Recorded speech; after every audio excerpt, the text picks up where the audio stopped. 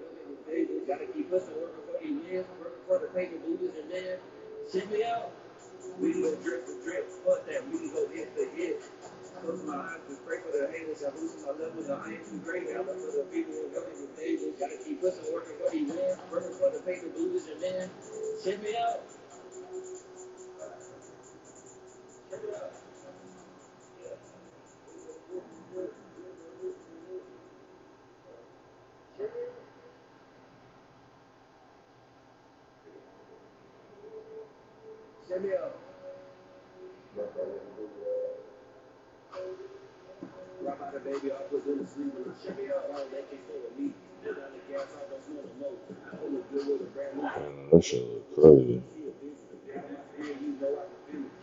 I fix that, y'all. That shit look crazy.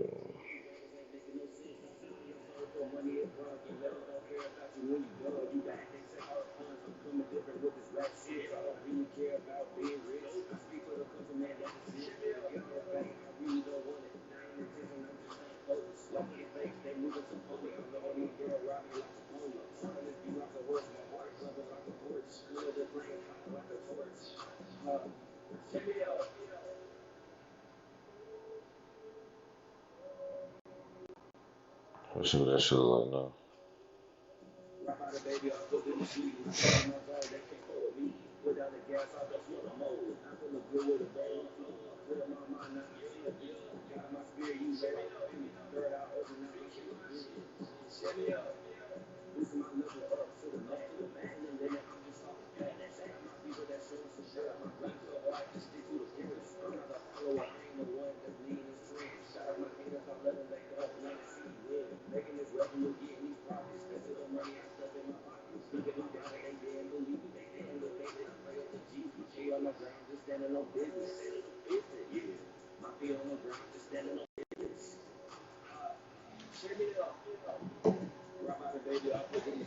We live on YouTube and we streaming on Twitch, y'all.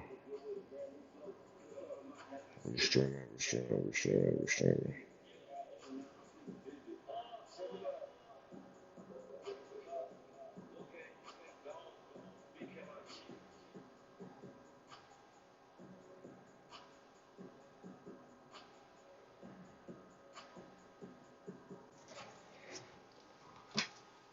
Damn, y'all, we about to get this shit set up.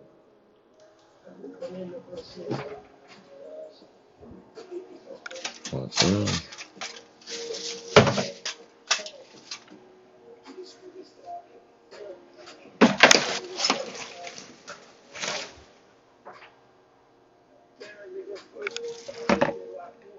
Damn, so my voice. Works.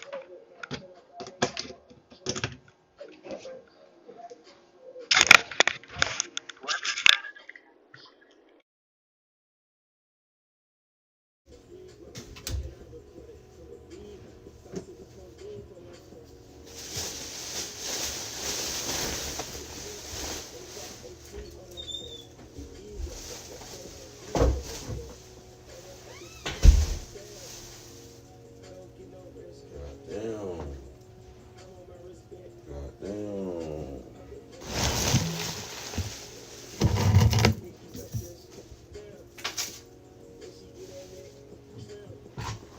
I should get that name. True.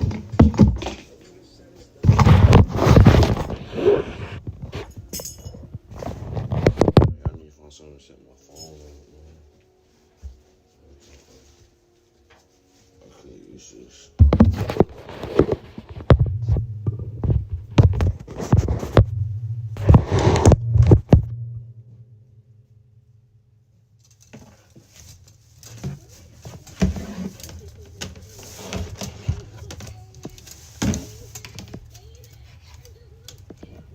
Shit, bright as hell. I see me check. Hey Holmes, find me a 3-bedroom home in Atlanta. Near or please. Show me the kitchens. Ready to see what AI?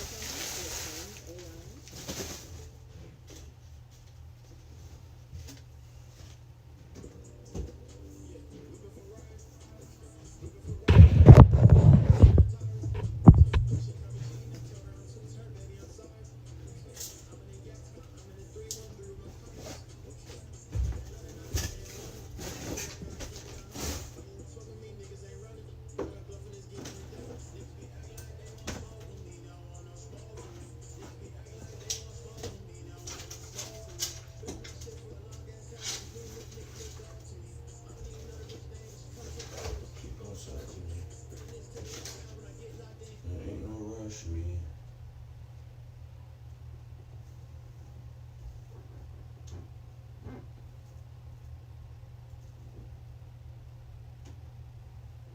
I'm right here.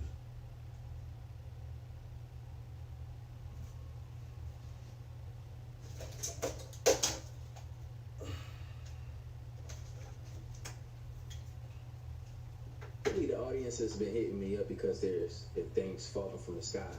Once again, I remember this happened a few years ago, but now it's happening a lot more and more and more. And we're seeing Let's this get it, y'all. possibilities of what this could possibly be, man. Just buckle up, don't take anything, but you will get lost in the sauce, man. Just know if you're going We'll through get lost in the it's like by sauce. yourself. We're going through this thing called life together.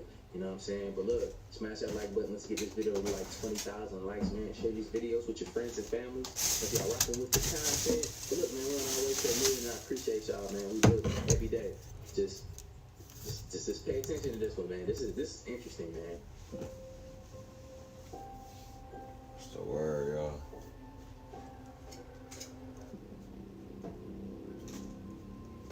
Shit everywhere. Just shit I can see. The music is crazy, though.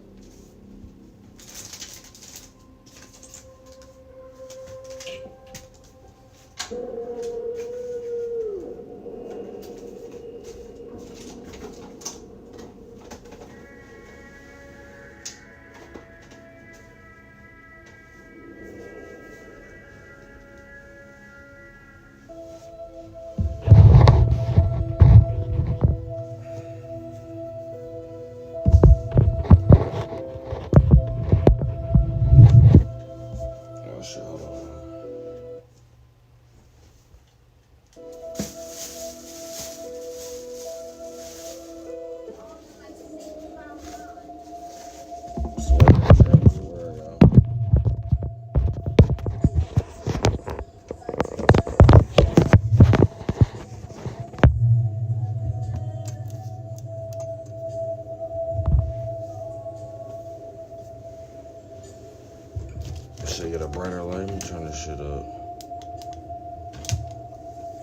see now. I just think it's diabolical how like she's really like listening to R. Kelly, bro. Like we gotta let some things go, man. We gotta let some shit go. Oh no. What I'm going to show you is just a single meteor, or what you think is a meteor, and this is usually how you see it go across the sky. Now, let me show you what this truly is that you're seeing. Now, what I'm showing you right here is the photos of some government agencies, and so their agents and hazmat suits going out into this field, collecting this big wire-looking ball with a hole in the center of it. Now, what this basically is, this is kind of like a coil, like a heater coil. Coil wire harnesses heat, and that's kind of like what this does right here. It harnesses heat. Now, this little hole that you see in the center of it, I'm going to show you what that's for in a second. But like I said, this wire, wrapped wire, harnesses heat, kind of like this right here. Now, this is a car cigarette lighter with a wired coil inside it. And once you plug this in, and you're negative and you're positive, and it heats that coil up, and you see get a red glare, fiery red glare, as you can see here. Okay, now this here, that's what the lighter does. And that fireball that you see flying across the sky, well, eventually they'll got land somewhere, and they've been found all over the place, Australia, Brazil, and everything. So, like I said, that wire ball in like the coil, it harnesses the heat. That's the big fireball that you're seeing go across the sky. Now, the hole that you see in the center of that, right here, as you can see in this photo here, that's just like fireworks. And this hole that you're seeing, that's where everything's released from. The gases, the smoke, just like you see right here in this smoke bottle.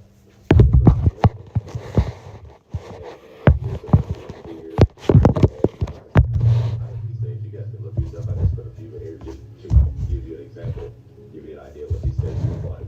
But anyways, that hole, like I said, releases the gases, chemicals, smoke, whatever is in this thing, that's where it all releases from. And that smoke that you see go across the sky, when this thing is flying across the sky, or falling out of the sky, basically, wherever they drop it on the airplane. But that's kind of like a bottle rocket, which all you guys have seen a bottle rocket. Well, same thing. And that's where the flames shoot out at, because it's a big momentum that shoots across the air. And that's what's when you get the air, it pops, of course. Same thing you see here. It's more than just a big fire to deceive you. That's all it is. So, the next time you see one of these flying across the sky, just remember, it's just a big firework. That's all it is. Just a big firework to keep you brainwashed. That's all it is.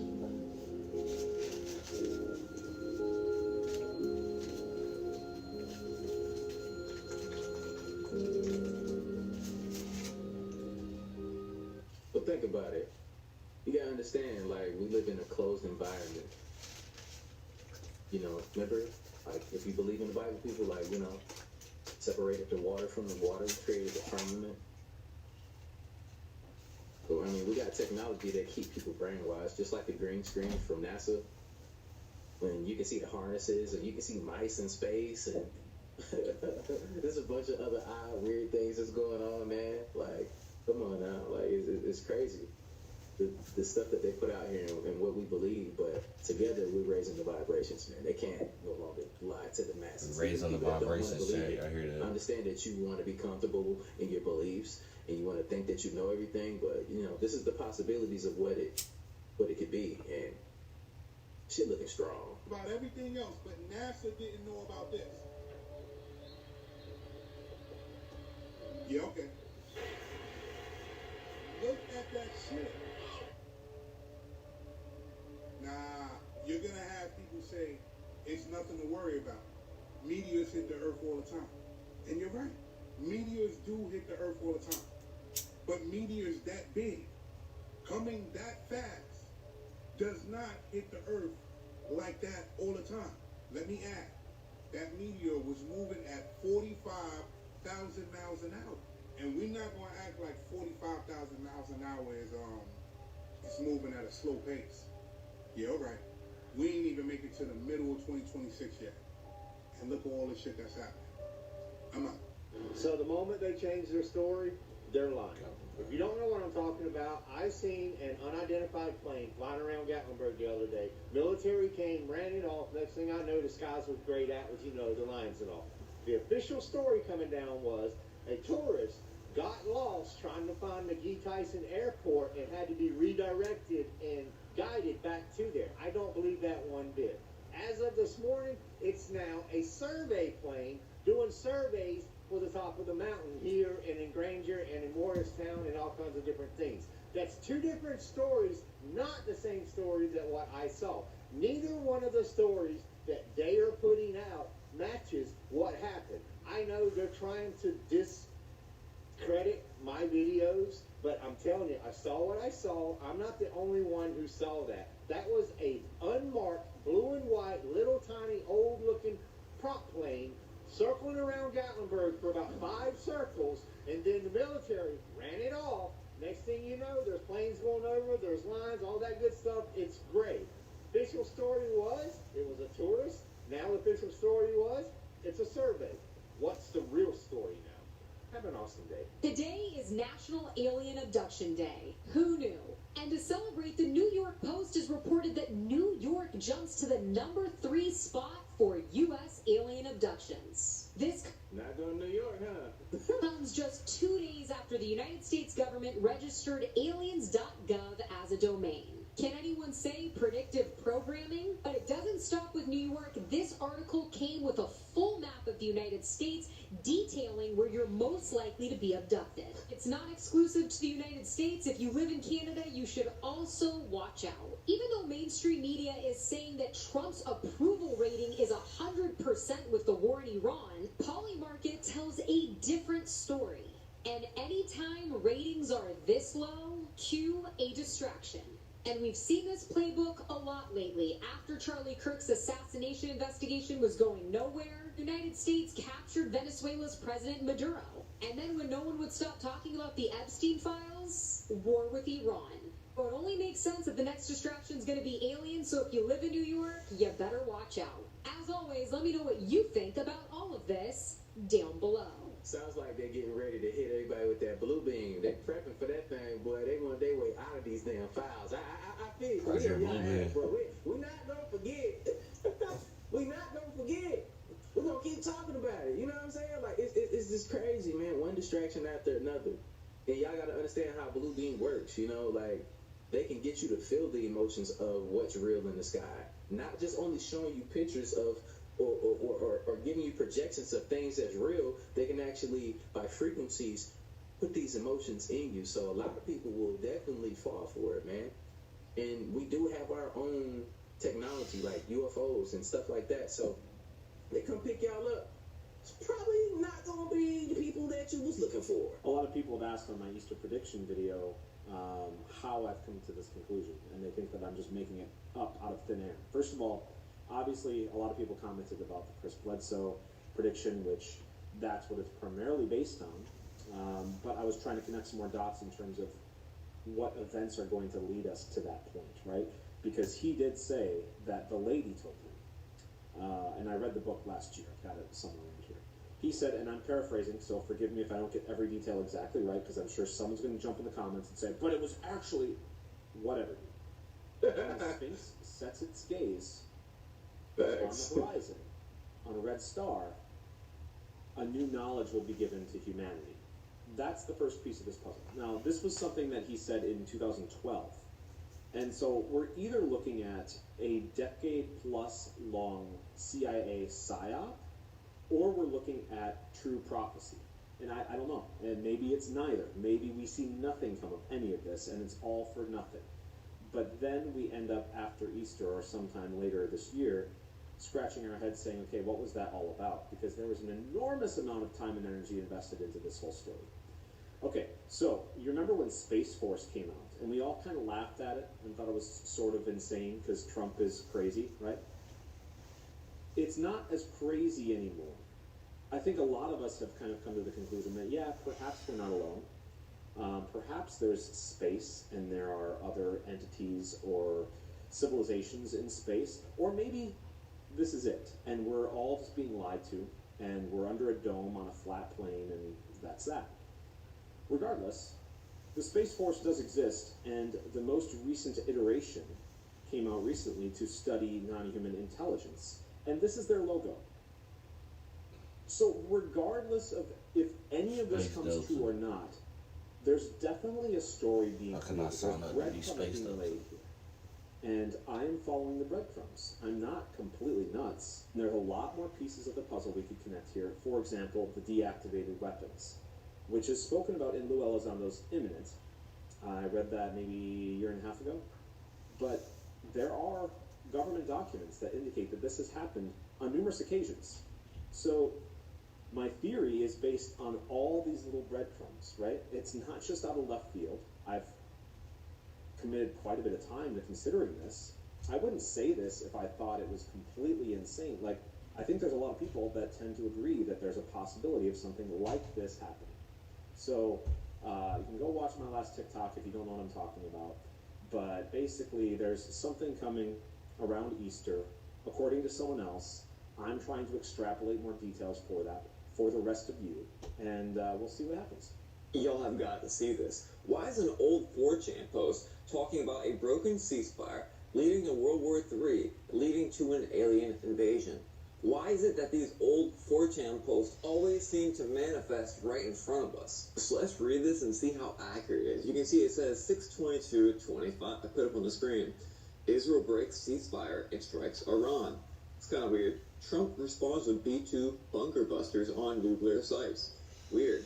Iran hits all Gulf oil fields and U.S. bases, blocks Hormuz, and a whole bunch of other stuff. Is that not exactly what is happening? It happened last night. Oil prices skyrocket, blackouts in Africa and the third world. Of course, we have that happening in Cuba as well. U.S. sends 3 aircraft carriers. At least 2 sunk by Iran, Russia, and China using self-unalive tactics. This is insane. This is like the point that we're supposed to be at, coming here pretty soon. U.S. tries amphibious invasion, first fails with massive casualties. Second attempt succeeds. By the way, Bibi just came out and said that they are putting boots on the ground in Iran. Oil-filled seas, advance halts, U.S. civil war begins. Anti-war bloc takes D.C. with military support. U.S. splits into 2 and retreats from the Middle East. And by the way, it's supposed to happen all by 2027. We had like 2026 a doomsday map, And of course, we had that really weird site that people would use to get analytics, especially geopolitically and military-wise, which also showed some great reduction in population happening. So it's kind of weird how this all comes together. Turkey betrays NATO. That is seemingly how it's going to go. Joins Russia, Iran, China alliance.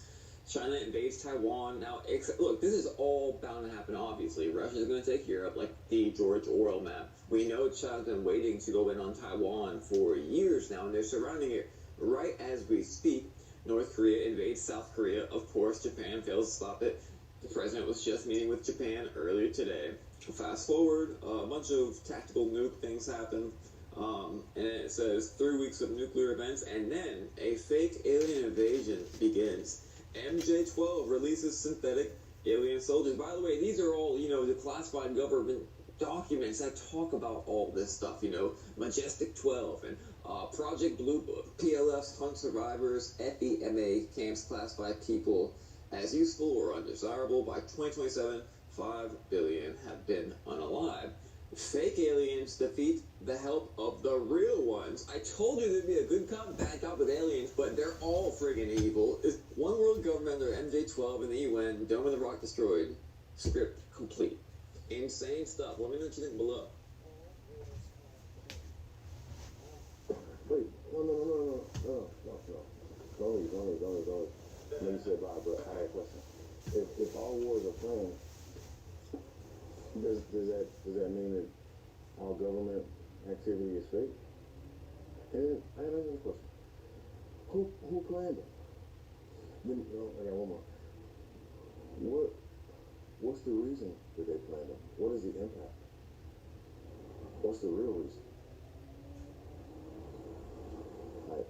I appreciate videos like this because you're thinking, you're connecting the dots, putting everything together.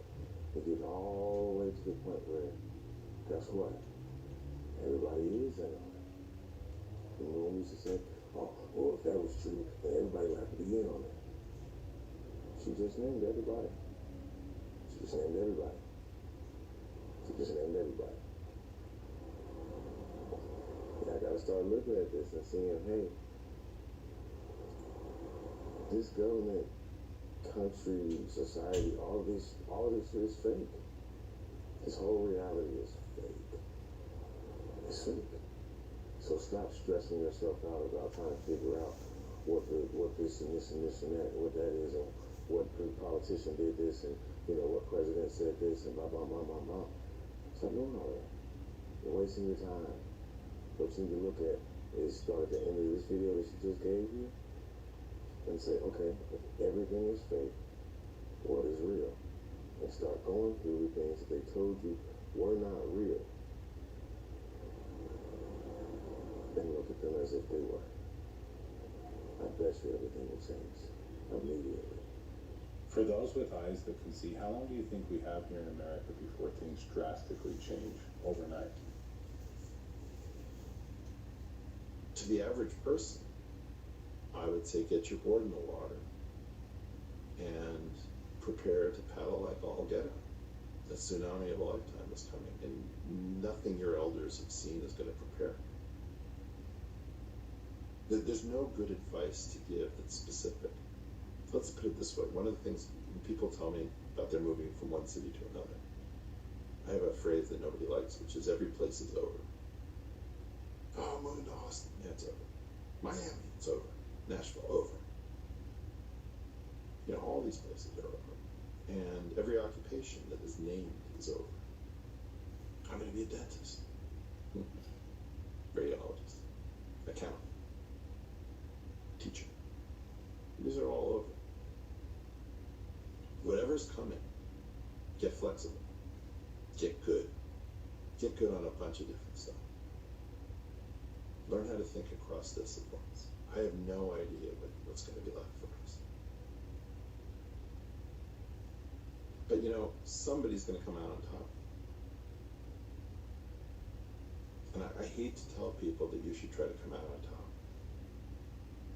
I don't think it's healthy to have everyone trying to be world class. I think you should be able to just have a life.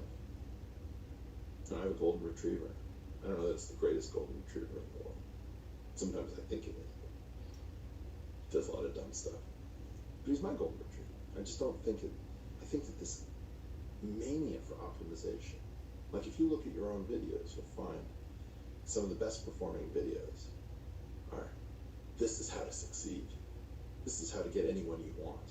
This is how to get out of a bad situation. People just want capacity. But for what?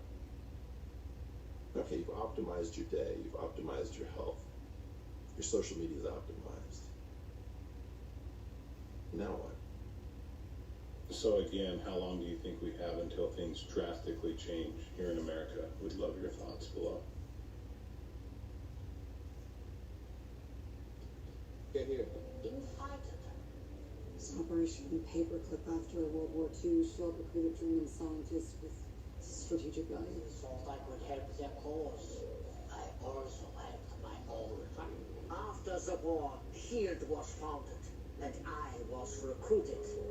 The new Hydra grew, a beautiful parasite inside SHIELD. For 70 years, Hydra has been secretly feeding crisis, reaping war. And when history did not cooperate, history was changed. What's the word, Chad? What's the word, Chad? Accidents will happen. Hydra created a world so chaotic that humanity is finally ready to sacrifice its freedom to gain its security. Once the purification process is complete, Hydra's new world order will arise. It's not what we thought it was. It's been taken over by Hydra. Alexander Pierce is their leader. strike and inside crew are Hydra as well. We don't know how many more. I know they're in the building. They could be standing right next to you. They almost have what they want.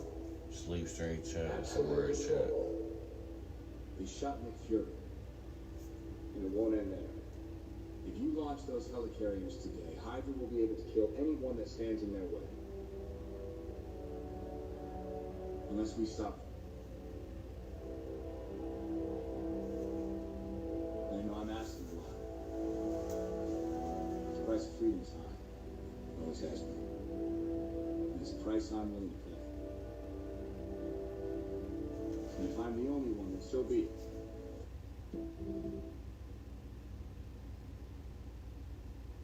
Look, man, hey, you already know the sentiment we've been taking over. It's the reason why the government does strange things for a little piece of change. You know what I'm saying? That's because they got something on all of them. They've been compromised, and you can see that with relation to the Epstein files.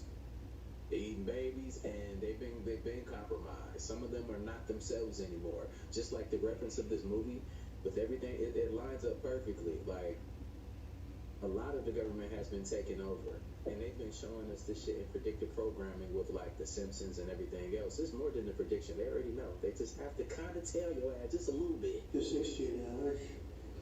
I just 5G. I was a leader on 5G getting that down, and now they're up to 6. What does that do? Give you a little bit deeper view into somebody's skin? See how perfect it is? 6G is coming in 2030. That's the public launch. But testing began years ago in controlled zones across Virginia, Osaka, and EU smart grids. And here's what they won't tell you. 6G doesn't connect your phone. It connects you. In 2023, DARPA and ATIS ran a closed pilot across federal buildings in Northern Virginia. The tech? 6G. Be careful, y'all. 6G. Powered by terahertz bands that don't just transfer data, they mirror you. Each user's gait, tone, even heart rhythm became part of the signal loop. The system adjusted light, sound, even push notifications based on real-time biometric drift. It's called adaptive ambience, and it's not theory. In the Arlington test zone, over 200 participants unknowingly entered what the internal logs labeled a behavioral sync cluster. Result? 68% changed walking pace within 90 seconds. 52% began mirroring posture. Average voice pitch dropped 12 hertz across the zone without prompt or audio cue. This isn't cellular, it's presence modulation, backed by Samsung's 6G whitepaper, verified in HexaX testbeds. Are y'all listening to this shit? The Defense Communications Futures Report. This is wild. They're talking about 6G. You were never the user. You were the interface. Want out? Disrupt the loop, delay touch input, break rhythm, avoid high-band hotspots during emotional peaks. Because with 6G, you're not browsing, you're being tuned. Tuesday accessed the relay logs. They weren't encrypted, because they assumed no one would read drift code but them. Now you have. I'm fucking tired of this fucking shit. I'm fucking tired of this fucking shit. I can't believe how fucking tired I am of this fucking shit. I'm fucking tired of this fucking. Let's decode this facial expression of Cash Patel that has been making the rounds on Twitter. Now, I was actually going to start my day with decoding this expression, and I found it so discombobulating that I actually instead started to code the facial expression of Ted Bundy. So that says a lot. So the main piece of what we're seeing is this hard pullback of the upper eyelids, which is the whole upper part of the facial expression of fear. The facial expression of fear is not usually held. So it's usually a very quick response, both in the eyes and the mouth, and then once that fear, that shock is gone, we let it go. So when the upper part of the facial expression of fear is held for a duration of time, so much so that either the expression keeps repeating itself or it's held almost so that it becomes the baseline, then something is really off. And there are a number of names for that gaze, for that facial expression. I call it the associated gaze because it's a disconnecting from our community or from our feelings, from our emotional state. In law enforcement, in the military or in PR, they call it crazy eyes.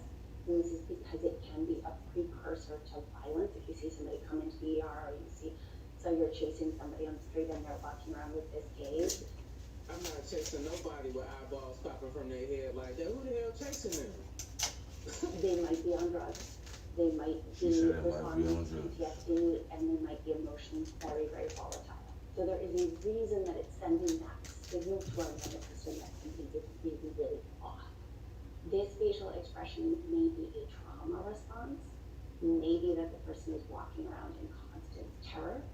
It may be that they're really overwhelmed, overstimulated, and disconnecting from all of their emotions. But in any case, it is a huge red flag. Now, I do want to make note of the fact that those of us who are neurodivergent, or those of us who have individuals, friends, family members, loved ones, colleagues that are on the spectrum of autism, we do know that this is sometimes a facial expression that will make when they're very, very overwhelmed and overstimulated.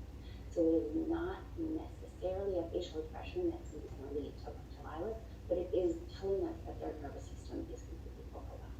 However, when you do see it in a stranger, or your nervous system is giving you other signals that this person may not be safe, I want you to pay close attention to it.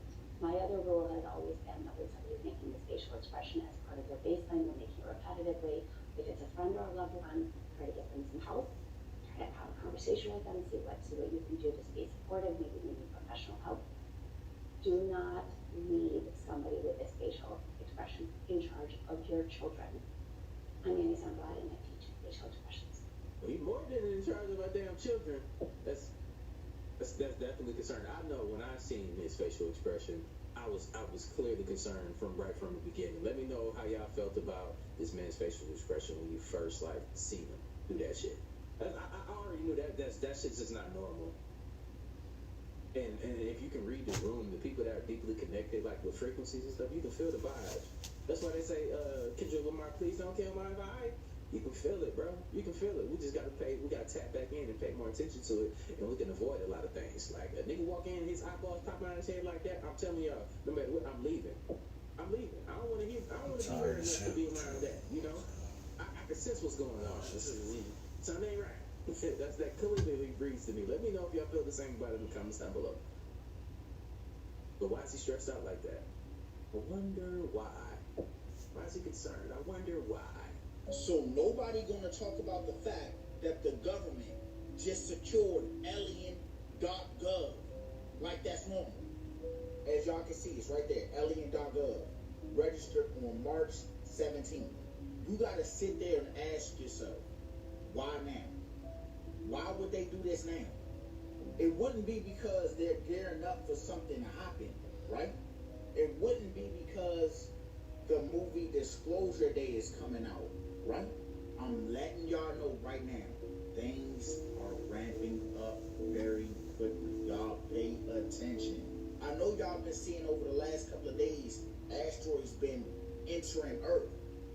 And I'll be sitting there like, ain't they supposed to know when this is coming? Like, they can detect it, right? But then, I seen one today where they said it was an asteroid, but instead of it going down, the jump start going up, down, around. And I'm sitting there like, what the fuck could that be? Then I start thinking again, how many satellites do Elon got in space? What's the fastest way to make a one world government? Thoughts down below in the comments. Our email, V told me that this happened a couple of years ago. They were at a party in their hometown. All their friends were there, people that they knew loosely, people that they didn't really know. And at the party was this one guy who they said that we can just call Mike. Mike was pretty well known locally as the guy who almost made it. They said that Mike was a super talented musician. He really only played the local bar scene, which wasn't much because their town was small. But at one point, Mike almost had it all. The record deal, the fame, the money. But he just came back home. As this party goes on, it's getting later and later. B said that they are some of the last people there. It's B, two of her friends, Mike, and the host. B said, I'm the designated driver. At this point, it's 2 a.m. I'm ready to go home. You could tell by the way that Mike was talking that he was highly inebriated. He did not need to be behind the wheel, so V offered to take him home. Even though it was going to be 30 minutes out of the way, as long as that kept someone safe, V was fine with it. Mike agrees, and they all pile into the car. Mike sits in the front seat. These two friends sit in the back seat. V is driving. As V turns the car on and they start to pull out, the radio comes on, and Mike leans over and asks, "Hey, can you turn that off?" V said they don't really think about it at all, and they're like, "Sure, no problem." Turns off the radio. Mike says, I could have been on the radio. And he just kind of laughs. He doesn't really seem like he regrets it or he's upset about it. He's just making a statement. I could have done this. He is just casually driving along at this point, just kind of looks at Mike and says, well, you know what? Maybe that lifestyle just wasn't for you. Maybe you're just, happy where you are. He said that Mike got this 50-yard stare looking at the windshield and just says, you have no idea. Just driving along and says to Mike, oh, just a little too much fun for you, Mike? A little too much partying going on? And Mike got this 50-yard stare on his face and he said, no. What they do isn't fun, it's twisted. He says they glance in the rearview mirror to make sure that their friends are catching this, and they are. They make eye contact, and their friends are like, yeah, we're picking up on this. One of the friends from the back seat says, oh, like what? Because at this point they were thinking, okay, Mike is about to tell us about some of the craziest parties, drugs that we don't even know about. But that's not the direction that Mike takes. Mike just asks everybody in the car, have you ever seen The Mage? Everyone in the car says, yes, we've seen The Mage. And Mike says, but have you really seen them age? Because if you look at them, have you ever noticed that they get this work done as they age and get older? Do you really think with all the money they have that they can't afford a good plastic surgeon? He said those people that you see that have had work done, those are not them. Those are the stand-ins. They are paid to age, to have their faces botched and live a lifestyle with a lot of money. But that's not them. The friends from the back seat says, well, I've seen some of them age naturally, and I've seen some of them who don't have work done, and they look really good. Mike has an answer for this too, and he says, yeah, if you see them, they're on borrowed time. They've decided to stop playing the game. They've been around long enough, they're tired. The other ones that you see with the botched faces, that's not them. They go into hiding, they live and live and live for a very long time, and then they recycle them. They pop back up when their faces have been forgotten, when no one here now remembers what they looked like, remembers what they sounded like. And once that cycle is complete, they'll pop back up. They'll become famous again. Because what's easier, training someone new on how the system works, or just recycling the same people who've already accepted it over and over and over? So V, entertaining this, because V says, I love the rantings of drunk people, asks, okay, so what are they then? Mike looks at V and just says, old. V says you could have heard a pin drop in that car. Nobody's making a noise. They're all looking at Mike. They're waiting for what's about to come next. Mike goes on to tell them they've always been here. They haven't always been the same thing. It's not the fame that they want. It's the worshiping. It's that energy. Because you want to love them. You admire them. And then they feed off of that. They've been called different things. Celebrities, kings, queens, prophets, whatever, throughout history, but they're the same thing. When enough time has gone on that people are going to notice that they're not aging naturally or not aging the way that they should, they'll hire these people to come be stand-ins. They'll have their faces completely botched with this work because people really believe that these celebrities who have millions and billions of dollars cannot afford a good plastic surgeon, and they'll step in and they'll go into hiding until the system is ready to recycle them. He said that nobody in the car makes a noise. Nobody's saying anything. Everybody's freaked out, wondering what the heck is going on. Mike keeps going, and he tells them, I wasn't easy to control. So even though, yeah, I could have stayed, I could have become famous, I could have gotten in with this, I didn't. Because I'm free, and they're never going to be free, so I won. V says her friend who was just as drunk as Mike from the back seat just chimes in and is like, so they just, go from one body to another, just like souls, their soul just switches bodies? And Mike says, what soul? They don't have that anymore. Because you can live forever, but you're gonna have to make a bad deal. And Mike said, I was not making that deal. So even though they have the fame, they have the money, they have the record deals, they have all of it, they have people who love them, they're not free. They will never be free, because everything has a price. At this point, they're getting close to Mike's house, so it's completely silent until they pull up. Mike opens the door, he gets out, he leans back, he looks in at everybody in the car, and he says, the one thing that I will tell you is if you're ever around them, Do not let them know how much you admire them, especially if they look hungry. Because they're better. Okay? But Mike gets out, goes inside his house, and he's gone. V's friend from the backseat gets in the front seat, kind of like puts their hand on top of V's hand and is like, I think that guy's done a lot of drugs. V says that they're like, I think so. They said this was one of the weirdest conversations they have ever had with someone, and they just wanted to share. It could very well be the ramblings of a melted brain and somebody who has done a lot of extracurricular activity. Faces of the Kennedy Center board from meeting. Notice anything?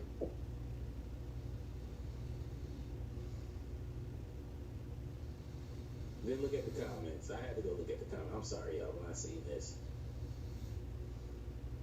Remember that episode?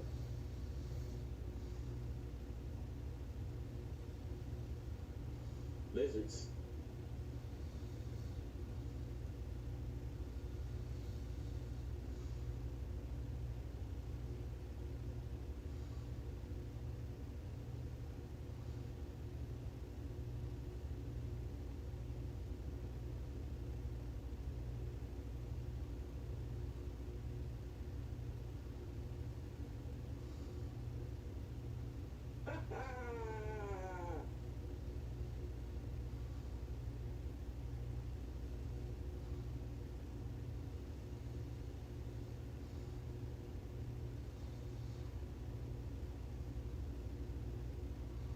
Mar-a-Lago face. All classic, no soul. BY is real. This is probably one of the most shocking videos that I've ever had to do. Alfredo Darrington Bowman, aka Dr. Sebi, was a psychological operation, which means who they say he was is not the case. What they said happened to him is not the case, and that also means that his name is numerically generated, made up to match psychological operation. For all of the people that are about to say, let that man rest, put sheep emojis underneath their comment. For all the people that are about to say, he's 82 years old, put sheep emojis underneath their comment. They are not ready to witness what's really going on in this world of Hollywood. And then we have Grandmaster Raw Food Chef Dr. Iris Latham, who started to gain his fame shortly after the passing of Dr. Sebi, but his name just so happens to match the same people that run this matrix, the same people that have been oppressing you all these years. You see, the people that have already commented, they don't even look alike. He was 82 years old, he was an old man. They're emotional. They're afraid to find out what I'm about to expose, because they'd rather live in that fantasy that this man isn't who I said he is. So if you're ready to learn what really happened, we can keep going forward. All the sheep stay right here. We'll be back. Show you how I do this shit. To be living in this matrix and not understanding their playbook is handicapping you. Both generated names equals 69 in the same exact cycle. They are telling you this is the same person. Oh, and speaking of 69, Dr. Latham was the age of 69 when Dr. Sebi passed. Shout out to the idiots in the comments. They don't look alike. I know, dumbass. Silicone masks. Silicone bodysuits. I prove this day in and day out. This is why I'm able to tell y'all soul transferring ain't real. Because nobody has been able to prove it yet. This is why I'm able to tell y'all cloning ain't real. Because nobody's been able to prove it yet. I can prove this though. That's not true. Cloning is very real and it's already been proven. Same dislocated pinky finger. All old people get that. All old people, shut the fuck up. Just shut the fuck up. You're not even gonna try to play with me like that. Or anybody watching this video. If I'm lying about what I'm saying, why does it keep numerically lining up? Dr. Latham's birthday is a day that leaves 160 days left in a year. Dr. Sebi, spell the whole name out, it equals 160. And from the death date of Dr. Sebi to what would have been his upcoming birthday, that is a total of 16 weeks, 0 days. Can't make this shit up. Dr. Sebi is from Honduras. They say Dr. R.S. Latham is from Panama. They both equal 116 in the same exact cipher. They're still telling. The name Dr. Sebi equals 42, and in the same calendar year, from R.S. Latham's birthday to Dr. Sebi's birthday is a total of 4 months and 2 days. It's not hard to see who he is working for, and he is telling you with his hands. How is this man able to have 1 million followers as a holistic chef? Hell, I mean, how does Yaki Awaken have over 1 million followers as a holistic healer? Because real holistic people and real holistic pages don't make it to 1 million. They may get 20,000, 30,000, 40,000, 50,000. It will never be 1 million. If you make it to 1 million followers on IG or TikTok, whatever the case is, you are working for them. Case closed. So many people always get mad at me because they say I'm always attacking our community, and I say to that, who said that these people are on your side? What y'all want me to do? Make videos about Donald Trump, Charlie Kirk, J.D. Vance? For what? Those are the devils you know. I'm trying to show you the devils that you don't know. Dr. Sebi's family is on the Breakfast Club. Like, that's not a agent radio station podcast. Like, come on now. Let's be for real.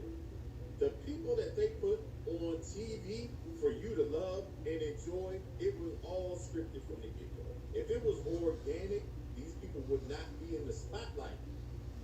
That is an agent. That is a celebrity. And I'm trying to get you to wake the fuck up. You don't need nobody to guide you. Guide yourself. From within. There's more coming. My name is B.Y. Israel. I don't do conspiracies. I do real ass information. And as always, Men lie, women lie, numbers don't. I mean, look, I get it. How y'all feel about that clip right there? A lot of people be getting their feelings about that, especially when you compare them to somebody that you cherish or you love or something like that. It's hard for people to digest that, especially the way the tone of people's voices, how they speak on certain topics. It is trigger you, turn you off from the information. But one thing I did get from it is I do understand the numerology and I understand where they're coming from with that. Like, regardless of how you feel, I mean, I get it.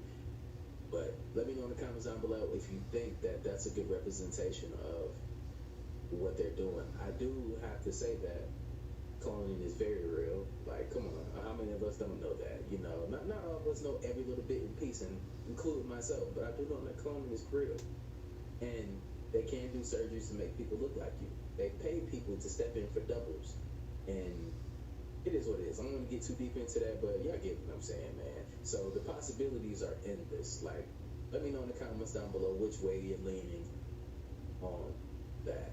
Alright, man, it could be the shrooms again, but listen.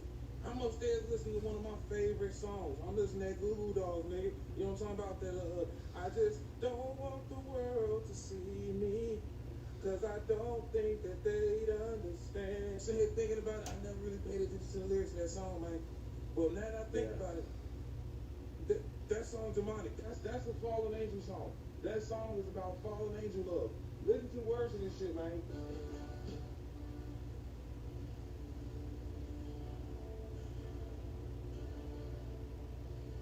Man just said, and I give up forever to touch you, because I know that you feel me somehow.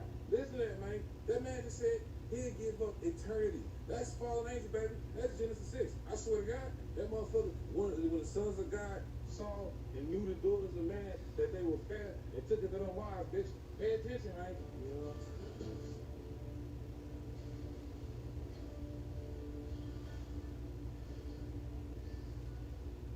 I know you heard that. My man said, you're the closest to heaven that I'll ever be, and I don't wanna go home right now. That, listen to me, you're the closest to heaven that I'll ever be. That means he can never go to heaven. He know he can't go to heaven. He can, and he called it home. That's what I'm saying. He know it's home, but he can't go back. Sound like a fallen angel to me. You're the closest to heaven that I'll ever be, and I don't wanna go home right now. He called it home, nigga.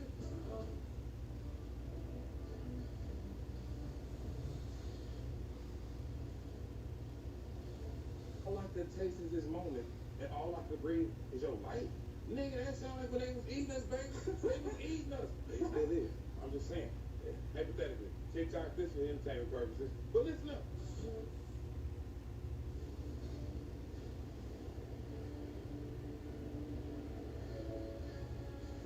See, and they know their time coming to an end. My man said sooner or later it's over, and I just don't want to miss you tonight. He know what it is. He know what it is. Their time has come to an end, bitch. And then what he say? Listen up. He say, I just don't want the world to see me, because I don't think they'd understand. See, while everything's made to be broken, I just want you to know who I am. Listen to me. Y'all just some vessels, man. Yeah, you ain't even get it. Your vessel crashes, it dies, and you reborn again, right? Check this out. You just a vessel. I'm gonna be here all the time, baby. I just need you to know who I am.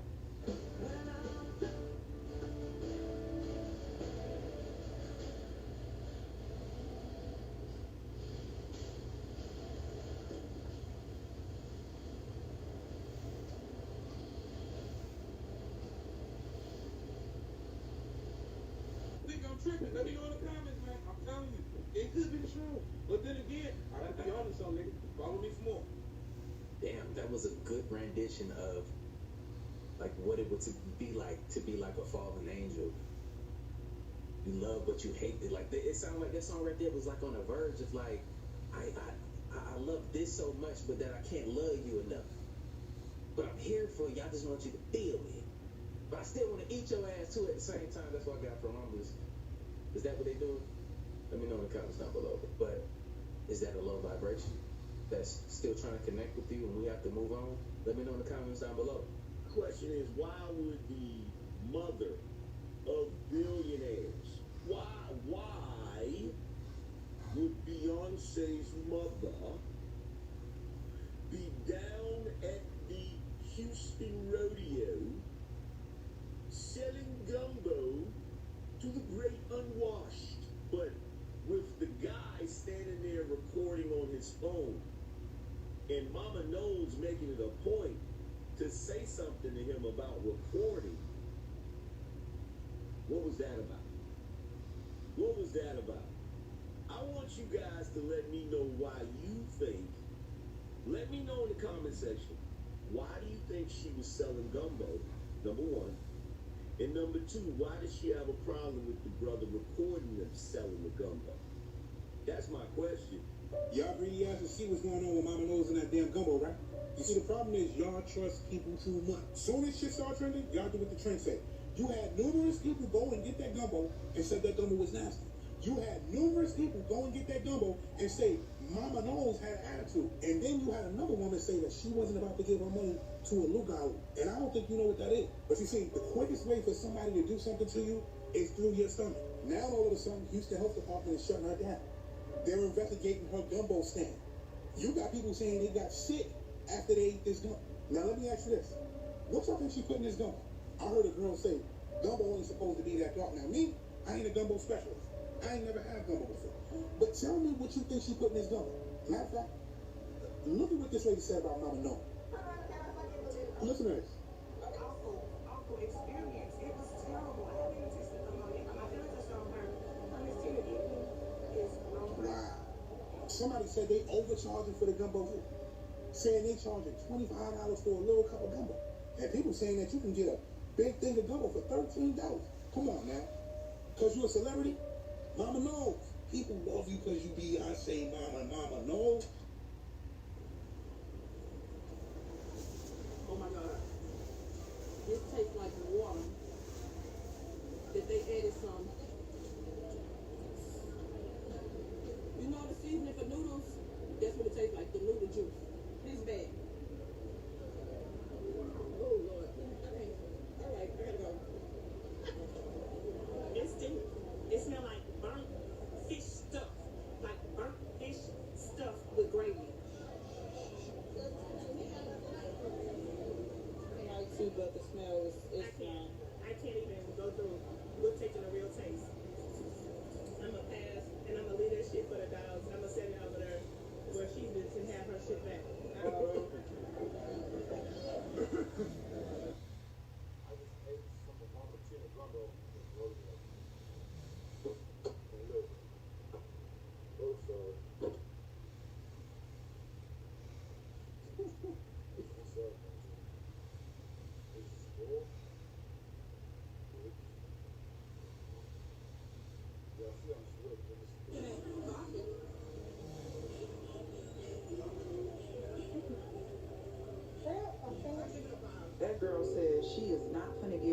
to a luau.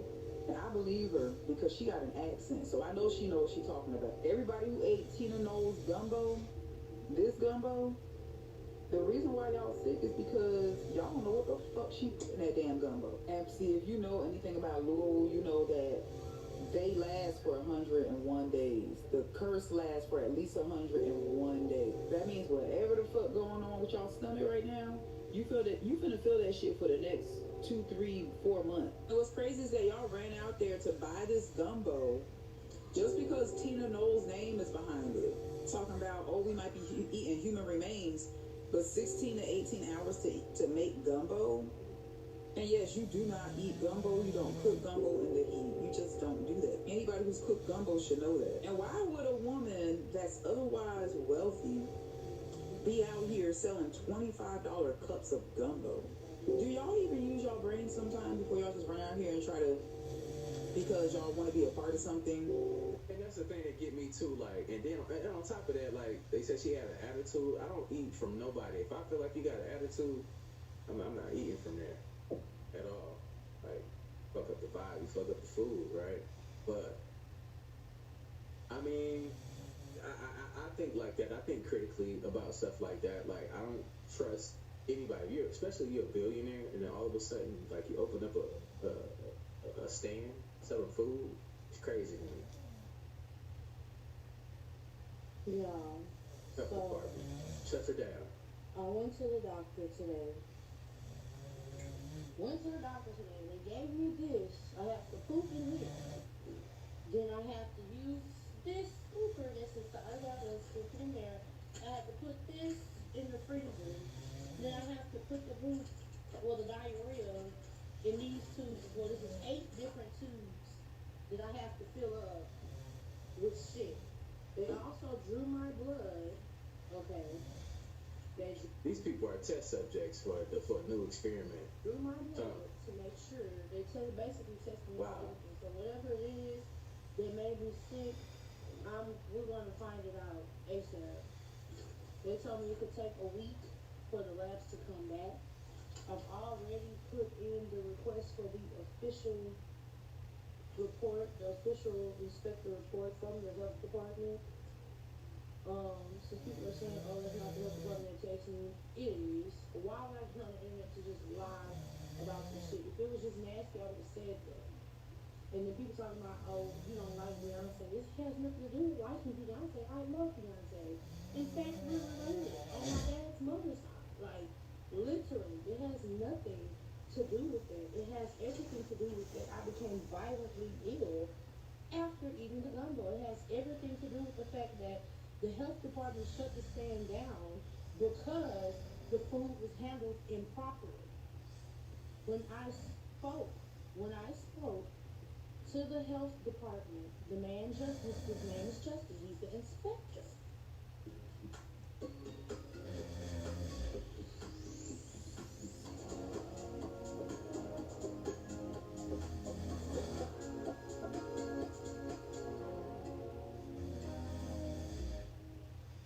Explore AI-focused online master's programs built for tomorrow's leaders at Wake Forest University.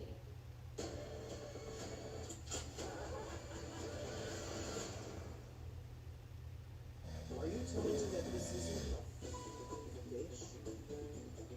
Oh, Alaska. You hate it. Well, what do you think?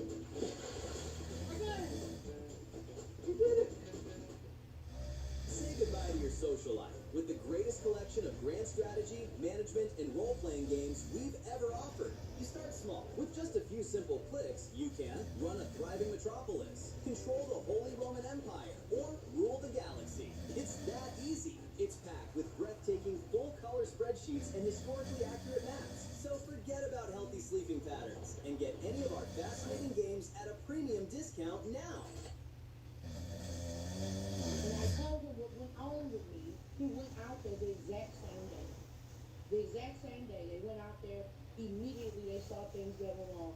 They were supposed to be preparing the gumbo at a nearby restaurant that was approved, licensed, on the permit. They were not cooking the fucking gumbo at the licensed place. They were cooking in an unlicensed place. moving it to another unlicensed place. Go sit down, Snoopy. Then moving it to the rodeo. Get on the couch and sit down. Then moving it to the rodeo. They found foods that were supposed to be frozen that were not frozen. Meaning, if something is supposed to be frozen and it's not frozen, food poison. Food poisoning.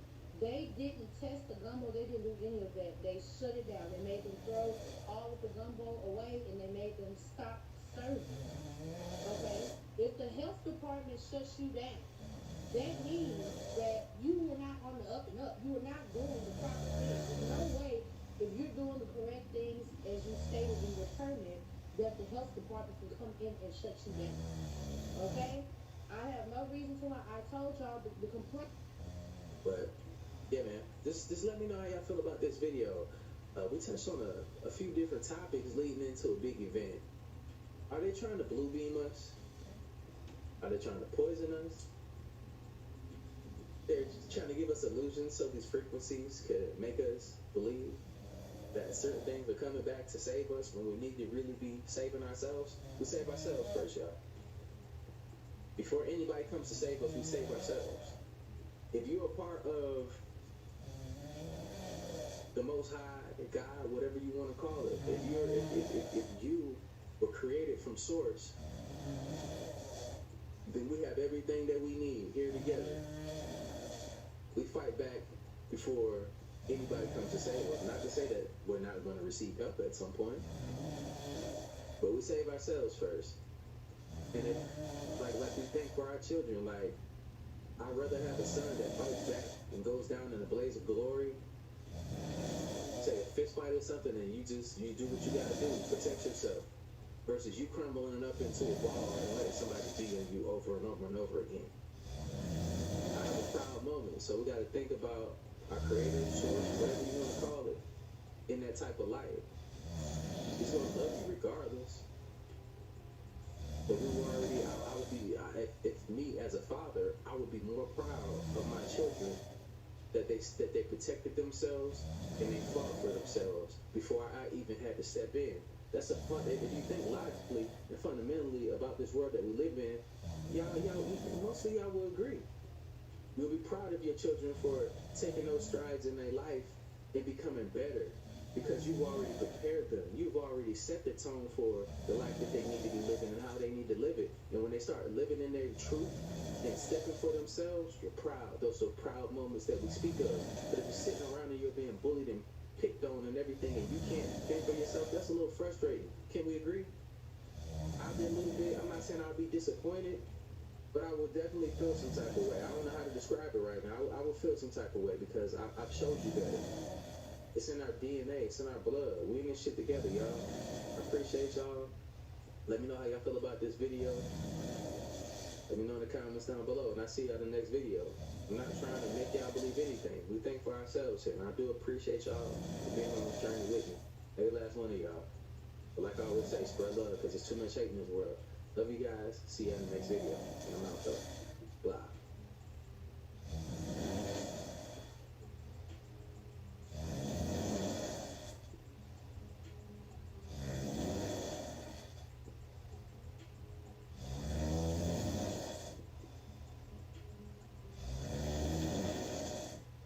Seek freshness. You will find there. Replaces timber. The all-new 2026 Harley-Davidson Street Glide Limited with Milwaukee APDT 117 motor, all-new Grand Tour pack, and a heated seat and grips. It's built to over-deliver at every level. Experience the all-new Street Glide Limited at your local dealer today.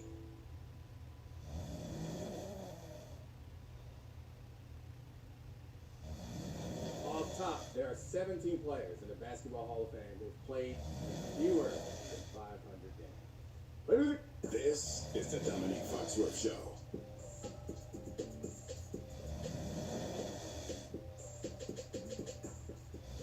Alright, welcome to the Dominique Foxworth Show.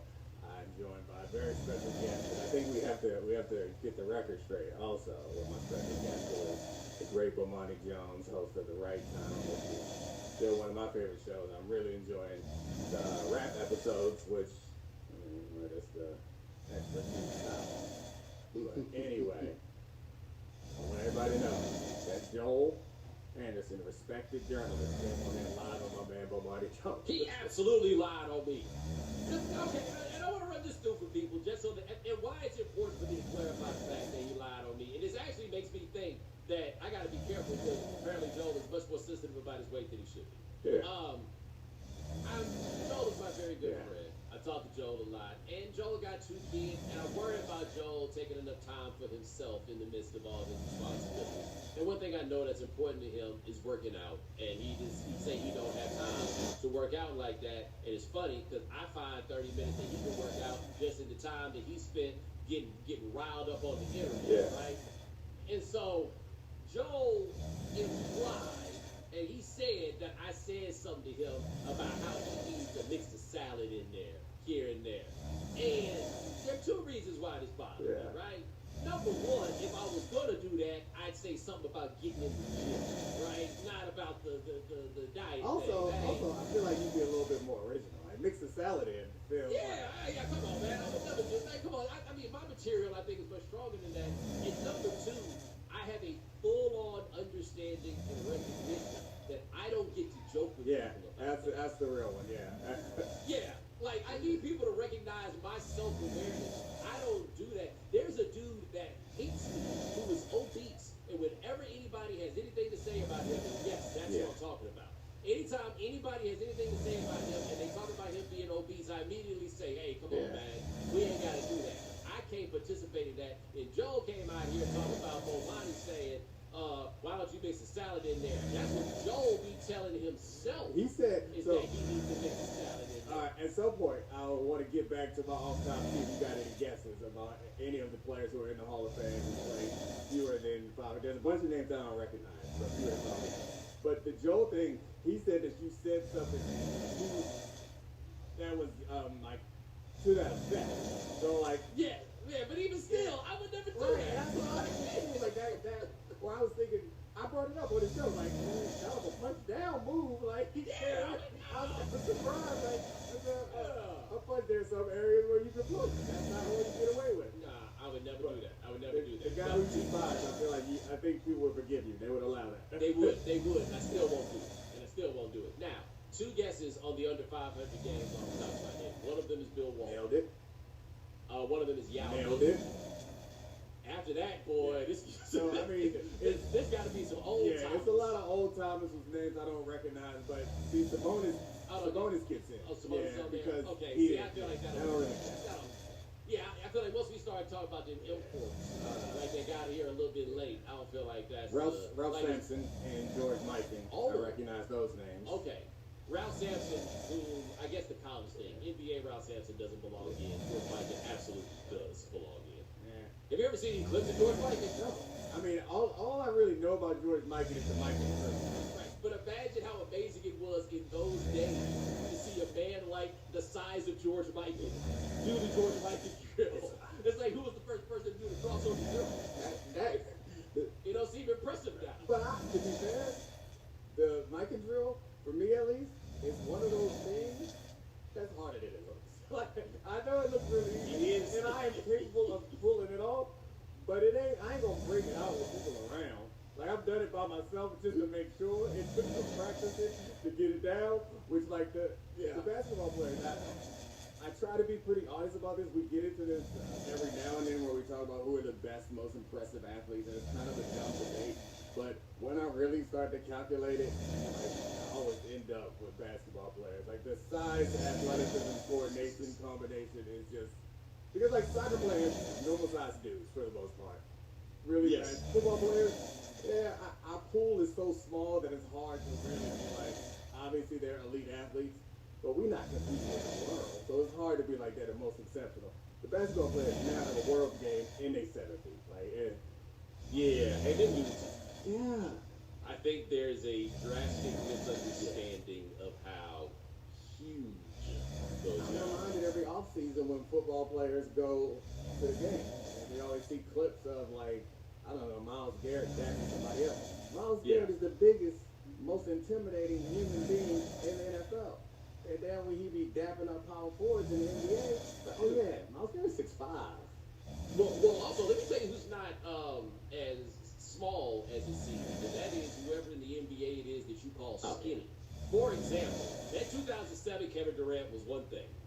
Kevin Durant's a really big dude, right? Like it's not that skinny don't mean they're not meat. And it's too. It's like it's the perception of it. So it's like it's obviously very slim guy, but the size of his muscles on his frame look small because he's 7'3".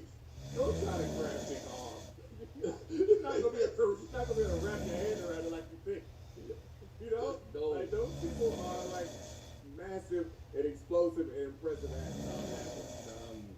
Seeing Zion play again and jump out the gym, it made me like I know the dunk contest was not really much celebrated this year and it hasn't been in a while and probably dead by the time you start G-Leaguers are winning it back-to-back years. But I feel like Zion would bring him on. I know Matt Ishbia talked about $1 million incentive to get people to participate in the dunk contest. Do you think Zion will bring him out for the dunk contest? I might care. You know, I gotta be honest with you. As soon as you started asking that, I had not really thought about it, and I just realized that you were saying that somebody giving that boy Zion some bad advice because he should have been begging to be in the dunk contest. He could get everybody back. In fact, he's the dude in the NBA that we know. Like our introduction to Zion was when he was a teenager out here dunking. The idea that look, maybe he's been hurt every time, but like the idea that he has never been in the All-Star game dunk contest is crazy. He can start winning people back over. Because look, man, a big part of this gets to what we were talking about all the time, man. People on one hand are mean to fat people, and people really love fat basketball players who are good. Everybody loves a fat basketball player that can jump out the gym. I think our buddy Charlie Kravitz was pointing out to me how no one quite looks as good dunking as Vince Carter, which like brought to mind that like the dunk contest is not that different than like gymnastics or figure skating or diving, and that it's a judging sport and it's about the performance of like athleticism, but it's also, at least to us in the dunk contest, it's about what it looks like. Yeah, it's about form and grace. Yeah. And so many of these guys can do really difficult dunks, but I don't think we care as much about the difficulty. We care about how it looks because that's what makes us feel like great. And of course, Vince Carter's dunk look crazy because he's dunk like he's crazy. And like, of course, smaller guys, better chance to win a dunk contest because it looks absurd. Zion falls into that same category as like, this never stops looking incredible. After all these years and all his injuries, I see him block a shot near the top of the box in the game against, who were you playing, the Warriors a couple nights ago. Like it's him dunking, still, it's just so big and so fast. No, he's still amazing, right? And considering how many injuries he has had, it's crazy that he can still do some of the things that he can do. It's also interesting. He has played like his longest stretch of basketball that he has played. Like his story, I mean, what did he do? So I got all kinds of things that like it clouds what I think about him. But I find his story to be like, I think that it is a beautiful moment, his whole thing, in ways that we haven't talked enough about. I'll never forget this. 2019, I went to Vegas for Summer League with me and my good buddy Michael Smith, right? And we had red-eye flights out Sunday night, and we about to go to the airport. And we standing out there, and this cat walks up on Mike, and it was also funny, because Mike had been on TV for a little while, and so Mike was so happy to be recognized by all these people, while I'm fleeing all of this unwanted attention, right? So anyway, this guy walked up on Mike, and it's like, yeah, man, I met you in Connecticut. And Mike is a very nice man, and so he's carried it out. He's like, the guy said, I'm Zion's daddy. Okay? And so we talked to him for a little bit. Zion comes over. Zion, like, you know, people be talking about how Charles Barkley is like 6'4", and that's absolutely not true. Charles Barkley is a legit 6'6". Like, you keep making it small, make it better. Zion was taller than I expected because it felt like people were talking him down, right? And so met him, he was very nice. He goes away. I'll never forget the way that his father talked about how reluctant they were to let him become independent and like leave the nest that I believe was a foreshadowing moment for a lot of the chaos that was in his life, right? Like, I don't know how you balance it, but they got it wrong. I don't think there's any question about they got it wrong. And so in this era and age of super duper helicopter parents, where people like Zion is like, at some point, you know, within this game before they get out, there's a million things that can happen, and then we start talking about the injuries, and then we start talking about the physical conditioning and everything else. It's like, yeah, all of it runs together, and so he should have been, or it feels like he should have been a phenomenon, right? Or even if he ended up on that list of the guys with less than 500 games. Would you consider, I mean, I guess it's not that early in his career. Normally by this point for a first round pick, we would have a determination on whether he busted or not. I feel like we have to give his career up until this point the bust qualification, but he doesn't quite feel like a bust. It still feels like an incomplete. Or if, with all the information that you have, are you just going to go ahead and write it off? I typically avoid that terminology. Well, no. I avoid that terminology when the primary issue is the injury. Right. I mean, he's a two-time All-Star. He was a legitimate, like, All-NBA contender that first year he made the All-Star team. He has some incredible numbers when you look at them. Like, Anthony Bennett, that guy was... Yeah, but the disappointment is probably... I mean, he's definitely been a disappointment. Yeah, but there's no way around it. Plus, I wouldn't go that far, but I do think probably more in line with the question that you're asking. I do think there's time for this to come around for him to be a guy who has like a good career. It also helps him out that the number 2 pick after him has been his own brand. And so you know that should have took that other guy. Right. It's a fun game for us to play. Like, what would have happened if John Morant turned out in New Orleans and Zion turned out in Memphis? The truth of that is, I'm not sure that John Morant's still in the NBA. That's fair. He ain't, yeah. You know what I mean?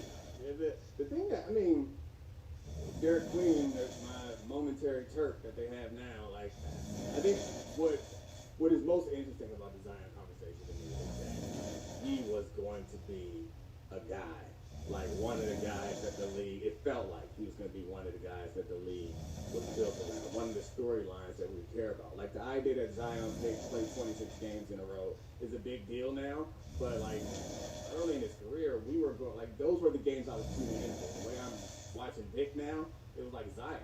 Like, him not being that, and I feel like we're at the point now where it's probably fair to assume that he's not going to be like the best player on a championship team. And the question is, what do you do? I mean, the Pelicans could trade him, or they can continue. He doesn't know, obviously, to continue to build, but you're not going to build around him. I don't think you're not going to lie. No, and even if he wasn't like good the best player on the champion, yeah. Well, even if he wasn't, well, not good enough, I think, is on the board, right? But even if he wasn't the best player on a championship team, it felt like he would be like fun to watch is good enough. You know what I mean? Like, Dominique Wilkins is a legendary NBA figure who was not good enough to be the best player on the championship team. He never got past the second round, right? But it's okay. Like, give a highlight film, baby. Go look at them dunks. Like, different people contribute different things, and because he's missed so much time, it feels like we've got nothing, and it would be like, imagine in 5 years explaining to somebody what a phenomenon his year at Duke was. It was it, man. It was a thing, man. It was a real thing. And when he got to the league and he missed all that time early, it was a thing when he finally got out there that year. And they played well. And then that next year, he was an all-star, and then he got hurt. And the next year, he was an all-star, and then he got hurt. Like, he's put some results up. Like, we have seen the progress. But now it's just kind of like, what would he have to do to, like, really break through? Like, how good would the Pelicans have to be? Honestly, like, it might be a cheat to say it's about the playoffs, but, like, I feel like the playoffs is when, like, people really solidify themselves as a class we should care about. But I honestly think that at this point, if they ripped off 4 or 5 in a row and beat some good teams, we would start to pay attention. The problem is, like his lack of defense and shooting ability and just the youth of the roster, like they still aren't really, even with him playing, they aren't performing like a top of the league team. They're awful. They're awful. They're fun to watch, though. They are fun to watch. They've been awful this year. Now they put Queen on the bench now, right? Like they started DeAndre Jordan, but they got better when they did that. He didn't work though. They got my man Trey Murphy, Durham, Bull City. You know what I'm saying? Got him out there. But that's just a franchise of perpetual mediocrity, dog. I don't know. What do you think would happen, or do you think it's possible, like, for us to care about the Zion thing in a way that we all locked in? No, I don't know if we're all locked in, but I do think this: if the Pelicans had a year where Zion was their best player, and let's say they're in a non-play-in situation, right? They're like 6 seed or better. I think we start looking up and we're like, hey, what do you know? That's Zion. Remember him? Yeah, okay. And then I think you're right. A couple of good games in the playoffs, and maybe it'll go from there, man. But the apparently lazy, overweight guy is not an archetype that people really get behind. Our Puritanic culture cannot do that. No, they can't. There's two things that you said that brought up questions for me. One is the Duke stigma gone? Like, I know that you still carry it, and people our age and older certainly still remember it. I actually think. I mean, every university should have a similar Duke stigma, but we get away from it with time. It feels like the Duke stigma might be gone. Oh, so for whatever reason, and it's not that. I did not really lay that one upon. Yeah. R.J. Barrett, I absolutely. Zion, not so much. Like, and that's always a fun list for people like me. Is like the Duke guys that don't really bother you that much. It's the Grant Hill, essentially. Yeah, but he's a Duke. Let's get that straight. It's the football that makes you want to give him a pass. I mean, his dad was a Yale guy. You know what I mean? No, he was an awesome player, but he's a Duke guy. Elton Brand, that wasn't really a Duke guy. Corey McGinn, that wasn't really a Duke guy. Chris Carroll was not really a Duke guy. The rest of them, Duke guy. Duke guy through and through. All right, the other question I had, I think on this show at least, we spent a lot of time talking about like how things are evolving around us. Unfortunately, like at this age, I feel like I'm at the perfect age where you can see what it was, how you liked it in the past, and see where it's going. And it's interesting to talk about all that stuff. But you said something about the Dominique Wilkins, and obviously special player to me, my namesake, incredible and awesome. I don't remember, and it might be because the media wasn't as aggressive or I wasn't as locked in on the media stuff, but I do remember a feeling where just being awesome and fun, like we accept it once you settled into your place. That doesn't feel like that exists anymore. No, there's no role for that. I had this argument on Get Up. We ended up not doing the topic on the show, but like they're like, shouldn't Max Crosby want to force his way out of Las Vegas? And I was like, I get it, but no. What if he liked it there? Right. Look, remember I talked about this on the show yesterday. I had golf on Wednesday, and I was like, hey man, who's that we were talking about? We were talking about Myles Garrett. And remember, Myles Garrett showed up at the Super Bowl last year, wanting to trade, and then the Browns were like, how about some money? And he was like, yeah. This is what it would be. Now look, if Max Crosby want to come play for America's team, Detroit Lions, and we can have the Caucasian connection and that'd be great. You know what I'm saying? Yeah, it could work out. I don't really want to so much talk to them about the world necessarily, but when it's the time to go make something happen, take some of that out on Caleb Williams. That's fine. You know what I mean? Like you know, time and place for everything. But I'm with you, especially. Like with basketball, you're a certain caliber of player. You should feel like you're good enough to really swing. In football, Max Crosby plays the second most important position in the league. Clearly it doesn't matter that much. Yeah, if he likes Las Vegas, stick around, be the man for that franchise. There's a value in that. I think that we all are conditioned to behave in a certain way as players, and there are certain things that are okay to say and not okay to say. But also know that not everybody is saying the truth. And there's some guys that are like, yeah, Chevy should be dope, but I mean, I like this place, which is fine to me. I don't know. Well, that's like when people ask the question, whose career would you rather have, Robert Horry or Charles Barkley?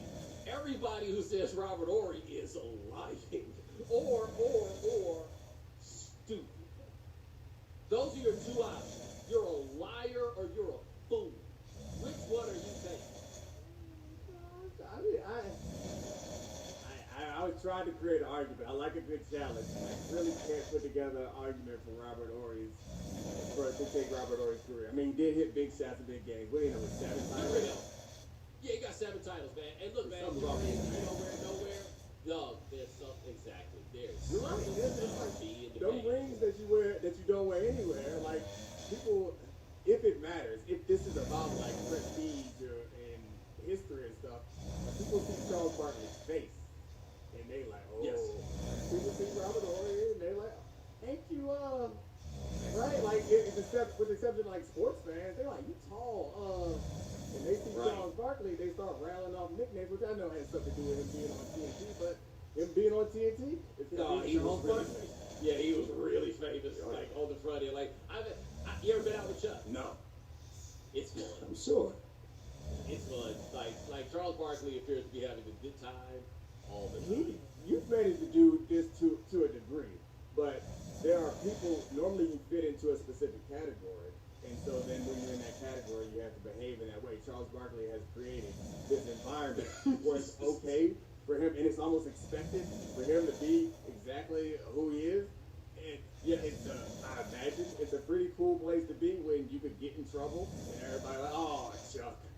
Dude, I've heard Chuck say, the wildest thing I've ever heard Charles Barkley say, I don't even want to say on it because I know it would be a controversy. And the fact that it never got out, and by the way, when I heard him say this, it was in a public space. It was in a room full of people. Like, I would not be betraying a public confidence if I did that. But it was so wild that I know it would be a gigantic problem. But all of us apparently made the decision of, That's Charles Barkley's got it figured out. I do think that, I wanted to get back to the dunk contest thing for a second. Did you see that Matt Ishbia said that he would put $1 million up? It annoyed me. I don't know. Like, well, one part, the part that annoyed me, first of all, $1 million is enough. But like, I think the part that annoyed me is it shouldn't be that. I just can't believe that nobody at all wants to do that. So what annoyed me, like I can believe nobody wants to do it. It's like it's a tough job that don't pay well. So like you got to entertain all these people for $50,000 and do dunks that nobody else people. Like I can get not wanting to do it. The reason why it annoyed me, I think, is and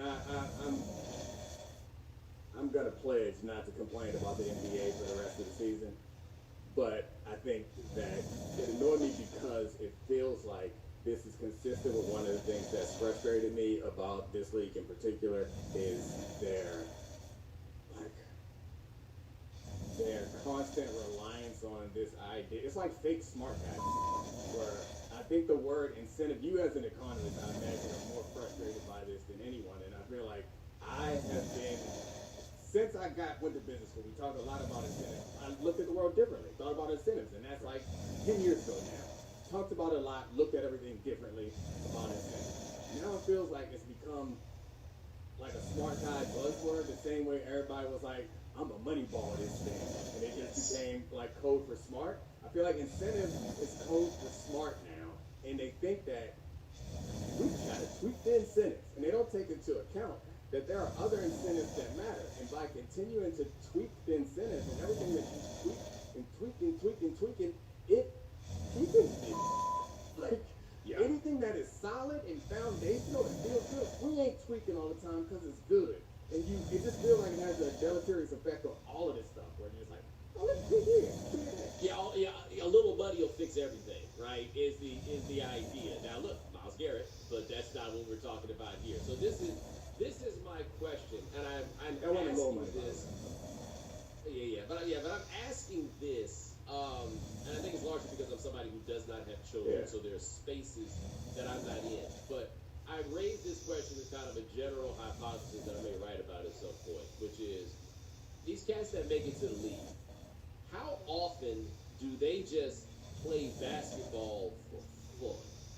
Right, and the reason I ask that is, like, I was talking to a guy who worked with a college program at one point, and they say, like, their issue is, it's not that these guys play too much basketball, right? Like, this has been a discussion with the overuse injuries and everything else, and he's like, the issue isn't them playing basketball, the issue is all this time they're spending with trainers. And so, where people of our age just kind of hoop for the sake of hooping, and that's where you got it, everything is so focused because the money is so different now, and it's much more of a goal-oriented sort of situation, but, like, I live in New York City. I don't ever walk past anybody playing basketball, right? Just outside, like you go past Morningside Park, how often do you just see somebody that's just over there hooping for the sake of hooping, right? And so I bring that up in the context of the dunk contest because stuff like the dunks or whatever, like you do that just like messing around with your partner, it's purely for a good time. It doesn't serve any other purpose than just for being kind of fun, and there's like a certain level of personality that comes with doing that. So we're talking about like the Dominique Wilkins of guys that were just fun to watch. There aren't that many dudes out here that I watch. Like Kyrie Irving feels like the last one of this. They just have a really fun game to watch. Like Kyrie's OG is Rod Strickland. People our age love Rod Strickland. You could love a guy that wasn't that good because it wasn't necessarily about that. It was about like the personality. That stuff in your game is not developed via a trainer. That is developed independently. Like I was reading this book that made this point that we got a really terrible confluence in our society right now where you leave your kids completely unmonitored on the internet, but totally surveilled in real life. But a big part of doing stuff as kids on your own in real life is testing the limits and doing what it is that you want to do and then folding it back in. But if everything you do around basketball is with a trainer, then you're not even, the dunk contest ain't gonna do nothing for you because to you, basketball is not a creative endeavor.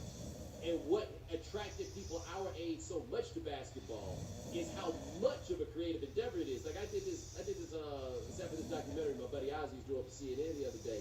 And he was like, what is it to make basketball so dope? And I was like, basketball is the closest thing to making music as you have. You have you have all these things that have to be done to make a song. Just like you have all these things you need to do to make a team. And you've got 5 different instruments there. Like you might have 5 different instruments in a band. But there is no rule that says who has to keep time. There is no rule that says who has to do the melody. But somehow we put all these things together. But that is the work of the creative mind. Basketball has definitely not been taken over by the creators. Right? It's been taken over by the analytics people and just basically see this as a way to get money. That's a hell of a question, though. Like, what you started with was like, how often or when's the last time or do they ever play basketball for fun? And I think that goes back to all of us thinking about our perception. It started to shift of like how you get to the NBA or the type of person who plays in the NBA or plays in the NFL. It shifted. And like maybe the type of person might have changed before our perception changed, but now the perception is very clear that it's the son of another like high-level basketball player on mom or dad, or both. You son of a high-level athlete, and it's spotted early, and they trained you from the beginning. The way that it used to be is like, or at least the way that we thought it was you went to school, and you was better than everybody at your grade. Hey, we're in the 5th grade. He's taller than the 7th graders, and they can't do nothing about him. We see what happens when you get to the 9th grade. Then the 9th grade, they made it to the championship with a freshman number. This guy might be something special. And then the money comes out and they give you a duffel bag to go play for Calipari or something. And then you play for 2-3 years. And it all builds. And it's because the reason why I guess you started at that young age is because it's fun. Yeah. Because it's fun. Like, you should just hoop all the time. Like this was, I'll never forget what somebody put something on the internet that was like, why was it like why were y'all walking around wearing shorts under your jeans? Like a game might break out at any point. And some dude said, well, speaking for myself, because I was. Every day it was possible that we just may wind up hooping. Getting my driver's license was incredible because then I had a trunk to keep my shoes in. I didn't have to carry basketball shoes with me. And I didn't even play basketball in high school because I was trying to focus on football. But like my basketball was so important to bring to your point about going out and learning from mistakes and stuff.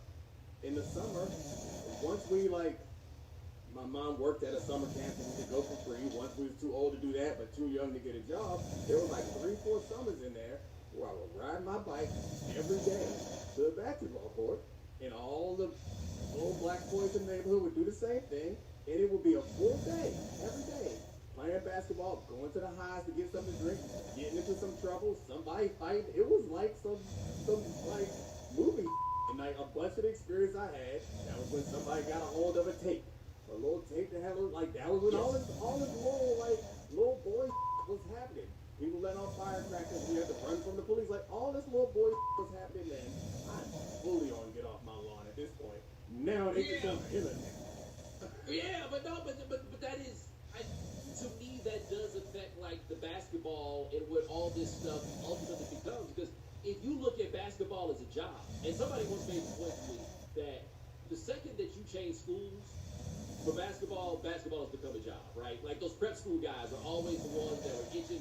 Like it has always been established that once basketball is so clearly established as a means to an end, right? Like this is when it becomes a job, and that sounds like all of them at this point. If people out here leaving their kids back a grade and all of this because the money, and now it's only going to get more pronounced because the possibility of making millions of dollars playing college basketball now exists. So the odds and the math are much different.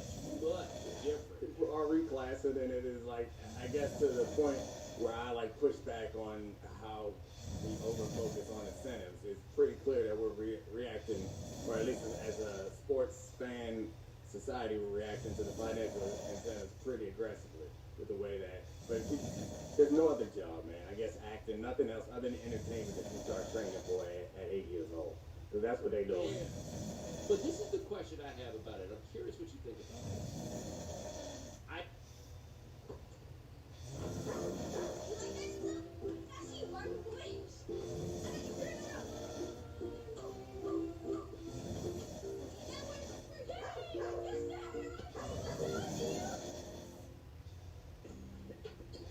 Hitting the buzzer? That's easy. But stress sweating on live TV? That's stinks. Secret has 3 times the sweat protection versus ordinary antiperspirant. Not using Secret Clinical? Now that's overdoing it. Secret, fresh air under pressure. I still believe that in this era of all this training and everything else, I still believe that nothing's going to get you there quite like natural physical endowment. That you can develop this all the way and everything else, but it's still going to be somebody, and I guess these stories don't exist anymore, like Amari Stoudemire didn't play organized basketball until 10th grade or something like that. But you're not going to tell me that Amari Stoudemire emerged from the woods in 10th grade, that the outcomes are not basically the same. I think so. It's funny because like the athletic director at the schools that my kids go to talks about how much he loves me as a parent, and he was like, because so many of the parents come in and say, my kid's not getting better, my kid's not getting special training, how is my kid going to be able to do this, that, and other if he's not getting better, if you're not focused on it, blah blah blah blah. I coached my son's flag football team for 3 years. I don't do it anymore, but I would have a similar thing with dads who be like, so what do you teach them? How we going to, it's such a great opportunity to learn from you. And I, unlike the athletic director, I'll be straight with the parents. Look, man, I can't give it to him. He ain't got it. Just like, he ain't got it, man. Like, football is for, and this is where like I probably steer too far in the other direction where I was like, I want them to want to win. I want them to get better. But I want them to look back on this and be like, I had a great time with my brothers. We felt like a team. I don't want them to look back on this and be like, man, Coach Foxworth sure got me so much better, because like the coaching can get you better by, like we say, 2-3 percentage points. That's what it's doing for you. And that matters when everybody is 95. Right now, when you 10, 11, when I was coaching these boys playing football, like, look, that dude's better than you. He's an 80, you a 60. All my coaching might get you to a 65. How about we focus on having fun? Yes. No, that's the, not everybody. we making them all professionals, right? And so I've been thinking about this in the context of college basketball, because I heard you and Joel talking about Darren Peterson. And I think that our society looks at it as, hey, you can pay, so now you got to ... which makes, I would just say that about your own money, right? But I get the argument. But the problem is, just because you are paying those guys like they are professionals, they're not pros, man. They're not pros because they're 18. So my thought was, if you make the decision to leave college and go to the NBA, then you have decided that you are a man, right? Like, you have decided that you want to live in a way and be treated like a man. I don't think that you should be forced into manhood at 19. But that's what college basketball is going to be. Like this, we're going to fine you for being late and stuff like that. That's not how you do this with kids that age, but the money becomes such a complicating factor, and that's all going to walk. It's all just going to keep walking back to where is there room for you to be a child playing a sport? We got guys, and I live in D.C., and basketball is big in this area, and of course in Maryland, like it's a big deal. We had players load managing their way out of championship games. Like high school players, it's like. Producer sent me a story a couple days ago about a guy who came out for warm-ups, championship game. He's like, nah, not playing in the finals. And there's a couple guys. So it's just going to keep trickling down.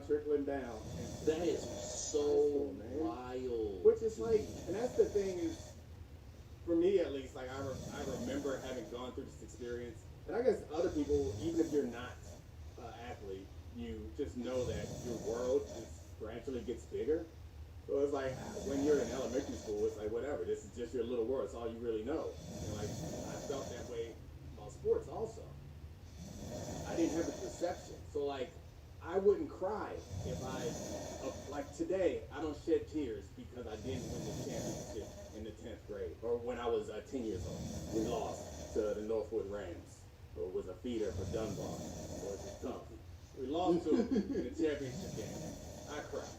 That was our second loss of the year. Because my world was so small, that's all that mattered. And although we did beat them in the championship 2 years later, and then my 8th grade year we beat them championship, so we got them. But anyway, that's because my world was that big. But it feels like because we know what the end goal is, that already it feels like this all feels like small potatoes to them. It's like high school, I know that these don't matter. College, bro, I know this. I gotta win NBA titles. I gotta make $250,000 or $250 million in the first 3 years of my career. It feels like it's just their world has gotten so big so fast. Well, I'm curious, how far down that mentality trickles, right? And so when I say that, I'll never forget my sophomore year of high school. I was the manager of the basketball team. It was a combination of two factors. One, I started growing and it messed my knees up. And two, but so good. It was like, okay, basketball. And I love being a manager of the basketball team because really what I wanted to do was be around basketball, right? Like, there was a way to do it. And I play, okay, cool. That's what I did. And I will never forget the last game of that year. It was a road game for our squad. And we started the year, I can't say we, because I wasn't on the team. But I feel like we went to school, you can say we are, right? We started the year with great expectations. And now it was coming down to a winner-take-all game. The winner won the district. The loser did not go to the playoffs. And I will never forget for the life of me how packed that gym was, how hot that gym was, how loud that gym was, and how miserable it felt when our school lost, right? Nothing else in the world seemed to matter at that point, right? Like, nothing at all. And part of, one of the cool things about getting older is your recognition that the world is much bigger than you thought it was. But I don't think I ever, until recently, appreciated how valuable it was to not know that. And to actually think that that basketball game was the only thing that mattered to me. Yeah, it feels great. It makes the game when it works out in your favor feel so much better. And when it doesn't, it hurts so bad. I remember my last high school football game. Like, I was going to get a scholarship and going on and whatever, and still fully believed I was going to play professionally. But at that moment, that felt bad, man. It was like, these my guys, 4 years. Y'all ain't never playing no more, and I ain't playing with y'all no more. Yeah, not everybody's supposed to think that sports is a league. Right? Like for some people, And he knew who they were, right? It's okay for them to think that way. Everybody else is just supposed to be like, you know how cool it is to be on the team. Like, I was watching not your Aaron Hernandez show, but I think it was the Netflix doc. I can't remember which one. And I ain't gonna lie, I kind of clown this, but it's wild how important that semi-pro football team was to those guys, right? Like, it's ridiculous to feel that way as an adult with a football team. Do you guys even have insurance, right? Like, what are you doing out here? But it's like, this is some of the sad I've ever seen. Why are y'all so serious about this football team that ain't even a football team? What are you doing?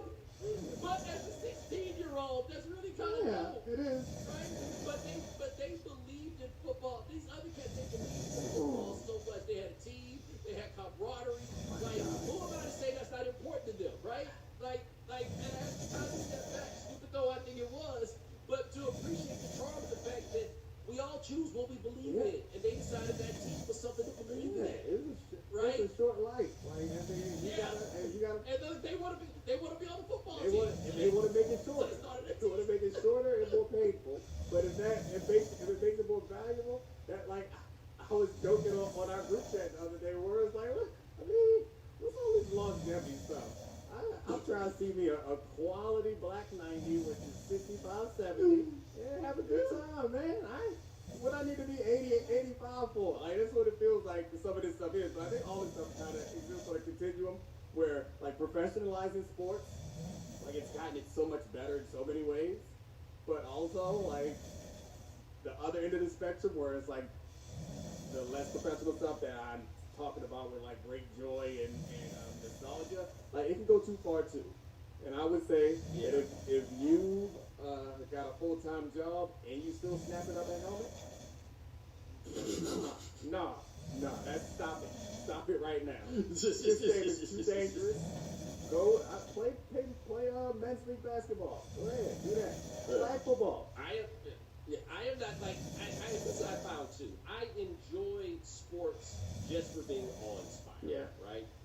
I enjoy sports as a way to discuss culture.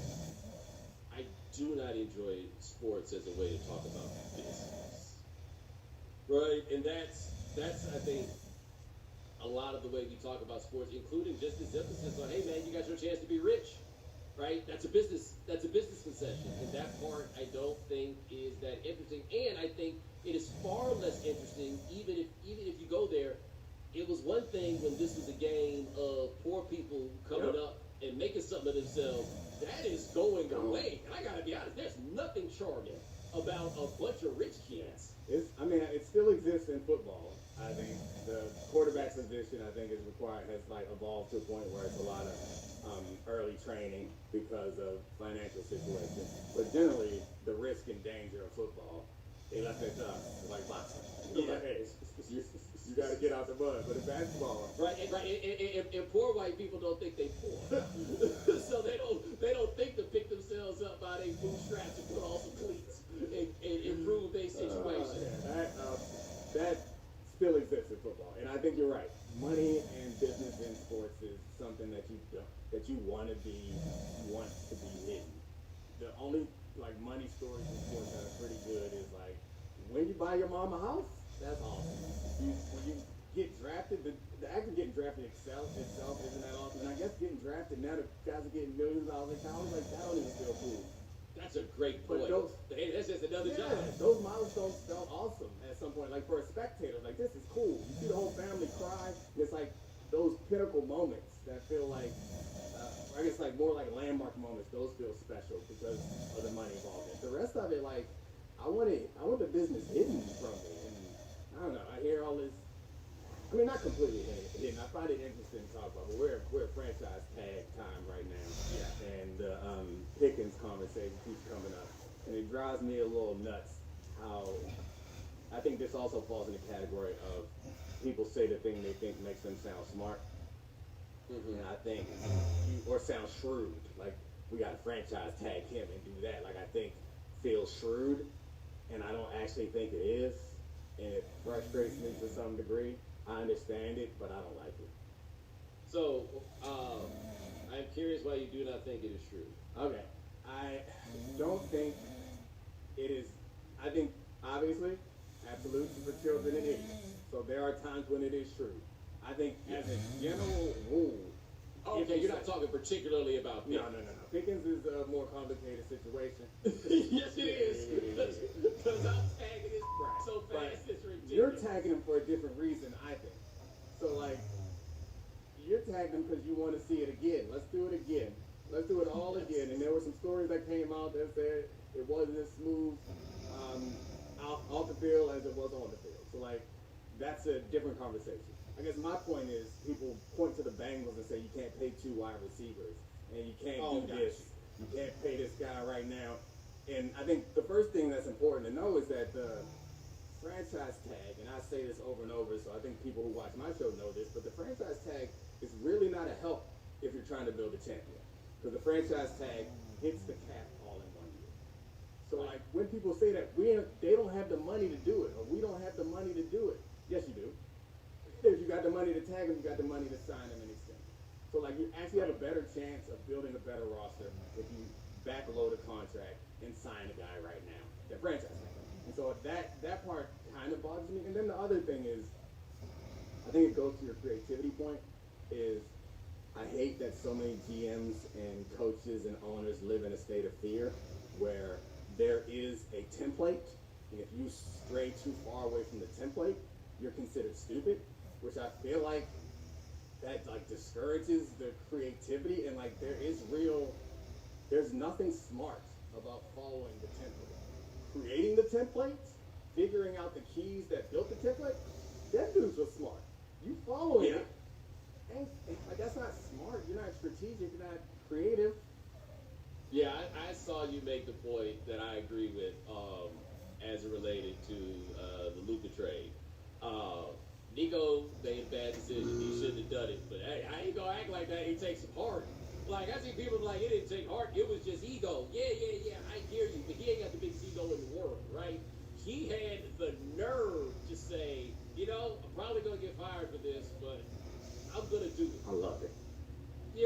There is absolutely something to that. Now, the thing with the comparison between keeping Higgins and keeping Jamar Chase with the Cowboys and with their CeeDee Lamb and George Pickens thing, where this becomes interesting to me is that, yes, the Bengals have the worst defense in captivity. Yep.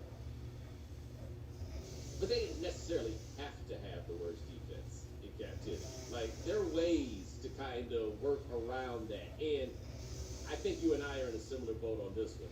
I think the Cowboys are I think Jerry's not really the football man anymore, but I always thought Jerry was a better football man than he got credit for. Yeah. I think Stevens a better football man than they get credit for being. They have a bad defense, but not in a way that they can absolutely not be fixed. And I guess that's my point, is the Bengals example is going to be an example used to perpetuate this kind of groupthink of how you can behave and how you can build a team, and I don't think that's fair. Ultimately, of course, this is a different route, and maybe it will be more challenging, but it can be done. What it boils down to is you can do anything if you draft well. And you know what, the Cowboys, of all the teams in the NFL, Cowboys kind of consistently, they kind of draft well. And by the way, and when they made picks we thought were crazy, they work out. Like both the Tylers, right? Like Tyler Smith, we were like, what are you doing? Apparently something very wise, right? They do the Bill Belichick thing and it works. How awesome is that? Like, I don't know. That's the thing that bothers me. And I guess part of it makes it even better when we all jump on their head. But that's the thing that bothers me about jumping on people's head is it discourages them from taking a risk. And then it's so cool when it works out. I'm sure Bills fans to this day go back to how we all reacted to Josh Allen being drafted. And they are so happy about it. Because they were right. Or what Brandon Beane was right. Like, that feels good. Yeah. Yeah, wow. I just say this. I was right when I was right, but I've never been happier to be wrong. Yeah. Right? Like, Josh Allen got there, and we was all just like, all right, cool, let me get 2 You teams. can't, you can't say you was right when you was right, though. That's a trap door that you sneaking through. No. This is what I mean, okay? I did not think that he would turn out to be good, and I thought he would get everybody fired, and instead he got everybody raises. Okay, like I want to be very clear about where I was absolutely wrong. Like in the macro, I was wrong, but there were 2 years when that boy was cheeks. And y'all tried to tell me that he was not cheeks. Okay. Right? Yeah. And if they were not so dedicated to that, they'd have been right over there with us. I guess. But instead, I give them credit. They rode it all the way out, and it came up. So I guess I get what you're saying. You're all right about that. I, on the other hand, was definitely wrong because I said don't draft him. You blew it. You made a mistake. I did say that. Okay, so no matter how long that took, I was wrong. Yeah. So that's all. But you're right. When people were saying he was good, but he was bad, they were wrong. We were right. But then, yeah, we've been wrong. Yeah, but they was guessing. They didn't really believe that, man. Like I think that's what it is. Yeah. I don't want to give them Right. no That's credit, the but problem. they were not operating from a position of Right, information. that's fair. Like you go pull out them Josh Allen blooper reels from he was at Wyoming, man. Get out of here. That's fair. I mean, the only person like that, the people who drafted him, they can do that. I think they can say we saw it and we worked through it, we got it good, and we knew that Diggs was going to crack the code, and now he hasn't looked back ever since, and they ain't give him no receiver since then either. All right, look, man. Is he gonna be Armorito? Where it ain't your fault. I mean, it's not. It ain't your fault y'all won, but we're not gonna say it's your fault that y'all lost. I looked, yeah, he probably is, but I looked up what could possibly be the curse in Buffalo because, like, past Josh Allen, like, we know they were lost for like that is a bad situation. They can't get it done. Maybe the new stadium will help, but I did find an article a couple years ago that the original creator of the Buffalo Wings. Oh, interesting. And they ain't Ain't giving no them credit. Well, also I could argue. I'm still salty with them for the way they treated Tyrod that year that he got y'all to the playoffs for the first time in 19 years, and y'all put him on the bench for the Peterman, and then had to take the Peterman out of that game after 5 interceptions. Tyrod better than me. I'd have been over there with church socks on. I wouldn't have been able to get back in the game. I ain't got the proper equipment in order to participate in this. That was the year before, right? It was the year before they drafted Josh Allen. Yeah. See? So I respect the NFL. They put a curtain in front of that tank. They slipped the Peterman in there on you. They tried, and he was so good at it. They was like, yo, you can't. You know, Sean McDermott, if you read that Power Done article years ago where McDermott was like, he looked at Cam Newton as the problem in Carolina. Like, he's like, imagine how good we could have been if it worked for Cam Newton. That's insanity. Right, and he's the same guy that thought that put the Peterman. That's the thing. I don't think McDermott was trying to take. I think McDermott thought that the Peterman was going to be the secret to success. I think you're right.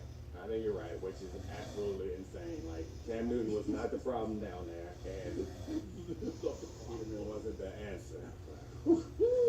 They jumped bait on that one. Like, hey, you ready to? Tyrod just want to know maybe you can get back in the game. Oh man, I appreciate you, Bomani, for making some time for me. I can tell people where to find you, but if they're here, they probably already. I still get probably more. It's probably 75% of the time I'm out is like my show and Get Up. It's still like I feel like my star has grown, but still, like if there's one thing that I get like hollered at more than anything, it's like, hey, the right time. Appreciate the right time. Love you, Bomani. I'm like, I got a show too. You know what my favorite part about that is? I love the fact that means they know my show very well because they come up and tell y'all that and then largely leave me alone. I do not have an approachable spirit. But I'll tell you this though, this is real. I'll never forget this. Like the most gratifying somebody recognized me in public ever was like 15 years ago. I went when Miami, the first LeBron year. I went out to LA to do Jim Rome's show. And I went, you see, in LA, if you wanted to go to a basketball game back then, but you ain't had no money, you went to the Clippers game. Right? So me and Mark Vandenberg went, and I'll never get a dude walked up to me and was like, yo, I really like the podcast, and I did the Evening Jones. And it feels different when they like the podcast or a podcast or something you've been a regular on. Like, you're not just a hype beast when somebody does And that. there's a different clientele. I feel like before I had my own show, the people who would come up to me were one of two people. There was like a random high amount of like celebrities that recognized me and a high amount of like people who ain't doing. And then I realized, who got time to watch TV at a time when I'm on TV? People with a lot of people with not that much. A very interesting two Americans. But with the podcast, like people listen to it all the time, so it's like on the commute, it's whatever. It's like the podcast. I feel like I have more contact with normal people. And that's a great TV, point. I feel like it's more like other ends of the spectrum, because like you could say that your clips show up on social media, but the only clips that get to people on social media are the ones where it's like super hype nonsense arguing or yelling or something or saying something dumb, and then those people. Yeah, brother, I have retired from anything anybody says directly to me on the internet. Yeah, good. I no longer really care what they post on social because I'm not going to listen to the response no more. Y'all got it. Whatever. I can't. Yeah, them bots going to have to holler at somebody else. I got to get my man Charlie to start reading the comments, but I'm Yeah, post comments let me tell too. you. No, what you need to do is you need to get him and Joel on there at the same time, and y'all, and if you can stage an intervention, I'll jump in if you need it. All right, Bomani, I appreciate you, man. Thanks for making the time for us. Yes, sir. All right, thanks to all great producers. We out. This is the Dominique Foxworth Show.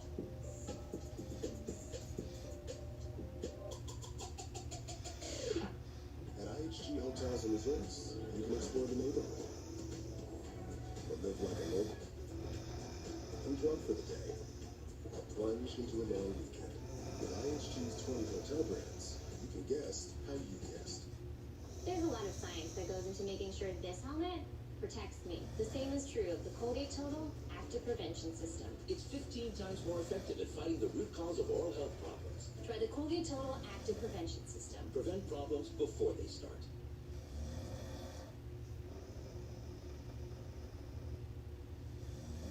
What's going on, everybody? We are back.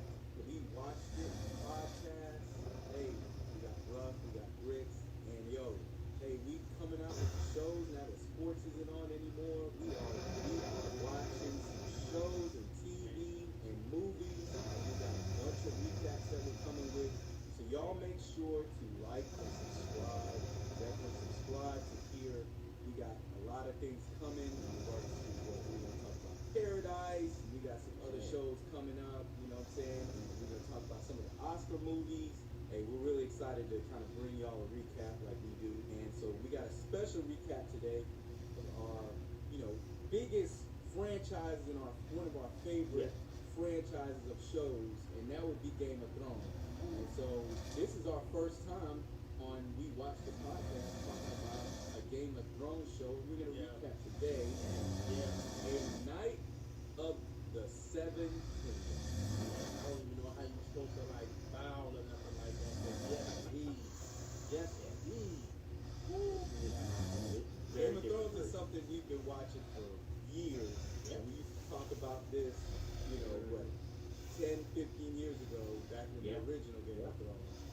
Now we get to talk about it right on here. What do you want to start off with, man? Night of the Seven Kingdoms. The Night of the Seven Kingdoms. Okay, so let's get into it. It is a prequel to the original Game of Thrones show. Yes. Just like House of Dragons was. But this one, I think, is between House of Dragons and Game of Thrones. Like in the middle. Alright. So we'll start it off. The Night of the Seven Kingdoms is Sir Duncan the Tall. Yes. Very different. It's a very different type of show. Yeah. You do with dragons for the most part. It's a regular thing. Yeah, regular. Just a regular commoner. Just a dude on the street. Somebody. And I'm gonna be honest, in the beginning, like even in the first episode, I kind of looked at this and the way they were starting this off, I was like, this is Did y'all feel that? Of course, yeah, of course. I mean, because you go into Game of Thrones, especially the last two, Game of Thrones, House of Dragons, it's so dramatic and it's so serious, and it's like there's a knife to everybody's throat, and so you approach this like you go, somebody about to get the head knocked off, and somebody's about to walk into an orgy or something like that, and you know, gonna be this HBO. We ain't getting none of that. No. It was totally different. Totally different. Start off with a shit here. There you go.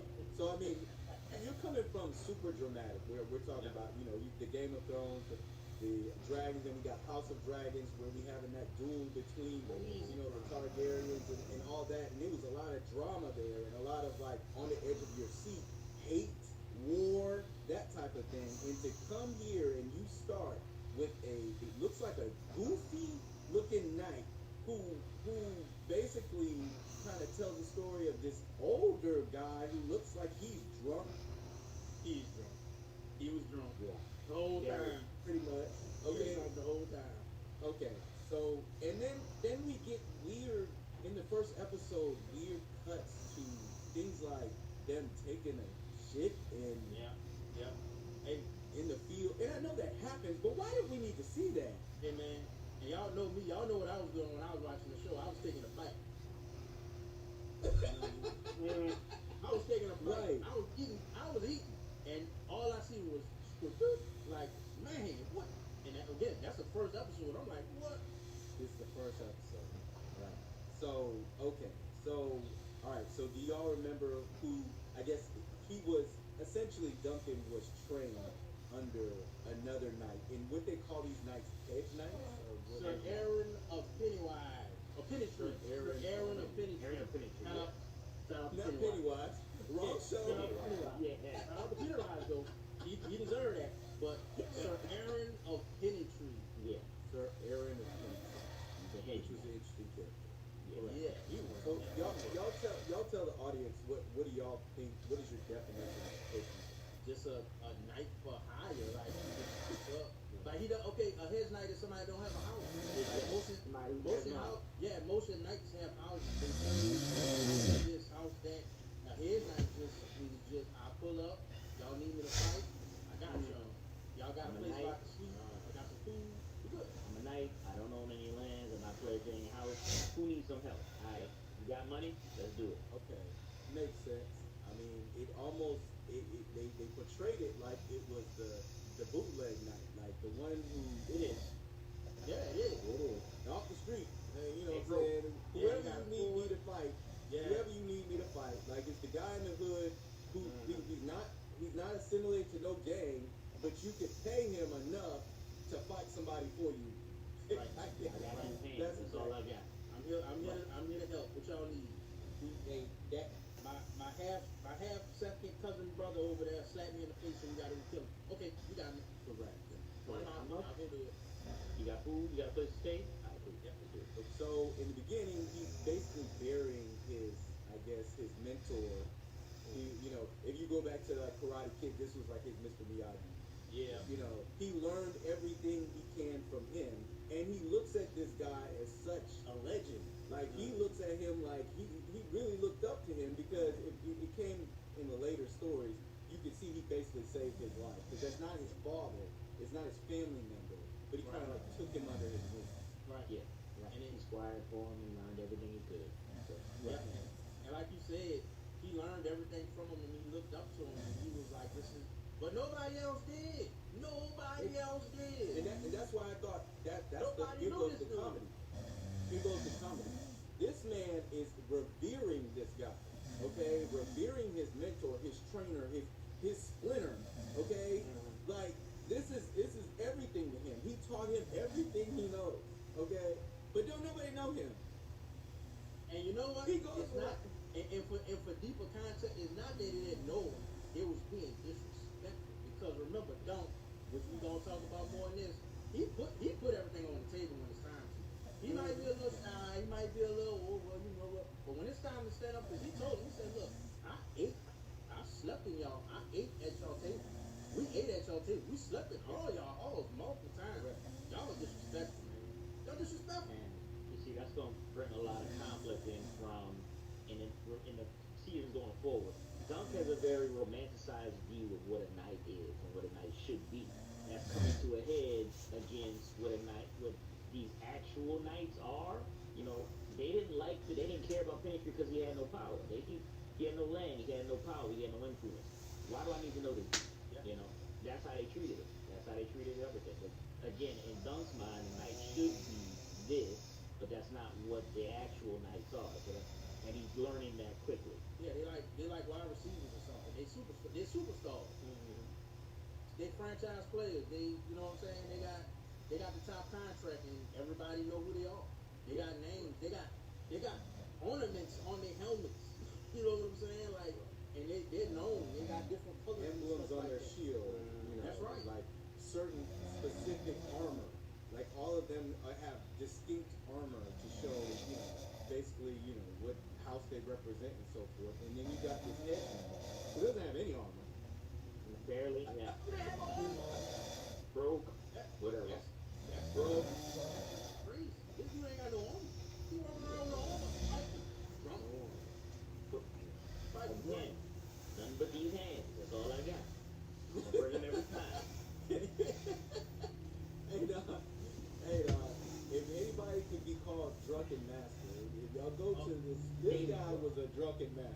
Yeah. This man was slinging along and still slicing throats. Yeah. And we're talking about Penny Tree, okay? Man. Yeah, he gets down. I'm not gonna say he gets down. Yeah. But Right now. he was old and drunk and Didn't know where the hell he was going. Barely.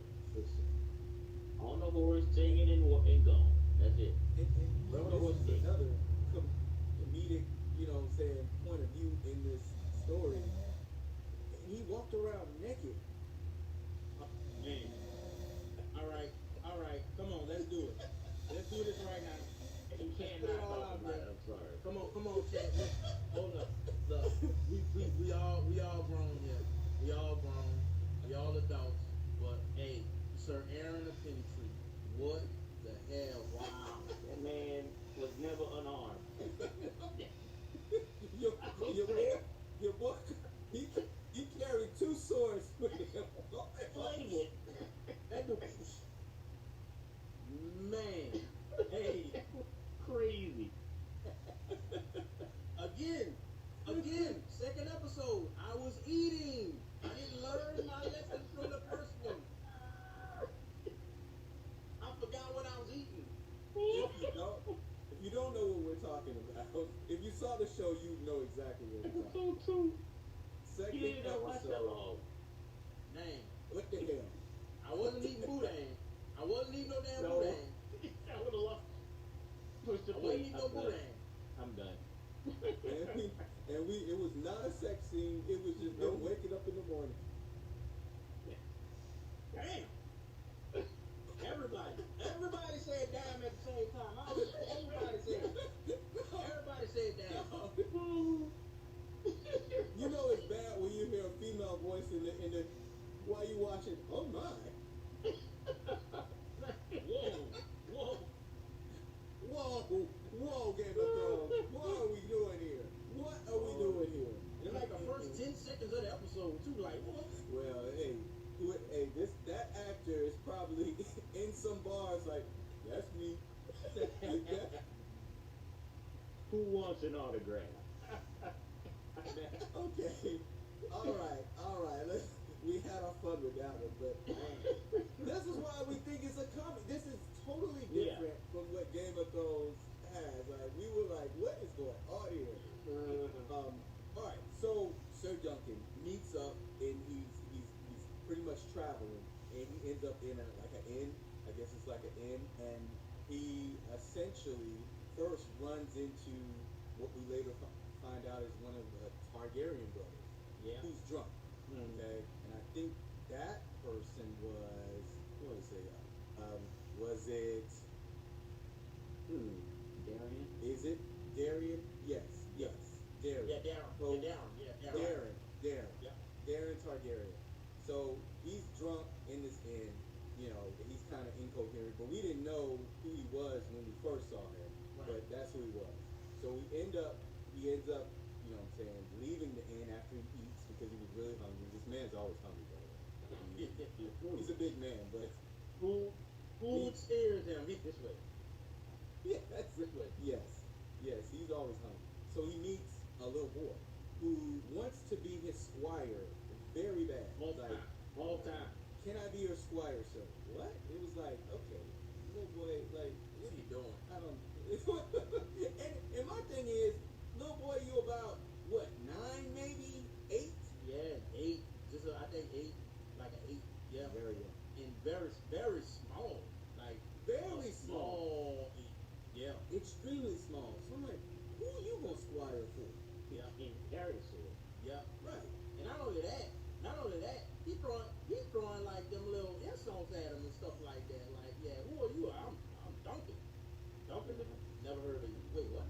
Like, He throwing little jabs, but he's not doing it on purpose.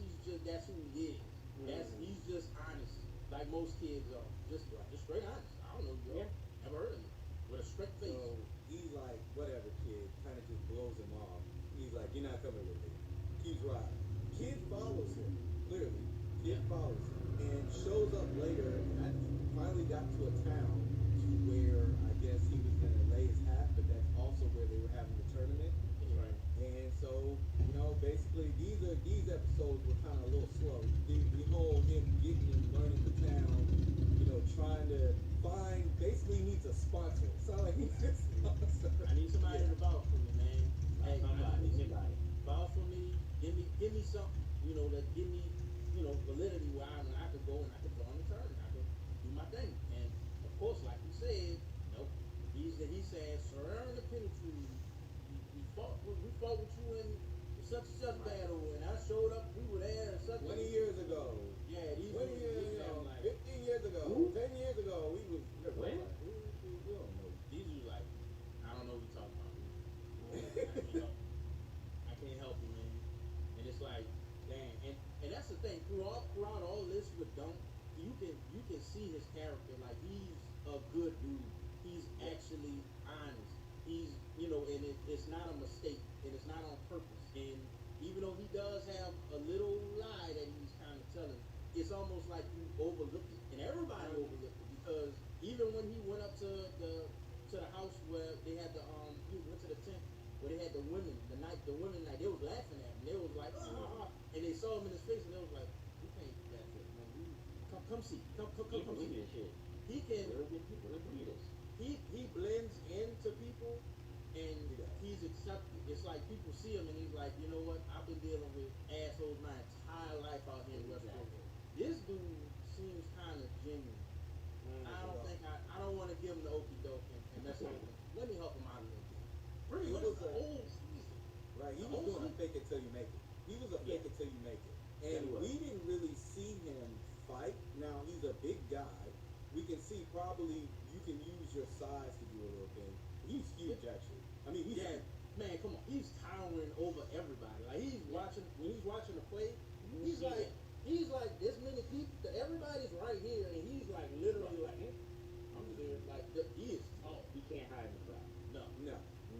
So he does go into a tent of this guy who basically seemed like he was Mr. Partier.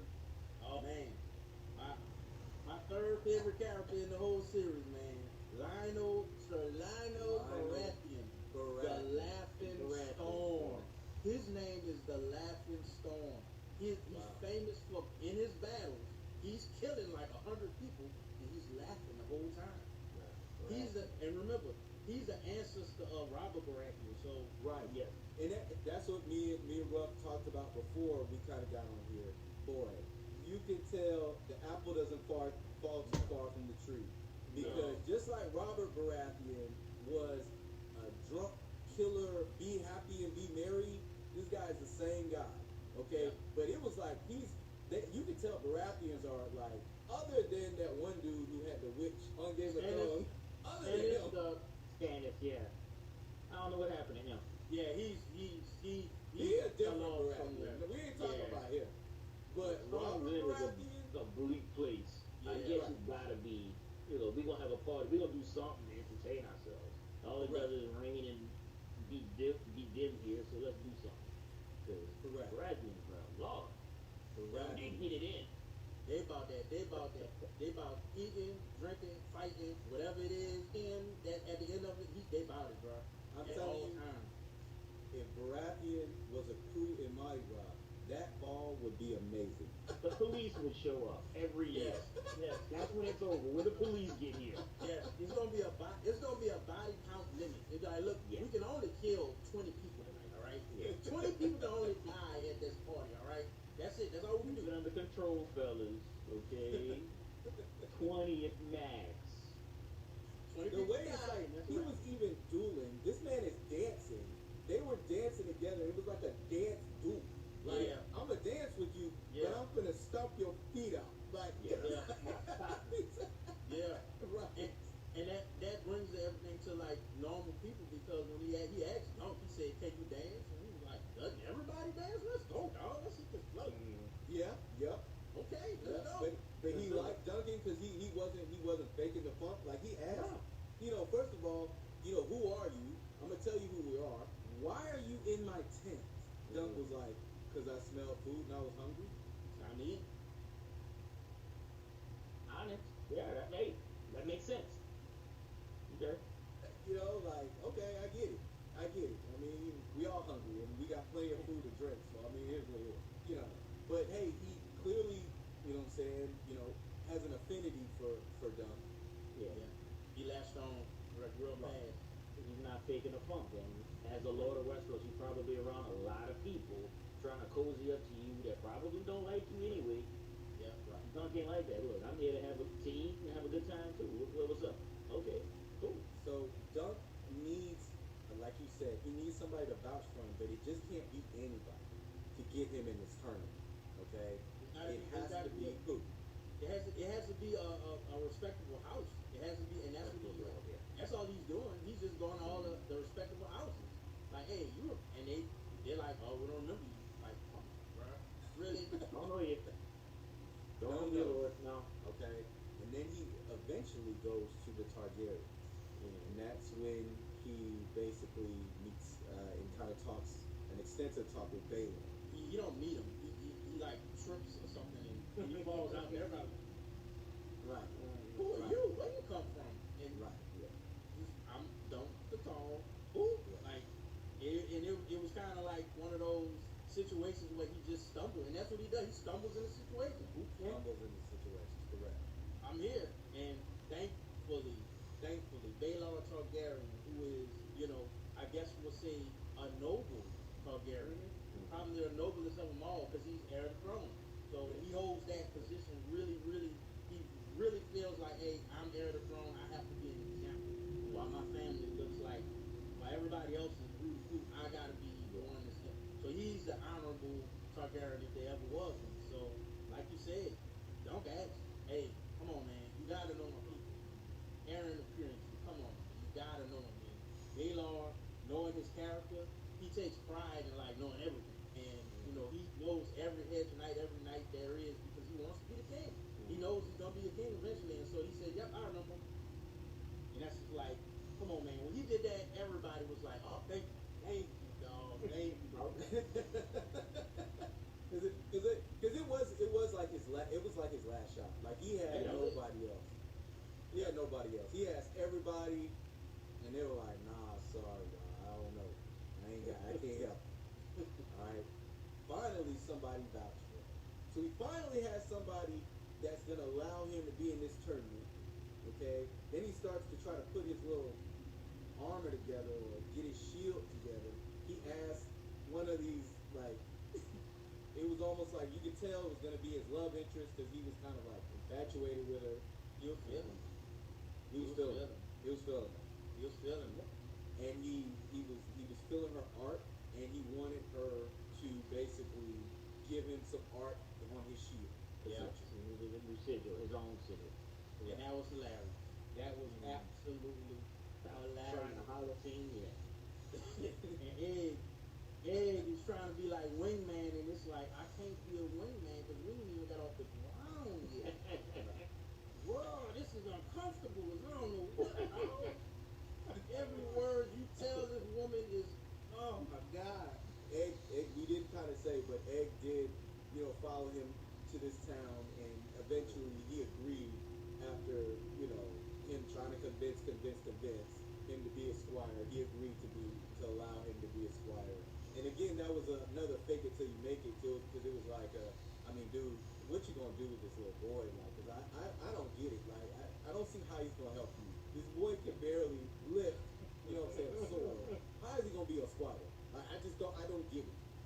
Yeah, and that's even he's so small, he's so little, and it's like, dude, I need like a real squire. But hey, another flashback. That's how he was. He was nothing. He was absolutely nothing. You know what I'm saying? And he became a squire to a full knight. So I guess he seen Egg and was like, look, I ain't got nobody else anyway. And this little dude ain't going nowhere. Correct. Everywhere I look, this dude is here. So I All right, so here's when it went all downhill. There was up in a tent, watching the same, young lady. She was putting on a show. Specifically, of course, it was featuring a dragon. Yep. Right. And you guys tell me, it looked like something from House of Dragons that she was kind of reenacting, but I can't be sure. Okay, I can't be for sure.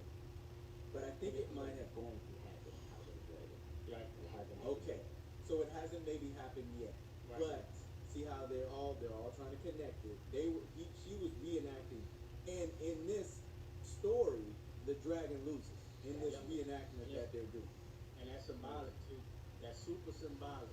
That actually means something because again, the Targaryens, when you go with them, well, people don't like them, man. The people don't like the Targaryens. They 300 years before that point, they invaded Westeros. They're foreigners. They're not from there, so they're not like our rulers and we love them or nothing like that. No, it's a huge amount of them that do not like the Targaryens. Well, I mean, let's be honest. Without the dragons, who would they be? And that's the point. Yep. And it's taken a while. It took a while, but up to that point, and you're gonna learn more about in the series is like the people are not with the Targaryens at all. They're not feeling it. They roll up and they like, here we go with this. Especially since the Dance of Dragons, where a lot of people paid the price for them fighting over the throne. Yeah. So that's a lot of where this starts. Yeah. It's a lot of dead family members. 100, almost 200 years of dead family members' houses that's probably lost because one Targaryen felt that he needed the throne, and the other Targaryen felt she needed the throne. So we gotta fight. And that's pretty much what it was for 200-300 years. And everybody ride around. You with me or you with them? I mean, I don't know. You gotta be with one of us. So we rule. Okay, I guess I gotta fight for you. And people die. Cousins, uncles, grandpas, aunties, they don't like the Targaryens, man. They're not feeling them at all. Not one bit. So that play is almost like a bit of a rebellion shot. You know what I'm saying? Like a little bit of a for the people. And you could tell they were enjoying the play. Okay, the whole crowd was into it. They were into it. Everybody was cheering. Everybody was laughing. They thought it was funny until all of a sudden it just went quiet. For whatever reason, it went quiet in this place. Like you could hear a pin drop. And she finished, and I think basically slayed the dragon, right? And they basically panned the camera, and here was, who was it? Was it Aerion Targaryen? Aerion Targaryen. And look, I know we got to this point, but that whole episode, it's pretty much how life goes. That was like one of the greatest days Dunk and Egg ever had.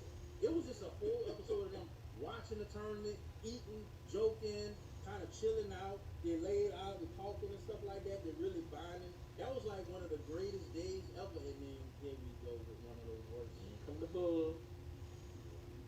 Game of Thrones. Aerion Targaryen basically goes to assault the young lady.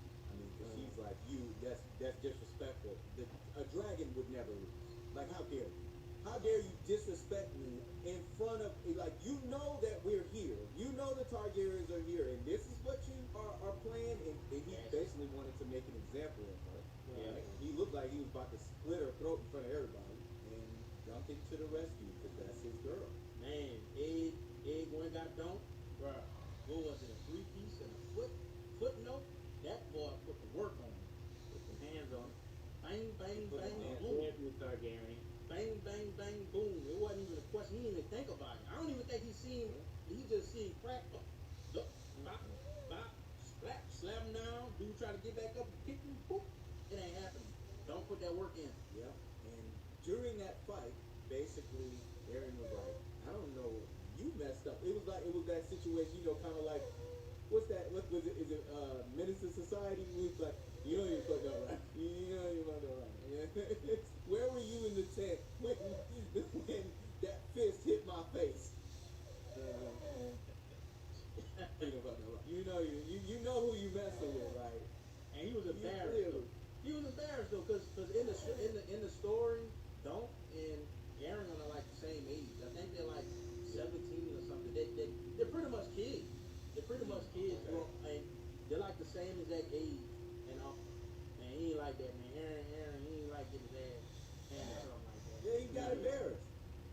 know, he got embarrassed. So, I mean, I get it. Then we find out, which was a shocker, that Egg is his little brother. That's right. That's right. Egg is Aegon Targaryen.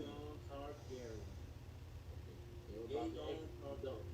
They about to cut his head off right then and there, but Egg stopped him. And he stopped him. He was like, "Ah, put your hands off him." Hey, he called him by name, Sir Sabadon, Sir whatever. Man, get up off my boy. And it was authoritative for that. It was like the Egg all of a sudden just like went from just this little boy who's just a hanger on to damn, he's royal. Like he got clout. Yeah. Okay. So we were like, and then I was telling Ruff, you know what I'm saying, when I thought about Aegon, you know, that name was very familiar. So I kind of was like, wait a minute, is this the Mad King? But when I kind of did a little research, right, it's actually the Mad King's grandfather. Mm-hmm. That's right. Okay, and if y'all know who the Mad King is, they basically talk about him 80% of the time in the original Game of Thrones. Full Game of Thrones, man. He come up every episode. Where it started. It's where it all started. Where it's like the terror of this Mad King. So I'm thinking, you know, so I was like, oh. I was thinking the same thing, man. But I was wrong. So I got really excited thinking that was the Mad King because I'm thinking, oh, this is where we're going to start the story of the Mad King. Now we still got a couple years for that. But, yeah, so because he basically assaults Tyrion, because Duncan assaults him, he's got to pay. So, fellas, go ahead and say what his options were. Well, y'all remember? He had two options. Option number one, automatically. You can't put your hands on the royalty. He's the blood of the dragon and all that, blah, blah, blah. But option number two, given to him by Baelor Targaryen, playing this Game of Thrones as you usually see. He said, hey man, you could do a trial by combat. Because at this point, you either get your head chopped off or you fight for your life. That's either one or the other. So you got to fight or you die in battle, and that pretty much, as they say, the gods decide your fate. And so that's pretty much was the two options. That was it. He had no other option. And that was a big scene too. Go ahead, Ruff, because you about to go. Yeah. So he chooses trial by combat, right? So that would have been a one-on-one, him versus Aaron Targaryen. Aaron comes back and says, nah, I don't want to do that. Let's do a trial of the seven. Yeah. Trial of the seven is something from old Westeros, from the first men. So that's 7-on-7. That's how the guys are going to decide. Not one-on-one, because, you know, Aaron is... Because he knew he was going to get his ass whooped. Yeah, man, he ain't the greatest people. Nah, let's get 7. He ain't going to 7-on-7. So then, and first off, we know you had a hard time finding anybody to step up for you just to say you were a knight. How you going to find 7? So, you know, I went without even doing that. Good political move, but no. You know, it's a bitch-made move, sir. So he pulled that, and now Dunk got to go find 6 other people to fight with. And we're not talking about just fight. We're fight to the death. This is like, we doing swords, knives, horses, lances. This ain't no contact. This ain't practice. This ain't just like we just finna get it on in the ring. No. This fight to the death. You can lose your life fighting with Duncan. That's right, man. So you gotta go back. This man's been disrespected in this town the whole time. Don't nobody know him. Don't nobody know, you know what I'm saying, Green Tree or Green Leaf or whatever. They don't know him. They don't know no hedge knight. They don't respect a hedge knight like that. So now you gotta convince basically 6 other people to fight with each other. So that's what Dunk's character come in, because again, everywhere he goes, he's just maneuvering through, like bumping into people, and again they're like, oh, who is this clown? And he's just giving them something genuine, just a little something here and there about him, and they're like, oh, this dude's not too bad. And he done enough of that to where he can kind of get some people on the side. He got a couple people. He got a couple people. I think he was able to get 4, and then your boy Baratheon. Of course, he was ready. You know, he was ready. He was number one. He didn't look like he needed much convincing, because this dude was just like, dude, I just want to fight. This all good. I didn't want to touch my Targaryen. That's it. I want to punch a Targaryen in the face.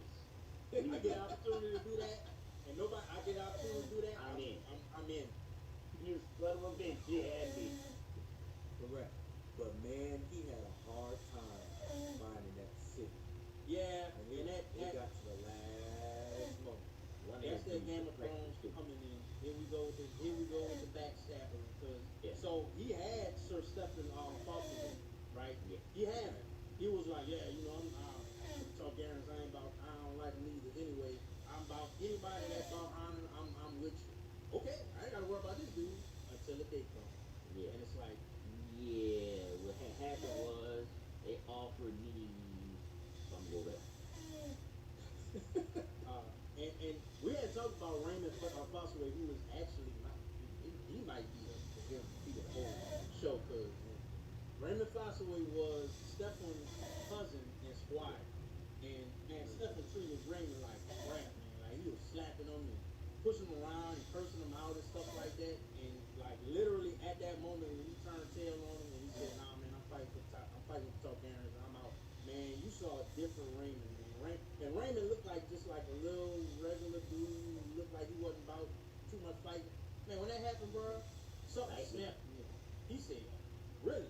You really about that?" And he pushed him and everything. He said, "All right, knight me right now. Night me. I need that knight. I need that knight because I'm fighting for Tuck. I'm fighting for Tuck." Yep. And so here we go. So who's the last one to sign on? Go ahead. Man, well, before we got to get into this Captain America speech, because Captain America come up later on. Captain America, this dude don't, man, like he got the ability to make you feel like the biggest piece of shit in your, because he calls you out and he tells the truth, and that's probably that might be one of the best speeches of all Game of Thrones I heard. Man. And he did it in front of all the lords. The entire Westeros was sitting right in front of him. He called him out. He said, "Man, what happened to y'all honor? Y'all telling me we lost honor? True. Y'all ain't no knight. Come on, man." And then of course, I'm good for a fart joke. I laugh at any fart joke, y'all. Come on. Right. And that dude stood up and farted in front of Dunk, man. I was like, bro, you wrong for that, dog. Yeah. They laughed at. Of course they laughed at. The first fart joke I never laughed at, dog. I was like, really? Y'all wrong. Really, bro? Again, Really? the comedy, the timing of the comedy was It was so funny it wasn't funny. Yeah. It'll be funny on my second or third watch. This one it wasn't funny. First watch was mad. Like, really? like, damn, dog, for real. He gave because him it was that. almost like dude stood up like he was gonna do the slow clap. No, he stood up and farted. Like that was. I laughed at a lot of fart jokes, not that one. That wasn't funny, bro. That wasn't funny. All right, but he did convince somebody. Man, that was. Hey, come on, y'all. We all in together, chat. When them doors opened up, boom, and come riding out. We like, man, who is this? First off, he looked like a knight. He looked like a knight. Like it was like did somebody come back from like the night of all nights has stepped in the like arena to save like, Duncan? It's like in a wrestling ring when everybody getting beat up and there's no hope and all you hear is the glass break. All you hear. Yeah. And you just see an outline of a big old man.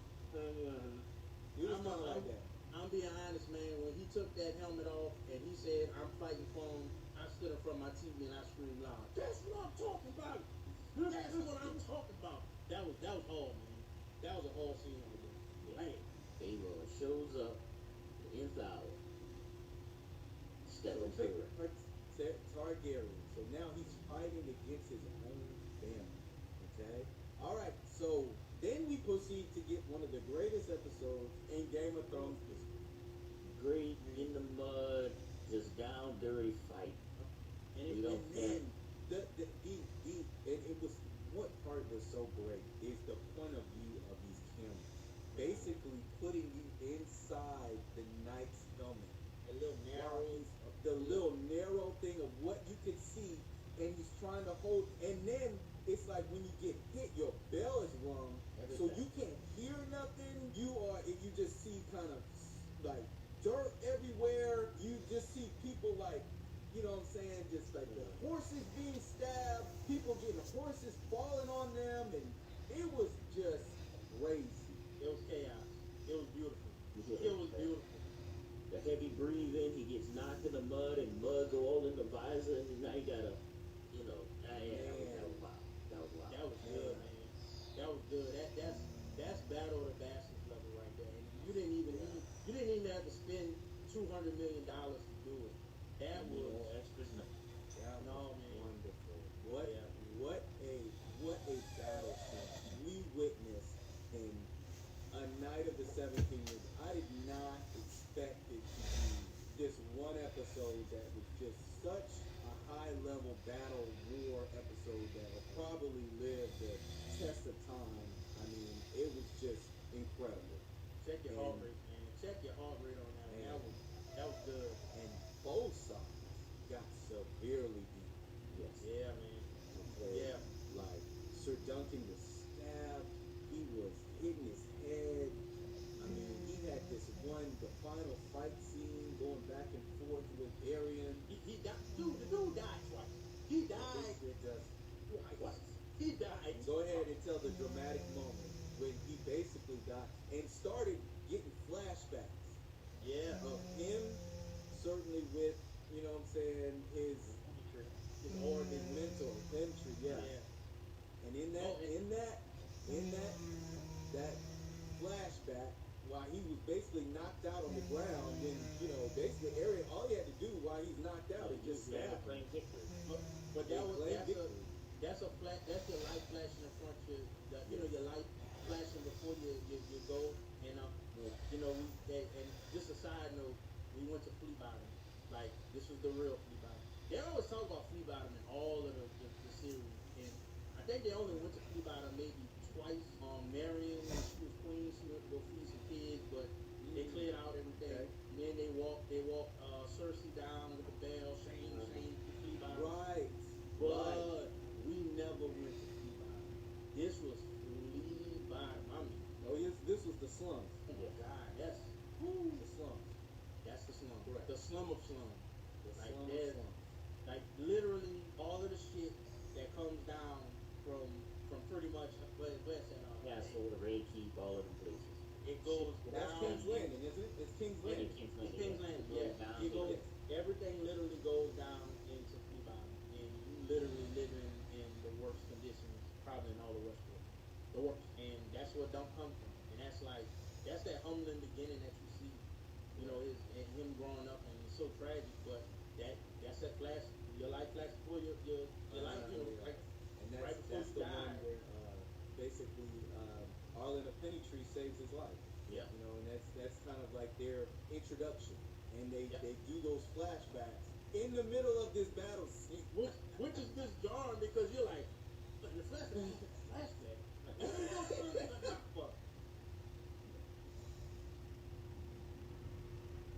Panic and then flashback. But it makes sense. It all connects. Because at some point he's like, get up. Get up. And flashback to the battle, and Egg is yelling, get up. Get up. Get up. Get up.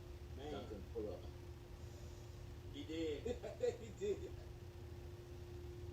So he gets up, and he's able to, they're basically the last two left. Because everybody else is just, either they're dead or they can't not move. They're either paralyzed, they're too injured to even fight anymore. Hey, shout out to Raymond Fosaway because Aaron was on top of Dunk. He was about to get him. Raymond came in with the knocked him clean on his ass in the mud. And he took a shot right after that too. He knocked him all blue. He said, I got you, dog. He looked back, oh, man. He got Lance like a mother, but he took that.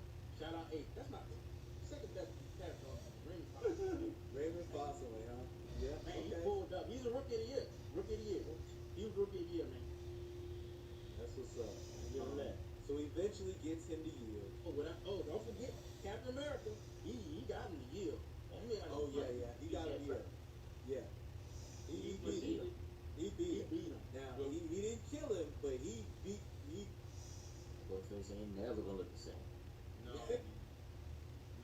He He beat him. And he tried to do that little whispery, Louder.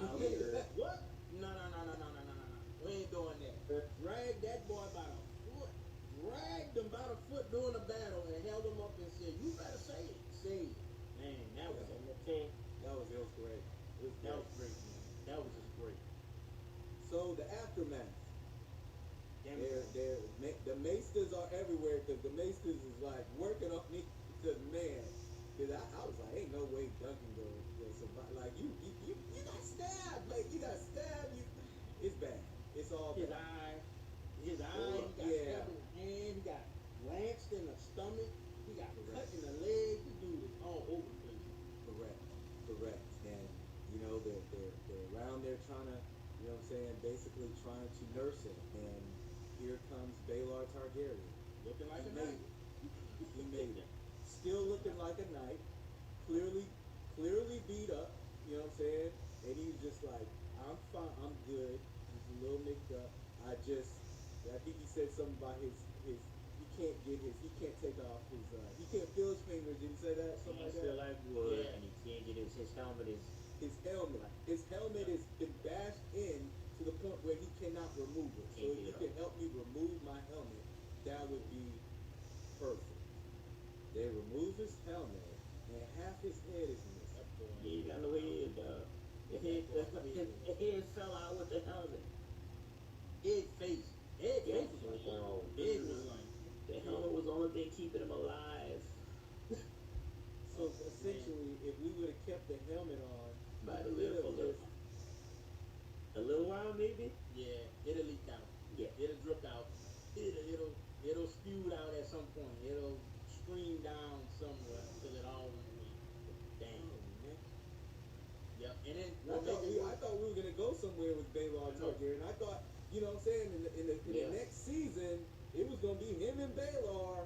You know what I'm saying, all over Westeros, but because he got that validity though, and that's what made it work. Don't got that validity he was looking for. He was like, hey man, I'm yours. You got me, and he was like, hey man, we need good nights like this. Yeah. Somebody recognized me with the heir of the Iron Throne recognized me as a knight. I finally made it until half his head did Game of Thrones. Game of Thrones strike again. and that's where the season ends. This was surprising. I didn't think this was gonna be this good in regards to the first season because even with House of Dragon, there was some build up had to happen. Yeah. You know, it got good like kind of at the end, but this was just a different take, different story, and I enjoyed it. I really wish HBO would not break these things up every 2-3 years because that's BS. Please give us these Game of Thrones shows. Like, if you're gonna do a bunch of prequels, why are we breaking it up like this? Yeah, man. The year wait sucks. I'm sorry. Because we forget about these characters. We forget what's happening. I know y'all want us to have to go back, but I mean, it's just ridiculous that we've been waiting on House of Dragon for like 2 years. Yeah. Yeah, dude. We got a whole nother Game of Thrones series, and we still waiting on season 3 of House of Dragon. That's crazy. That's too much, man. They dropped and say, oh, we got all excited because they're going to have their own Snow. Jon Snow's going to have his own show, but we still waiting on that. That was like 2 years ago. I don't understand. Why can't they do like Stars? Kind of like the Power. When one power finishes, the next power starts. When the other power finishes, the next. Like, come on, man. What are we doing? Yeah, I think a lot of it is J.R.R. Martin, too. I think, because this dude is just weird. He's just weird. Well, these stories are already written. I know. Like I said, it's the special effects. It's the people that are not signing contracts like for multiple seasons like they used to back in TV days. And TV isn't dictated by seasons like it used to be. It used to be every fall you got a new season. Now You can start whenever you want. Yeah. you start, you're getting 8 episodes and that's it. Yeah, man. What's up with the 8 episodes? What's up with the 10 episodes, man? I remember when I first watched The Wire, these were like 21-hour episodes. Yeah. 20 episodes. You get 20, 1 22 hour. episodes a season. A season. Now we getting less than half of that. Less than that. Yeah, they're keeping us out. Yeah. Well, gentlemen, hey, we recapped A Night of the Seven Kingdoms. We enjoyed it. Y'all definitely check it out. Let us know in the comments what you thought about A Night of the Seven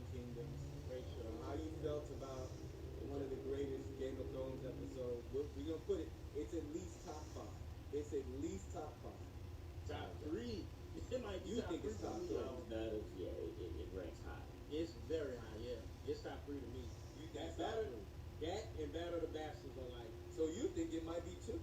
It might be two. I gotta think about what can be a third because the original Game of Thrones was so good. Yeah, there's a lot of moments in the original Game of Thrones that are like Red great. Wedding. Yeah. Red Wedding, Blackwater Bay. Cool. Yes. Yeah. It's a lot, but I ain't gonna lie, that episode, man, that beats a lot. It's up there. The majority of it. Yeah, it's up there. All right, well, good job, fellas. We'll catch y'all on the next one. You know, hopefully, when we talk about Game of Thrones, it won't be 2028 or 2029. Oh, you know, maybe at least be in this year. Come on, HBO, do better. Do better. All right, fellas. Until next time, y'all like and subscribe. We'll catch y'all on the next one. Where's your courage?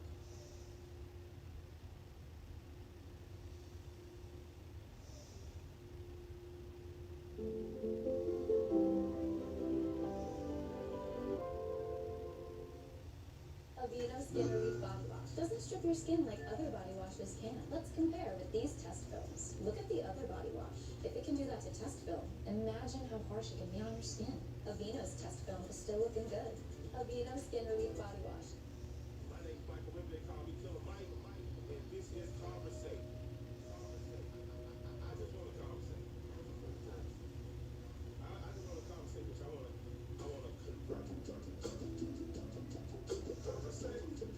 I want to talk about some slum shit, man. Like, cause I'm slum. What's wrong? No, you not. What you mean? Hey, man, He definitely slum. No, yeah, he is, but he's not supposed. He's from a good church-going family. No, but I was slum. We poor. I just know I'm poor.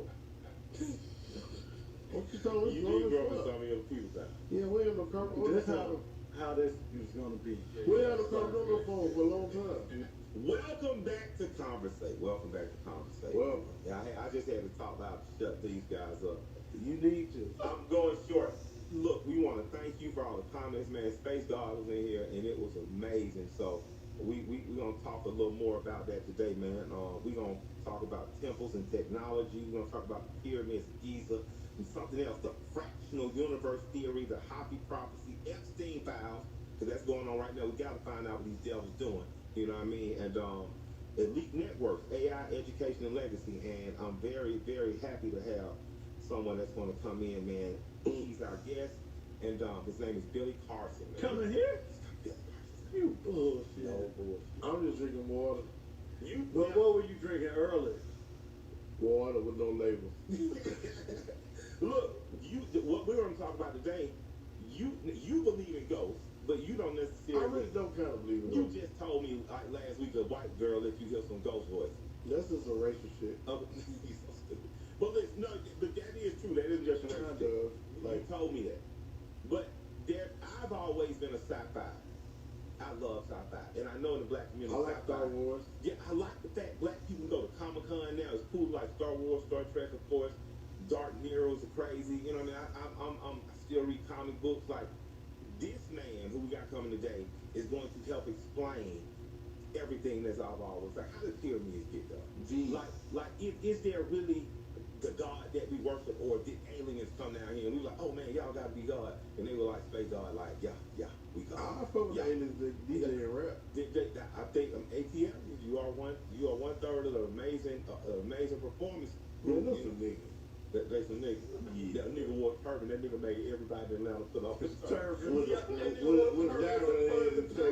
like he did really to see the future. He called himself Andre 2000 for a week. People forget that. It was I don't really remember that. It was in print. I'm telling you, man. I ain't gonna argue with you, but if you say so, you know what I'm saying? Y'all rappers be doing some crazy shit. We be doing.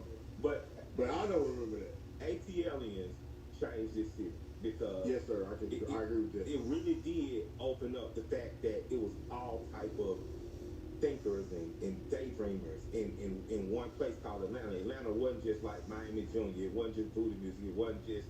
It just wasn't slum and soul. It was something else mixed with it. It was extraterrestrial. It was like a tribe in Africa knowing the Dogon tribe knowing a series. So it was amazing. So is being alien really like a state of mind, or is it really a thing? Hold it. I got somebody who's going to That's what I'm saying. That's what I'm saying. I'm great. I'm trying to tell you. We're going to have somebody who can help us answer. Our guest today, who's going to come in, and he's built a platform around one central idea. That humanity's true history may be far more advanced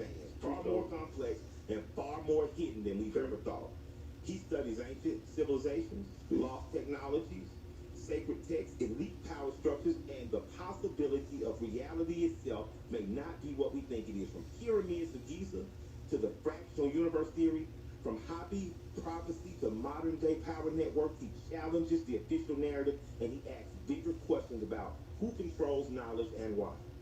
If we don't understand our past, we can never understand our future, and we don't understand how power works. And if we don't understand how power works, we can never truly build legacy. I welcome today an amazing brother, powerful man, Mr. Billy Carson. Welcome to Conversate, man.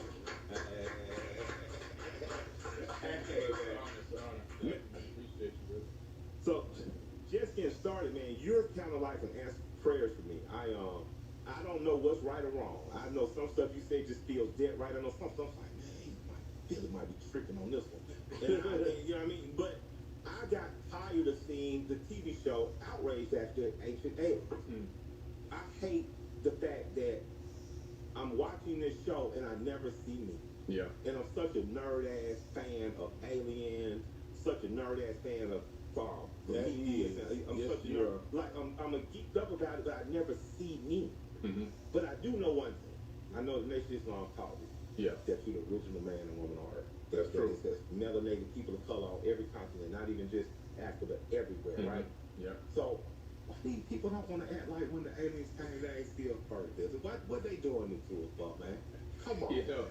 It's interesting that you bring up this topic. It's a twofold answer to this. One part is, let's take the first part. A little bit in the black community and the colored communities, different people, different colors, it's been taboo to talk about aliens and kind of taboo to talk about, in America, and taboo to talk about paranormal activity, right? So when it comes up, people are scared of it. But also on the larger scale in mainstream and in production and TV and everything else, for whatever reason, I saw the same thing you saw. Mostly people that are mostly white, Caucasians, are the ones leading the charge on disclosure, aliens, UFOs, and all that. I fought for years to get my voice heard, to be seen, to be understood, and eventually knocking on doors. Like, I just came from the Conscious Life Expo last weekend. I went there for 2 years in a row knocking on their door before they gave me a small free room to speak in. This place was 100%, all white. And I was the first person to really kick in the door. And sometimes I think we got to realize that as colored people, we got to go and we got to kick the door in, right? We got to kick the door in because sometimes it's not going to be open. And I made my own path. I went in there. I showed them what I could do. I showed them I had knowledge. And people resonated with my information, no matter what race. And then I eventually started getting speaking gigs. This is my first time speaking on this topic publicly. And so sometimes we want to see ourselves in place. I started knocking on the door of Ancient Aliens. Eventually, they finally gave me a chance to step in there. I came in on season 19. So I got on season 19 and Gaia TV as well. They recognized the talent. I was the only person of color on that entire platform. And the number 5 and number 6 most watched shows on the Gaia streaming TV app are the ones that I'm in. I'm gonna say, man, like I want to let my white audience know outside there. This isn't me baiting saying, man, we're not part of it here, but as much as me saying why. Because we know certain stuff to be factual. Life starts in Africa. Right. The Dogon tribe can identify a star that we didn't find until under 100 years ago. Then you would think it would just want it to be all inclusive in terms of we have a group of masters. Yeah. And they don't care what color we are. Right. We have a group of physical masters, in my opinion, on this earth, and there are some masters that you theorize came here. Yeah. So they really don't care about the color. Give me the knowledge, wisdom, and understanding. I've read so many ancient texts, scriptures, papyrus, and cylinder scrolls from all around the world. I sat with Hopi elders and indigenous tribes in the outback, pyramid priests, you name it. I've been around the world 23 times. And no one has ever told me anything about any kind of racism that existed in some of these real, like, deep antiquity, right? There were different races that were here, but in some kind of way, the things that were happening were, systemic oppression through income. There were wealthy people back then, there were poor people. So the poor people walked around naked, stuff like that. Classism, right? But in terms of, like, racism, it's very sparsely identified throughout this text. And even some of these beings, they call themselves the Anuna or the Anunnaki, they were multiracial. I got on the shirt right now. This is my docu-series. So they had blue, they had black, they even had green people back then.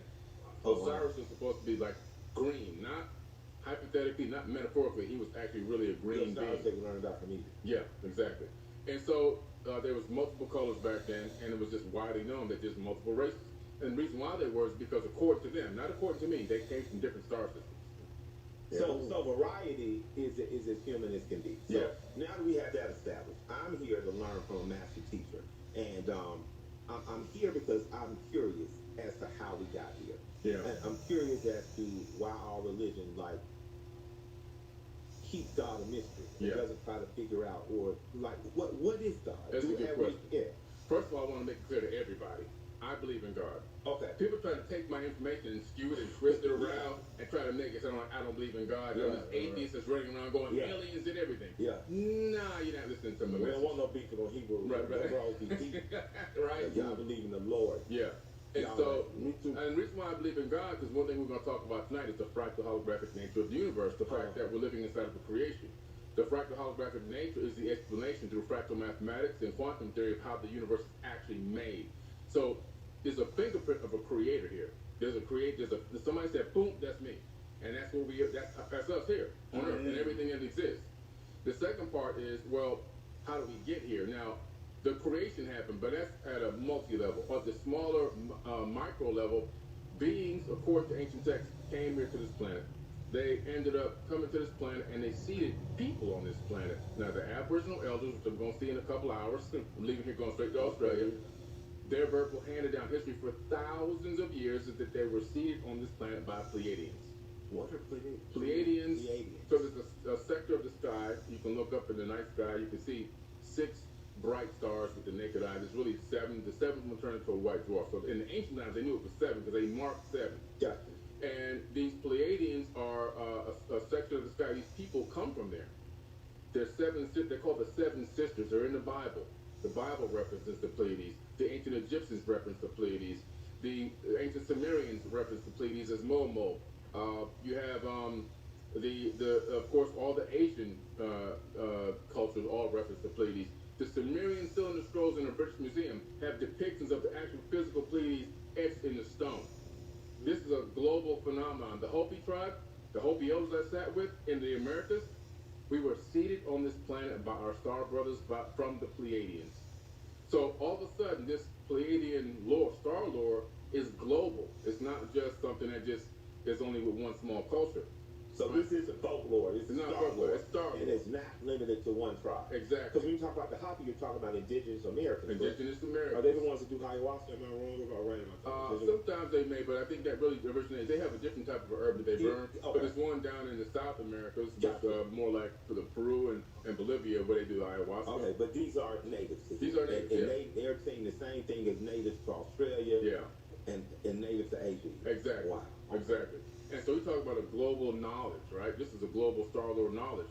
And the incredible thing about it, when I looked into the Mahabharata, the Bhagavad Gita, the Indian Vedas, specifically the Rig Veda, the Battle of the 10 Kings, which took place in space, and all these other ancient texts, Sumerian tablets, including the Enuma Elish, the 7 tablets of creation, the Epic of Atrahasis, and the Egyptian book of Going Forth by Day, all these texts talk about the Pleiades having a massive war in space and planetary war.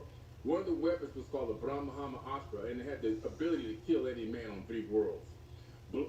Planets were blowing up, moons were blowing up, and debris was going everywhere. So this is the war in heaven in the Bible. This is the war in heaven in the Bible, yes sir. This is the war in the heavens. The Greeks talked about it as well. They had their depiction of it, and there was a real pantheon. And so this war took place, but people who had the ability to flee that region of space, the Pleiades, they hopped into spaceships and they fled. They became the first space refugees. And they left and they went to Orion, Aldebaran, Ursa Minor, Ursa Major, Sirius A, B, and C. They came to the Sol, our sun. These are all breakaway civilizations. And the same thing we would do here, right? What are they looking to now? They want to reach back out to Mars. They want to go to Mars. Why do they want to go to Mars? Because we got to create a breakaway civilization. We're living in a very small fraction of time where there's no geological disasters, and the only thing that's a threat on us right now to Earth is us. We're the only threat we got. We got 36,000 nuclear weapons pointed at ourselves while we're still on the planet. So everything. So there really just is no insane. reason for war. There's We're no just reason repeating for a war. cycle of stupidity. We're repeating the cycle, and that's why I studied the ancient So, past. so let me ask you now, because it's happening in a part of the world that the Abrahamic religions are essentially are radio controlled out Yeah. there. That's where that mythology come from. Yeah. How deep in this shit are we now with this war that just started? Oh man, this is the Epstein war. Okay.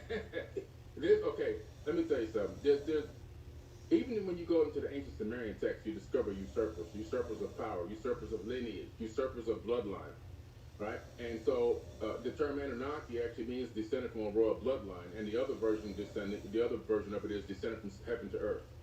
And so these bloodlines these people believe they're directly connected.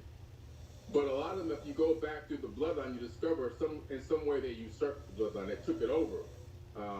They infiltrated the bloodline, but they're not really the bloodline. This is why in Israel, you can't take a genetic test. It's against the law.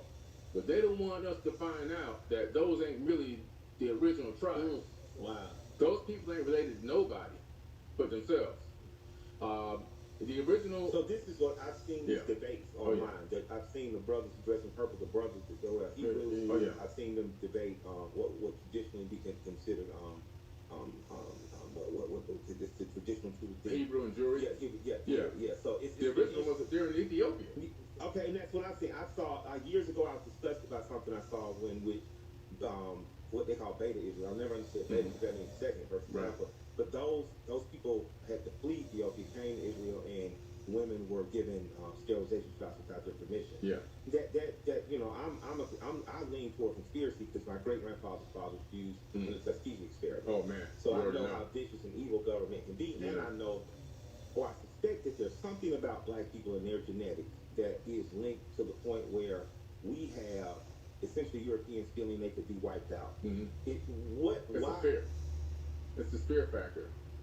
They understand that the bloodlines of all races are merging into one, and at this rate, there won't be any of them left. Their biggest trait that they have, and this isn't racist, this is just observation. The biggest trait that they have is the dominance gene. They have a dominance gene. I mean, it's just what it is. Do they get that from the Anunnaki? Or how does that gene manifest itself? You know, we were all victims of genetic modifications in the ancient past, and in some way, whatever modification that happened for the, coming out of the Caucasus, the biggest trait that they got, their biggest personality trait is the domination gene. They really feel like they own and control everything and should own and control everything. It's just something that's built into them. They're not even aware of it sometimes. They don't even realize that they're, sometimes that they could be acting racist, or they could be making racist statements, or that they could be, white privilege. Yeah, but they don't even recognize. But we're not talking about race so much as we're talking. They don't recognize what they're doing in a lot of cases. So they're they believe it's their birthright. We control this. That come up with manifest destiny. We're gonna go to the Americans, and we're gonna take everything over, and then you had the American Holocaust. They killed 111 million indigenous natives on this land in 70 years. 111 million over 70 years. I did a podcast one time where I listed every single war against the indigenous tribes over 70 years. It took me 3 hours. And this is the Holocaust that this shadows Hitler. Damn. So does what we have going on there in terms of a war? Booking.com has stays for absolutely anyone. For instance, imagine you're a vampire thirsting for a lively hotel. You'll find a Vegas resort near some great nightlife. Perfect. You may be undead, but you're the life of the party. And if the forecast calls for sun, at least there's free cancellation on most stays, so you can wait for the perfect weather. Gorgeous. If a vampire can find their perfect stay, anyone can. Find exactly what you're booking for. Booking.com, booking.yeah. I always tell people, you say the world's going to end. I don't think the world's going to end. I think humanity's going to end itself, but the world's not going to stop. No, the world ain't going to stop. So we're going out of the Hopi said we're leaving the fourth age and heading into the fifth. And what's that mean? So we had the Hopi prophecy I read in 1992. The red and blue Kachina will be harbingers in the sky that you'll see with the naked eye. And we had the harbinger just pass us by. That was the three-eye Atlas, the third eye Atlas, the god that holds the world up on his shoulders. And three-eye Atlas, according to Avi Loeb, at the leading astrophysicist at Harvard University, who I had on my podcast, it wasn't a a natural object. It wasn't just a rock. It was artificially controlled in some way because it took course corrections through our solar system. And then as it approached us, it turned bright red. Now, in astrophysics, anything moving away turns red. Anything coming towards you turns a different color, usually green. This thing turned red on its approach, which is very rare. And then it changed its speed and course. As it went around the back of the sun, it turned bright blue. It turned even brighter than the sun itself. And then it ripped a hole in the back of the sun. And when NASA put up the press release from the Sol satellite system of what the back of the sun looked like, it looked like a giant butterfly. And in this prophecy, it talks about the fact that there have been 4 worlds, and each world ends in calamity and a lot of noise. And that when you transfer from one world into the next, like what they were saying, so to speak, is like the old regime wants to go out kicking and screaming, which is what you're seeing now. And then going into the 5th world, mankind is going to have a lot of choices. And the result of that 5th world is going to be the consequences of our choices. We're talking about the principle of cause and effect, an ancient Kemetic principle from ancient Kemet, where every decision every conscious thought you have or you act on, you're going to have a consequence, whether it's good consequence or a bad consequence. So we're in a crossroads right now as humanity, heading out of this 4th age into the 5th. Are we going to let them keep the boot on their neck? Are we going to let them continue to eat and unalive our kids and sexually assault our kids? Or are we going to put an end to it? Are we going to still let less than 100 families control 8 billion people on Earth? Are we still going to allow that to happen? And if that's what we're going to allow it to do, that means we're in collusion with it. That means we're agreeing with it. That means we're actually contributing to it by our participation in the system and our silence. And if we continue to do that, when we head into the 5th age, it's not going to be that great. We're going to pay the consequences of our choices according to this prophecy, and it's based on these red and blue Kachina that just appeared to start. We're at the age now where we can transform this planet into a golden age and bring heaven to earth, or we can continue down this dark path. And it's amazing to me how much you sound like ministers and spiritualists and philosophers I've heard. I came up with a saying years ago, and I just say, kill your masters. I don't even know why I say it. I don't even know if I mean physically wake up and. Yeah. But if it's easy to kill 100 people. Yeah. You know something on fear, right? But you know something on fear, right? That's why. Yeah, I've known since I was a kid. That's why me too. What is that talks to you just that this isn't like it doesn't it doesn't make sense. It doesn't make sense. It doesn't make sense that to me it doesn't make sense that so few control so much and so many. Right. But the question for me is why don't it so many?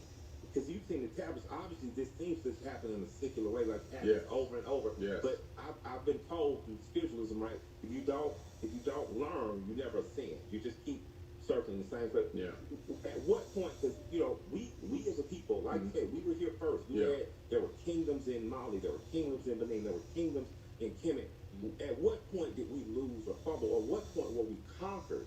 And why can't we remember? Like, who put the pyramids there? Yeah. What are they for? Is there anything under? Yeah. And why aren't we ever accredited? Yeah, we're never credited. We did. Yeah, I know, right? I saw one credit one time from National Geographic. I believe it was, it might have been 9 years ago in a National Geographic episode, magazine, where they showed, the title was The Black Pharaohs of Ancient Kemet. I was so shocked. That one I was I was so stunned to see that. Any of them were. I bought it and saved it. I still got a copy of it at home. The original, magazine. But you go back tens of thousands of years, pre-dynastic Egypt, you discover that Egypt was black. Even the Mali, the tribe in Mali, which is the Dogon tribe you mentioned earlier, they were original inhabitants of ancient Kemet. Oh, wow. They had achieved a golden age with all that knowledge that they had. But the problem is they didn't have, even today, no police force, no military. And while they were doing arts and crafts and studying the stars and everything else, and, people came and said, oh man, they ain't got no protection. And they just took them over. What people don't realize is ancient Egypt was overthrown, even through ancient Egypt dynastic as well, a total of 7 times. So, but somebody's going to hear what you just said. You said, how could you be such an advanced civilization? You don't think to have an army, you don't think to have, and you, just like someone could be born with a dominant gene, I would argue that someone could be born with a gene of peace, of prosperity, of giving. And I say for all who doubt, and this, I'm not saying I'm a full believer in everything I'm hearing, but have you ever read Columbus's diary, where he talked about meeting natives? That's right. And how docile and pure and giving they were, and his words were not, I feel that I should be in reciprocity with them, or we could help them, or we should just leave them alone. Yet it was I could brutalize and take every goddamn. They recognize it immediately. Yeah, and went in. So I just say in my conspiratorial mind, and listening to folks like you, when I think about that tribe that looks like you, like literally you, like you one of the tribe out in India. Yeah. They don't allow people on the island. You try to come on the island. Oh, it's over. You done. What do they see? What do they see though? Because my thing is, what did you see that caused this tribe to say we don't want contact with nobody? Their ancient culture, going back thousands of years, witness what happens when you allow visitors to come in, and you're peaceful and you're calm and you're nice to them. They come and they dominate, they take over and they control you, and they unalive you. They unalive your kids and everything else right in front of your eyes. The way that, for example, most religions took hold across the world was it wasn't spread by peace and love. These people came in and they took the village leader, drugged that leader into the middle of town, strung him up, and said, y'all gonna learn this, and I'm gonna torture this guy until y'all agree. And then everyone started learning the language and believing in their gods, and by the second generation, it's automatic coming out of the womb. You're already in. You're locked in. Do the powerful and elite believe in any God at all? Or No. Okay. No, they don't believe in any God. They pretend to. You see what happened. Deepak Chopra just, he just got caught up in the Epstein files. I didn't see that. God is a construct. God ain't real. But little girls are real. This is what he's talking to Epstein private account. He's in there over 3,000 times. He's talking to Epstein back and forth. And he's trying to get little girls from Epstein and everything else. And he says in there, God's just a construct. But little girls, they're real. So here, Deepak Chopra said this. Oh yeah. Oh yeah. It's all kinds of. It's just. These people are crazy, man. I often wondered why the elite hate the poor. And the poor seem to be free. Yeah. And what I mean by that, if you want to fuck and have fun and dance and sing and care about the arts, that's kind of like what po folks. I don't give a fuck if you're Irish or if you're black from Chicago. Yeah. Po folks know how to throw a party. Yeah. Is they tend to keep things secret or want, like if you want sex, then it's just, if I'm Bill Gates, I'm not texting no motherfucker. Like, hey man, I done got burnt. I already got a doctor. They take care of that. I'm not hitting no motherfucker about the I'm gonna go find my own bitches. I got a billion. What is it that keeps that secrecy and that conspiratorial, and is it beyond just sex? Because I remember in 2011 landing in the United Kingdom, and when I landed, there was a big deal in Parliament that Jimmy Savile or Seville, however you say his name, was like their Dick Clark, was a tremendously evil man. Built hospitals, had torture chambers, tortured kids that were autistic, and they said that other people were with them. They even named people out of the royal family, and then they said we're going to bring these people life if no one ever got brought to life. No, it ain't gonna happen. These people are doing this for a very long time, and it's it's this oxytocin gets released when they dominate, when they put up their power and domination and torture. You look at the papal inquisitions, right? You go back to the paper under the order of the popes. They tortured, killed, and slaughtered over 80 million people. Over 80 million for fun. 80 million. They have for fun. They have a museum. You go to Rome, they got the museum. They got the tools, the torture tools. They got them on display. Look what we had. They had the Pope's spear, and it was this device that was shaped like this with spring loader. They would put it inside of a woman's vagina and pop it open and explode the vagina from the inside. They had this spire, pyramid spires, a pyramid with a long, thin needle on it, steel, and it would roll a man up by his hands and roll him up into a tree and then drop him down through his anus onto the spear over and over and over and over again. And they had all these crazy torture tools, and they got the most joy out of torturing people until they died. So it's Ramsey Bolton from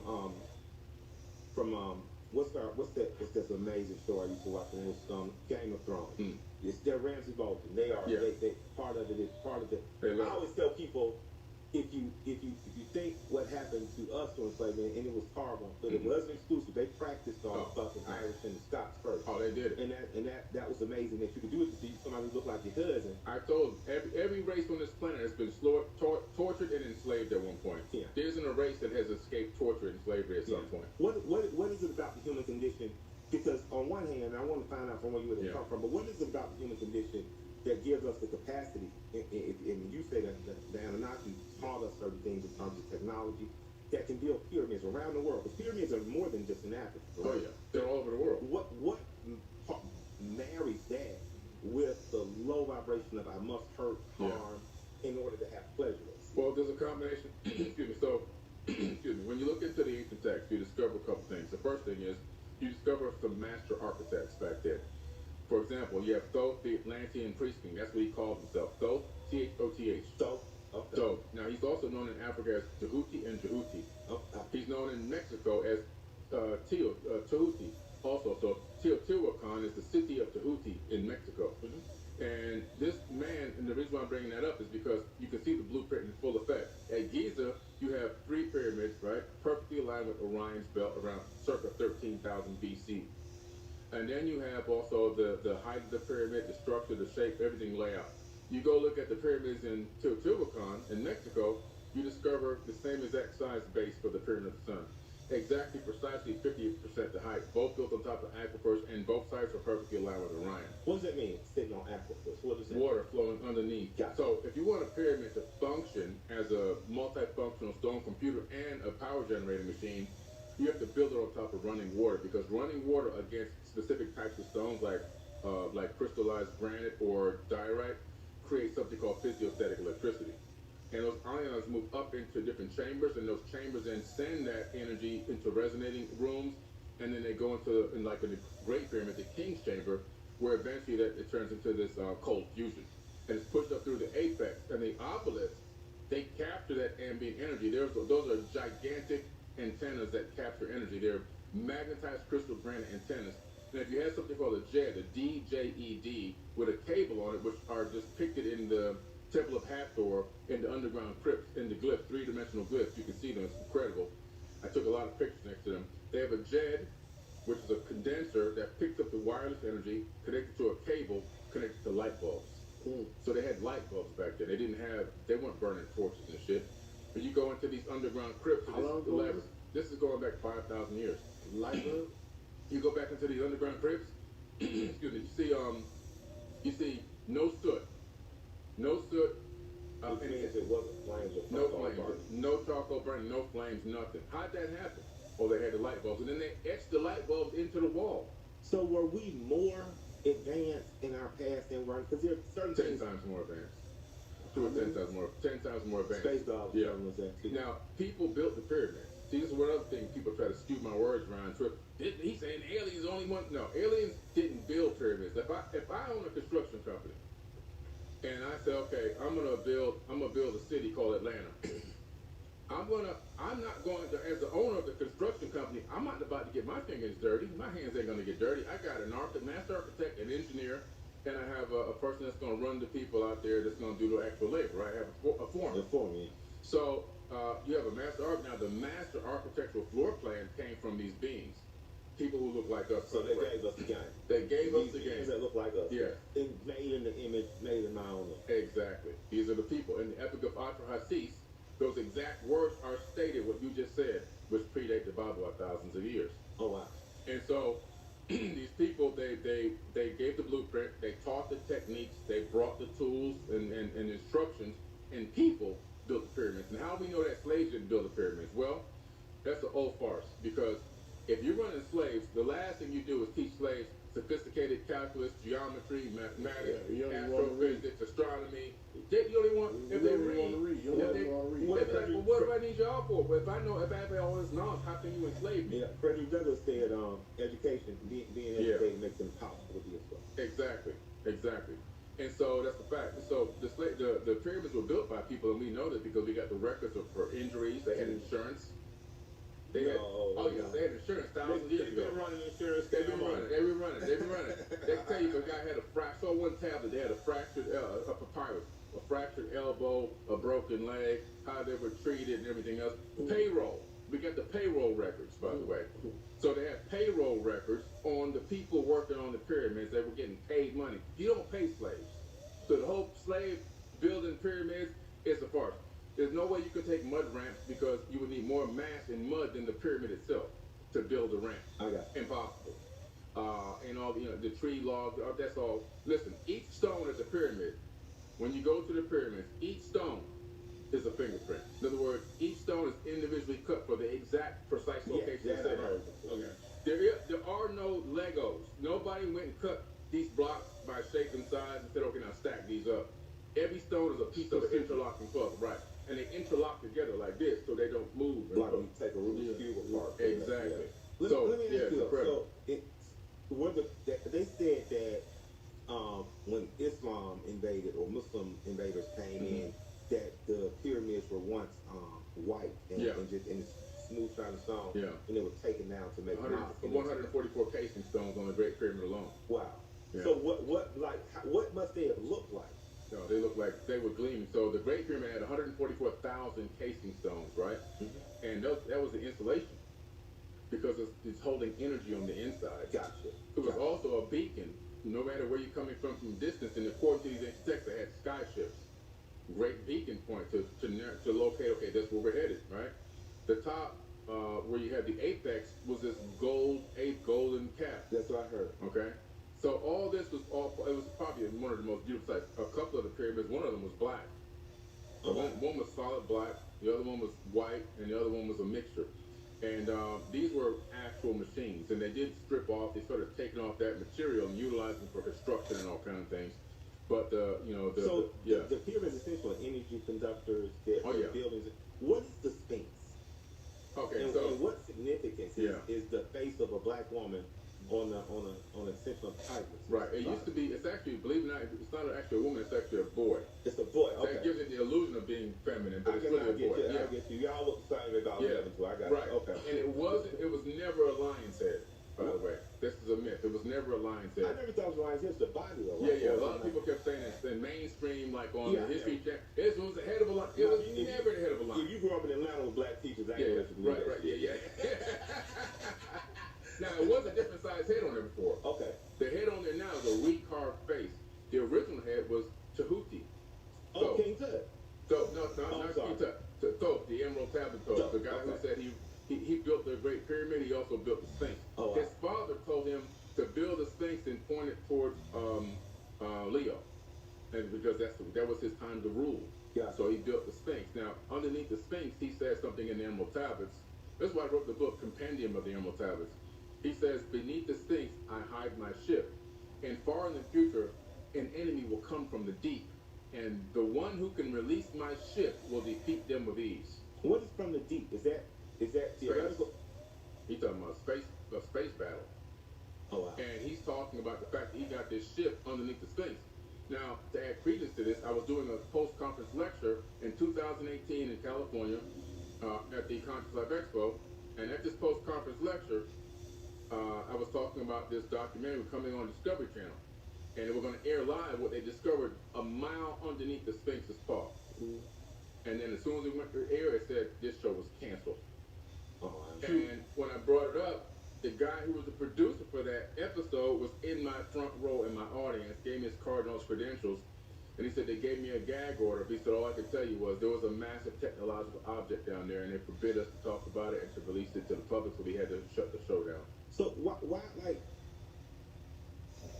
disturb us with chaos, and why are we giving information so slowly? Is it to keep us uneducated or ignorant? Or well, if we knew the truth about the ancient past, a couple things would happen.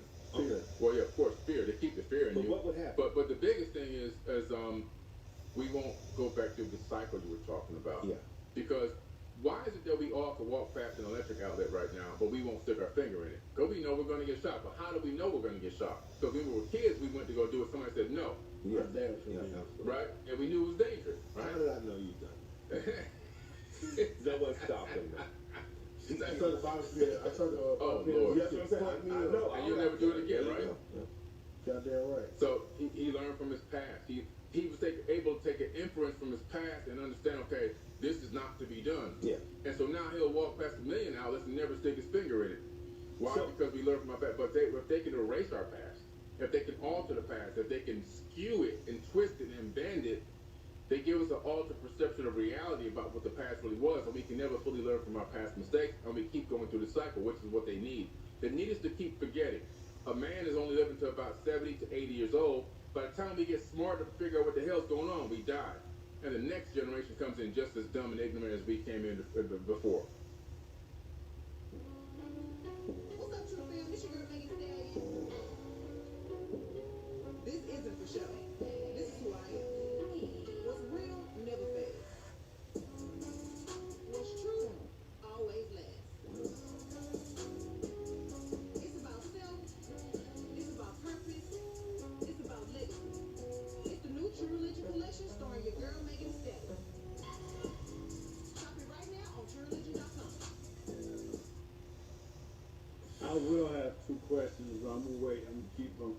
gonna let you keep going. You just so oh, Yeah, you y'all raised let your me hand up, nerve. I'm gonna say some shit. Let me ask you something I hadn't heard before, but I thought I hadn't heard the word fractional holographic universe. Yeah. And that's essentially a theory of like the Matrix. Like none of this is real. None of this is just like an agreed It's all upon an reality, illusion. right? It's all an illusion So based we on our fake right now? consciousness. It's not that we're fake. Our energy is real. Our energy and consciousness is real, but the realm itself is artificial. So this is simulation. It's all a simulation. Okay, now what it means is it doesn't take away anything from anybody's religious beliefs, because all religious beliefs and all indigenous tribes around the world agree with one thing: we're living inside of a creation. Yeah. What fractal holographic universe and the understanding of the matrix and the observer effect does, it explains the method used to create this reality. So, okay, we're living in a creation. Well, how is it made? What is it made of? We're living in a matrix made of light. When scientists and quantum physicists zoomed into reality as far as down as they can go, what they discovered was pixelation. The same pixelation you get on your computer screen or your TV if the image starts getting broken up, like low bandwidth or whatever, right? And they were like, holy crap, what is this doing here? Then they saw the largest image in the smallest piece. So they recognized that the universe was fractalized, that we're living in, you can only see that same resemblance in a hologram. And so a fractal is a pattern that repeats itself as smaller and smaller patterns. And so they said, okay, let's analyze the nature of matter itself. And they began to realize that all matter is what we're saying. This is a solid microphone. This is a solid cup. What they noticed was, no, it's not. It's just light waves slowed down to a particular frequency. And they said, holy crap. So they did this experiment called the double slit experiment. And they took this microscopic box and they put a partition directly in the middle of the box with a slit in it. On behind the slit, they put a tiny little gun that can shoot one electron at a time towards that slit, going to the middle partition, which should have went through to the back of the box. When they looked in the back wall of the box, they saw a wave pattern. Waves of light hit the wall, not a single individual electron. They said, how in the world can an electron turn into a wave of potentials when it should have been just single digital information? So they did it again, but they put a looking device inside this time. When they put the looking device inside the little box to see what was going on, the electrons decided to stay solid and not become waves. They took it out, they became waves. They put the camera back in, they became solid. They said, wait a minute. The act of observation, conscious intervention with matter changes it. So it means that collectively we are all creating this reality. How does the brain work? Let's look at the fractal. On the macro, the universe is a mind. On the micro, the universe is our mind inside of our heads. Now let's look at ourselves and we'll understand what the universe is doing. And our brain is encased in darkness, right, in this skull. But it has friends: hearing, sight, taste, feel, touch, and all this, right? Smell, hearing. It's all the sensory perception. It says to its friends, go out there and collect me some data.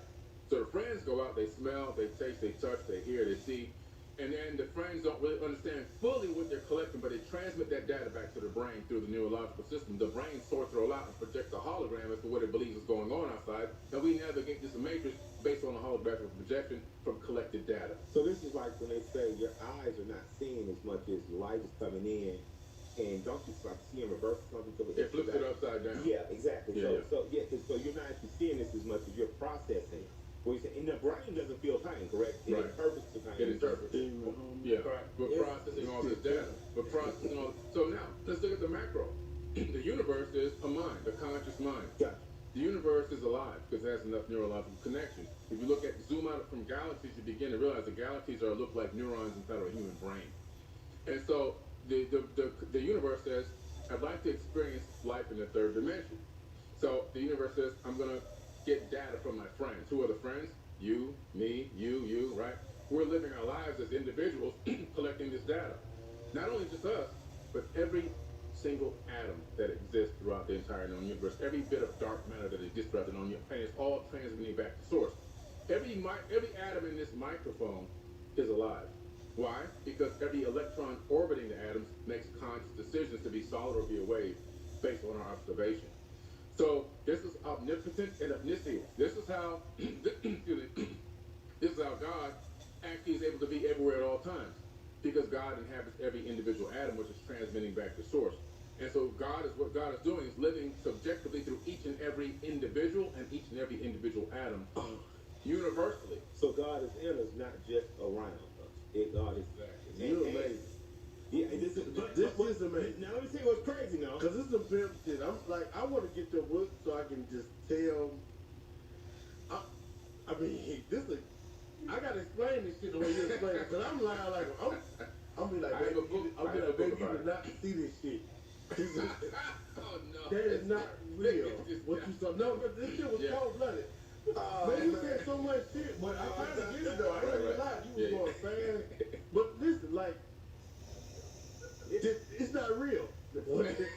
What you thought you saw? That hat on your head. No, what you thought you saw is not fucking real. Like, he just let me tell you how not real. One more. Let me tell you how not real this is. I'm believing that. Hold on. Okay, listen. No, don't laugh at me. He came back. Now I'm listening to shit. I gotta get here. You here with us? Well, he got a lot of information going on, like for real, boy. I'm talking about, goddamn, the little gun that can shoot the walls. And you're like that teacher. I couldn't wait to get to your class. I appreciate it. Because I was gonna go away. We had an encyclopedia. Yeah. We weren't poor. Mm-hmm. We were working class. Yeah. And so why you gotta do that? Why you gotta do that, Mike? Look up. You didn't know you were poor, so it wasn't a shot at you. It's not his boy.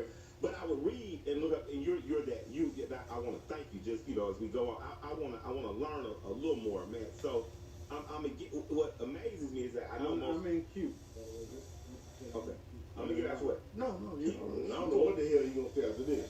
Do people cling to religion and systems and beliefs because we are afraid of instability? We're afraid that like Batman and Joker, their relationship is a beautiful one to me because Joker, I believe, loves Batman as much as Alfred. Of course. He's simply trying to tell them the world is fucking chaos. Your parents are already dead. You will never bring them back. Bruce, I have to show you that the world is chaos and human beings are nothing more than animals in instinct, right? And Batman is constantly trying to control, trying to fix. He represents the system, essentially. You know what I mean? Yeah. And it's amazing he comes from the elite. Why do I feel like the fucking Joker most days? Yeah. And I'm scared to even speak. Yeah. Because I'm like, these niggas gonna kill me. I mean, what? I know the feeling. What brought you to know this? Yeah. Deeper teacher, what brought you to want to impart this wisdom on the world? Well, I tell you, when I was very young, living in New York, in Queens, that's where I was born. My father used to have me reading books. He's noticed that I had an aptitude for reading and scholarship at a young age.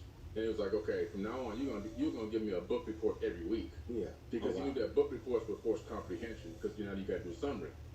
And we didn't have a lot of money, so it was whatever book was laying around, encyclopedias, and of course, the Bible. And so I'm reading this Bible, and I'm doing these book reports, and I'm starting to notice a lot of strange things at the age of 5, 6 years old. My things ain't adding up. There's a lot of contradictory information. Some parts were good, some parts were great, and I could see like if I could apply this to my life, I would get a great result. But other parts were so dark and demented. I was like, yo, this doesn't add up. First one time you're saying this is God, and the second you tell me this is God. These two gods don't match At all. At all. They're two total opposites. When you go to the book of Isaiah in 47, he says, I create the good and I create the evil. Do what I say is the Lord. So all of a sudden you're realizing, the good and the evil is coming from the same source. It ain't coming from Satan and the devil and all these other characters. And you begin to realize, even when you analyze the Bible, you see that God killed over 3 million people, and that Satan didn't kill anybody. He was in agreement with one person going down. Hold on, they're gonna call it. I know they're gonna try to come from the head, but I'm telling you. Views of our guests do not reflect. I got the aunties in church, but they gonna call me. I heard you had that man that believe in Jesus. So let me ask you, will we ever live in a world where 75-80% more right than wrong? I believe it. We've done it before.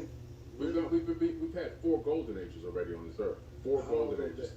Thousands of years. The last one was approximately probably no sooner than 2,500 years ago before it ended. It ended in collapse. Well, everything was better than worse. 10 times better. We lived in extended lifespans and everything else, right?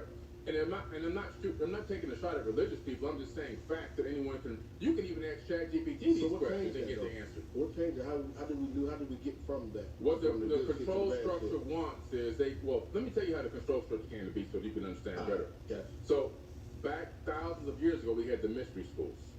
They weren't the Egyptian mystery schools. That came later. They were the mystery schools. Okay. And you could only get in if you were a hand-picked adept initiate. They saw something special in you, we want him, or we want her. You would have been in there. Yeah, I might have been. Like the X-Men. Yeah, right. Shit like that. Like the X-Men. The Exactly. X-Men. Exactly like that. And so, and so what they did was they created this knowledge base and this understanding, and also how to apply the knowledge, which is the most powerful thing. Because you can have knowledge. We can sit here and devour 10 million books, and we can sit in this room and never leave this room, and we're not going to have any impact on the world because we acted on zero knowledge. So what's the point? Right. But if we leave this room with the knowledge and then take action behind what we learn, we can change the world like that. So the knowledge is not power, it's the application of knowledge that's power, right? Okay. And they knew this. And then when these old wisdom keepers and masters and the Anunnaki leaders who were running these mystery schools disappeared from this last pyramid war that they had thousands of years ago, then by the second generation of these wisdom and mystery schools, they realized, well, I know my uncle and my grandfather were running like this, but if we use this same understanding, we can control this group of people. Easily. And so, yeah, they broke apart and broke into multiple secret societies. All the secret societies stem from the ancient mystery schools. All of them. How did they disappear though? Like Yeah, There was the a period of Anunnaki, war. after the war, did they just say we leave it? So it's like us abandoning a pet. There was a nuclear war. Oh wow. And the evidence of this is that Mohenjo-Daro in the Indus Valley. Mohenjo-Daro, look that up. The buildings, which were made of mud brick, turned to glass. The people's bodies today, in 2026, are still in the street. You already know about it. Oh wow. They're holding hands. Some of them are holding hands. Why do you tell me? Never scared. He said, all you want to talk to me about was criminal activity and karate. Advice to bicycle criminal activity and karate. Yeah. And so you can only get that temperature. You can only vitrify sand to 3,000 degrees. Giza, Egypt, where you see that sand and all that desert, Sahara Desert, moving right up to the pyramid, that was all lush and plush. It was all water. The Nile was right there. I heard that. That's evidence of a war. Just glass balls in the sand over there, 3,000 degree temperature. In one of the tablets, Enki talks to his father Anu, and he says, please, can you stop the evil wind? The black-faced people of the land are dying. The animals are dying, and he says that their hair is falling out, and their nails are falling out, and their eyes are bleeding. That's nuclear radiation, or radiation sickness. Oh, wow. And his father said, I cannot stop the evil wind. Get into your skyship and for abode. That means get the hell out of here. And that's exactly what they did. It's amazing. Man, it is amazing. Like, go ahead. Did you see that? You understand Oh, that? yeah. That's we in school. I'm a student. Yeah. You said you believe in God. Yeah. In what way? In because is that from a worship type of believe in God, or a love type of believe in God? In what way? Because for me, with this information, I'm a student. I stayed here till I know. with an empty cup. Yeah. I want information, but I also want to know exactly what you said. Martial arts, we're taught many techniques, but if we don't know how to apply the technique, they're useless. Yeah. So I want to know how, if you believe in God, but in what way? Yeah. I believe that God is a divine being, and he imbued this universe with this divine spark of energy. And I really don't believe it's even a gender like a he. I really believe that God is really this frequency or this vibration. It's our job to tune into God, what God actually is. That God is this ultimate love, right? This ultimate feeling. If you can close your eyes and think of one of the most greatest moments of your life and re-experience the love inside that moment, that's just a fraction of what God actually is, right? As a whole. And the vibration of love itself is what holds the universe together. But just as we have the vibration of love, we also have this vibration of hate or darkness. And that the two balance each other. The ancients called it yin and yang, right? Exactly, yes, that's exactly what that is.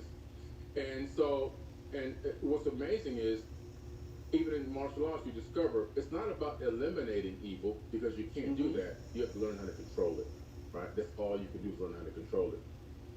So it's saying control evil, are we really saying control self? Yes.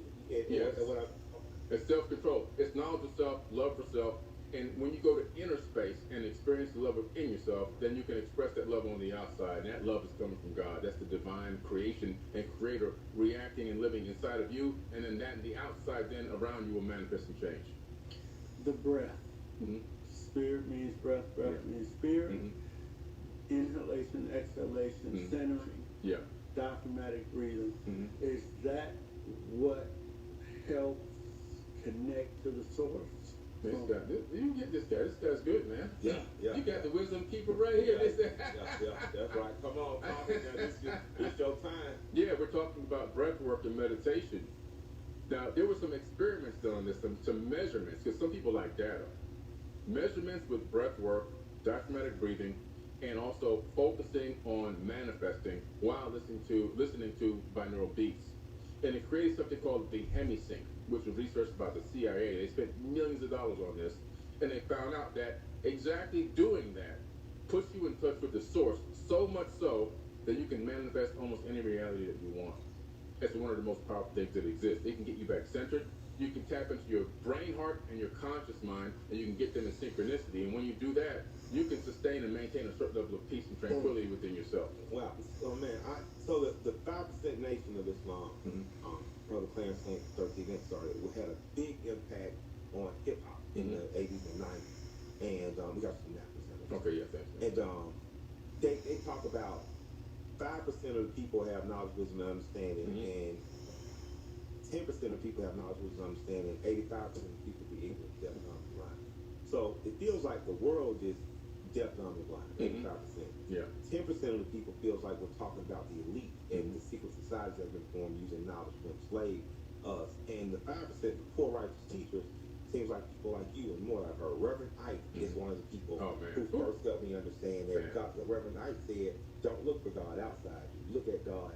Don't pray out, pray inward. That's right. Miss Louis Farrakhan, in my generation, was the person who said this. And then, now I turn on IG and I see people who don't look like me selling the same information that's been for free in my community. And I wonder, ultimately, do we break the system where we are, and do we get the 85% educated? And what happens beyond killing your masters? We've killed our masters; they're gone. But while they're here, how are they so protected? How are systems protecting them? Is corruption random, or is it something systemic? Corruption is planned for eons. Oh wow! Corruption. We're so used to eons. When I get my paycheck on Friday, I'm gonna do this. I'm gonna pay this bill. I'm gonna go hang out and I'm gonna buy some new Jordans. This the mindset we got. We living from moment to moment. Yeah. These people sit behind closed doors and they plan for thousands of years at a time. These plans are for eons. And none of these people black, right? That's As you said earlier in the show, there is no real race. Is really a construct invented by the Catholic Church. I get that part. To keep black folks, Moors, and Jews out. Right. But so it's a very short concept. So essentially, we're all here, but there's a I understand. Yeah, but let me ask you this: like, what's up?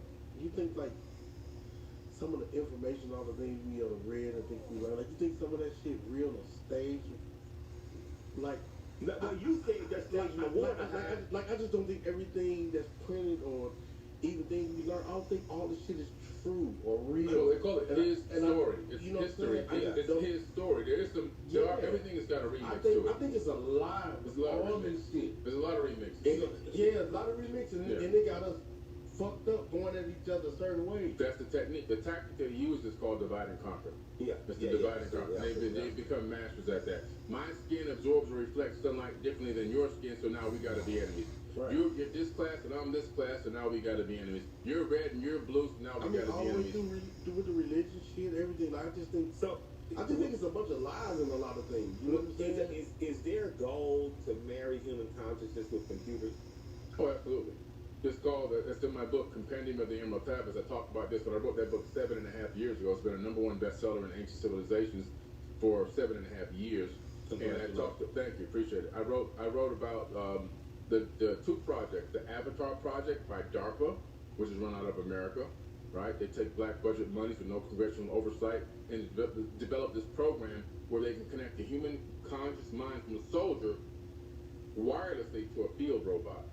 So that way, if the field robot is destroyed, the only thing that happens is the symbiotic link is broken. And then there's a 2045 project done by Ray Kurzweil out of Russia. And this project is to transfer the mind of a monkey into a computer, which they've done already. The monkey thinks it's alive. It's in the computer system eating bananas and climbing trees. The body's gone, long gone. They did this back in like 2015. The next one, I believe, is already the target number. The target date was 2025. Was to connect the human mind with a machine, which we know that's already been done by DARPA, so they've probably done that as well. But by 2045, I can take a skin cell from you. I can turn that skin cell into a stem cell. This is already now doable in genetics and science. I can then culture that into a group of stem cells. I can then use that to make a synthetic embryo, and I can clone you and grow a version of you. And then I can transfer your mind into your new body. Oh. You probably know Vistaprint for business cards, but did you know we print everything you need to get your brand in front of your fans? We print banners and signs that help your business stand out. We print postcards and flyers that get people talking. And we print must-have merch, like tote bags, t-shirts, and water bottles. Whether you want a few or a few thousand, we print on everything so that customers can go from noticing your brand to falling in love with it. Right now, new customers can get 20% off with code NEW20.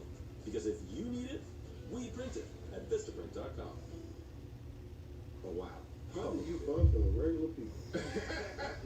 This is a regular, I'm just saying, like, now the science, I mean, for real, like, the sci-fi kid in me kind of loves the idea of that. But when I see a story that now people who pass, they're trying to create an AI to still post on your IG. They always play the fun at first. It's like the Catholics came with candy in the Bible, and when they left, we had candy in the Bible, and the land didn't belong to us anymore. Right. So it's the, hey, you can do this on your IG if your auntie's dying of cancer. You can still get advice from her. And people are like, oh, hold the fuck up. But some people I would imagine like, I get to be in heaven and in my mind, and I live in this. You can have immortality, a version of immortality. It's talked about in ancient texts. Yeah, see, this comes out. It's talked about in the Emerald Tablets. Thoth talks about this place, and when I take people on tour to Egypt, I take them to the Serapeum. It's this underground area about maybe 6 stories down, located at Saqqara. Down there, you walk into this area where you see these halls, and inside of each one of these alcoves are these megalithic diorite, crystal diorite boxes that are carved to perfection. They weigh anywhere from 70 to 1,000 tons, depending on which one you're looking at. Each one of these things is radioactive. I take my Geiger counter with me and I show people the radioactivity. But it's set up like a machine. There was electrum lining the ceilings all the way down. And according to the ancient text, they would put their bodies in these, the bodies that they cloned through stem cells, and they would transfer their mind into new bodies. And they would say that by that method they had obtained immortality, that they will walk amongst men, but unlike a man. And that's how they lived for so many thousands and thousands and thousands of years. Thoth said, 100 times 10 have I descended into the halls of Amenti, and 100 times 10 has my body been renewed. That's only 10,000 years. But he leaves each body in for 100 years at a time. Now we're talking 100,000 years. Oh, wow. Yeah, one person. If you look at the Sumerian tablets, there's a tablet in the Ashmolean Museum in Oxford, England. It's called the Sumerian Kings List. It's on display there. I went there and took a picture of it, a great picture of it.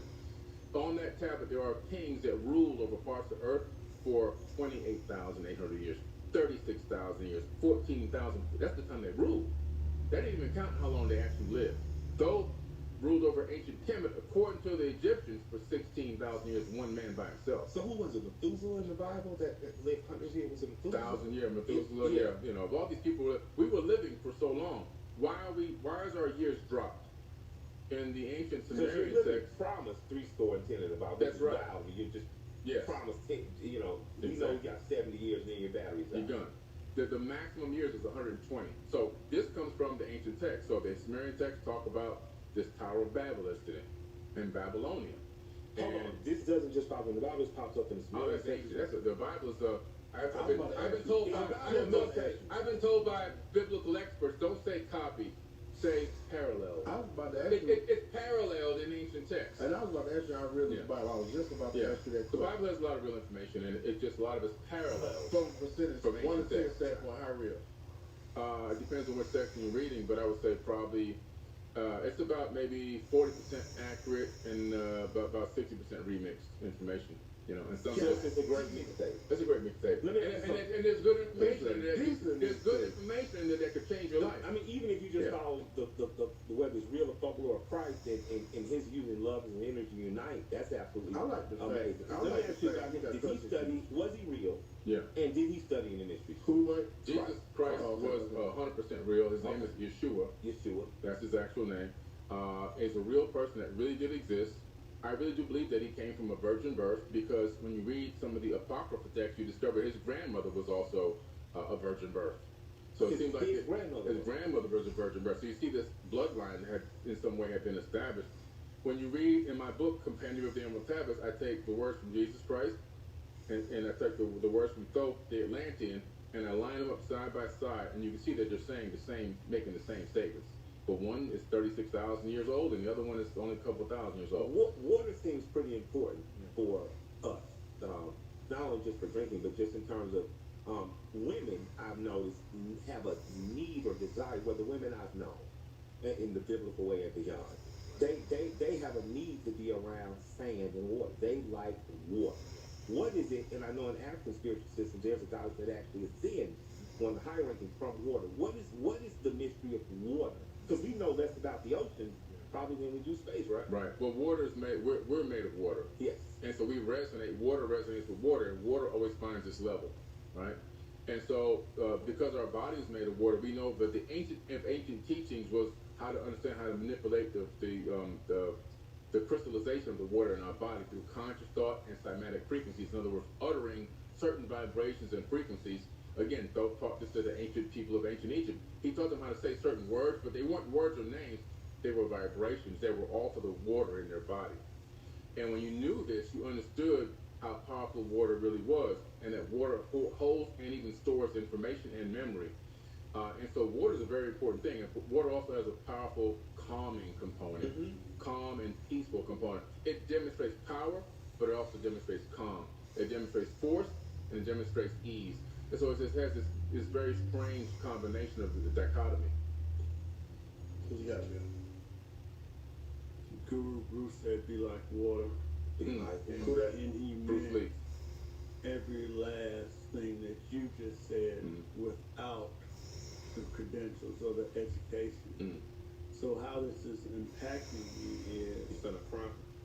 Yes, I have.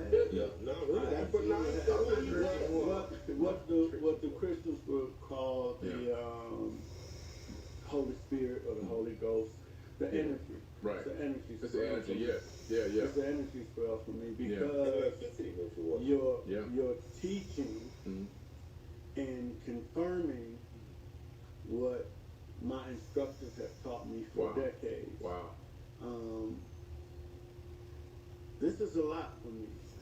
So, and I'm hoping that the people who get to watch this, especially my instructors in the arts or the sciences, are receiving the energy and being confirmed as well, because obviously these people have passed down some information that we didn't probably realize how true and factual it is.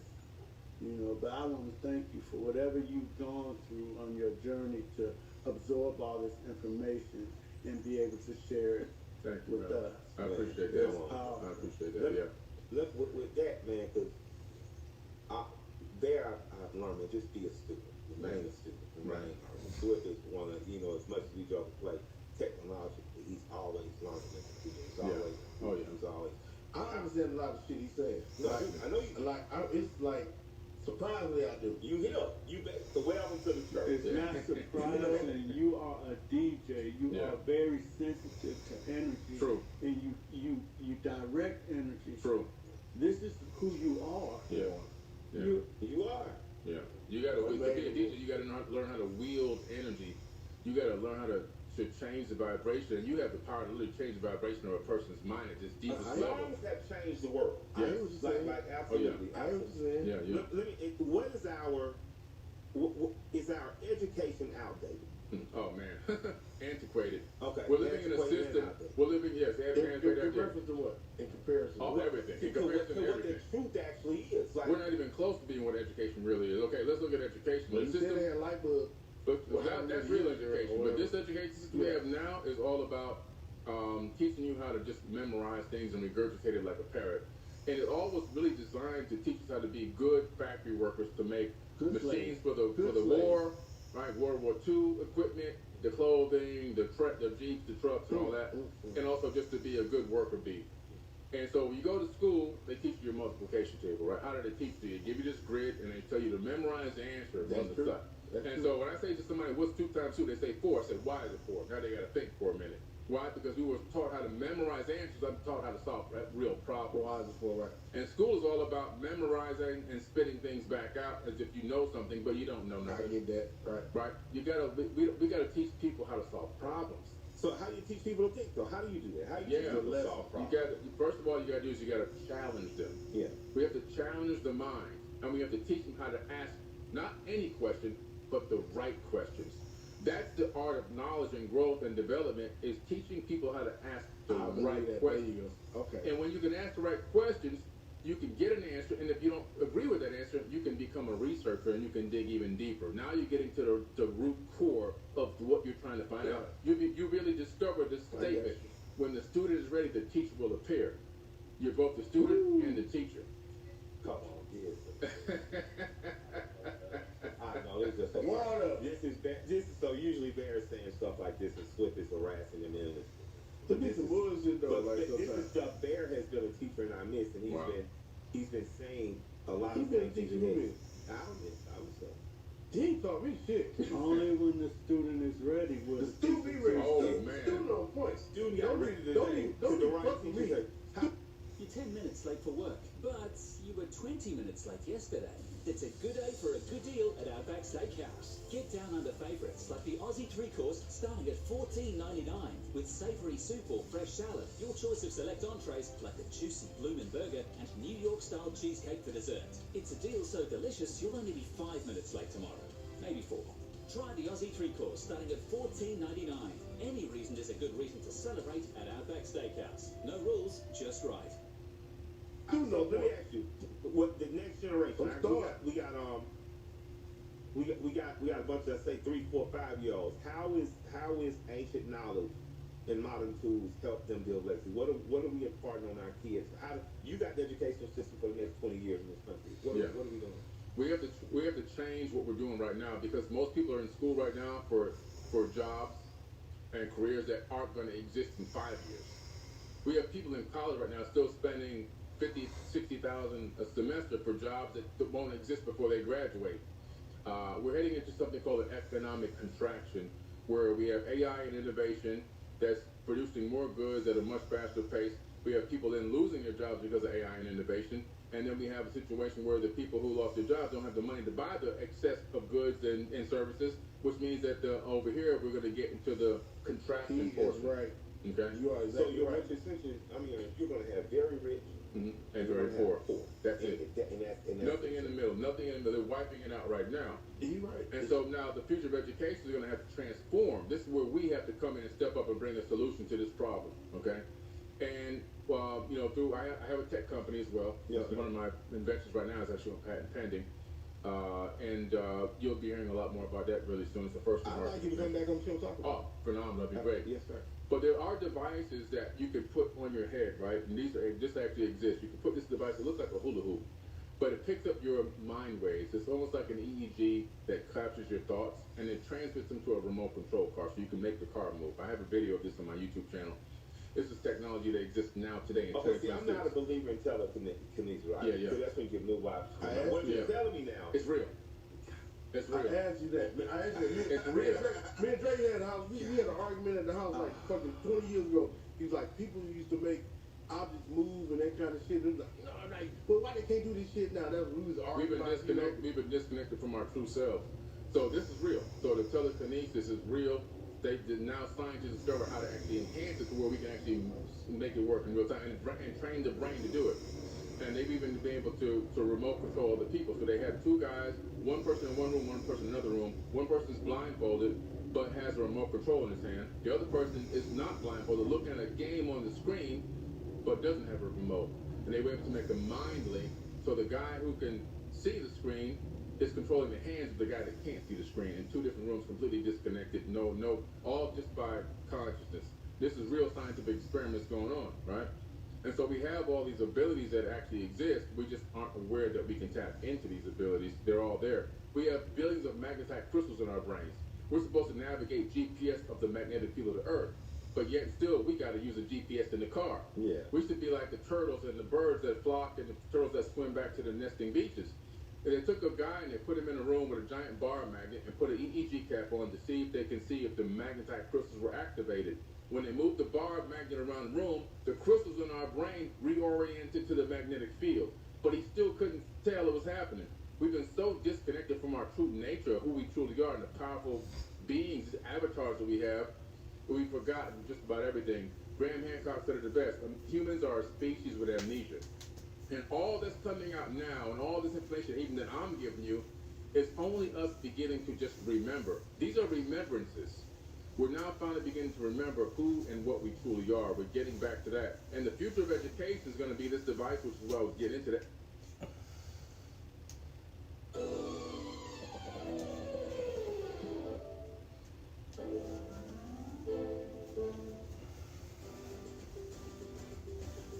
Hey Holmes, find me a 3-bedroom home in Atlanta, near a Whole Foods. Show me the kitchens.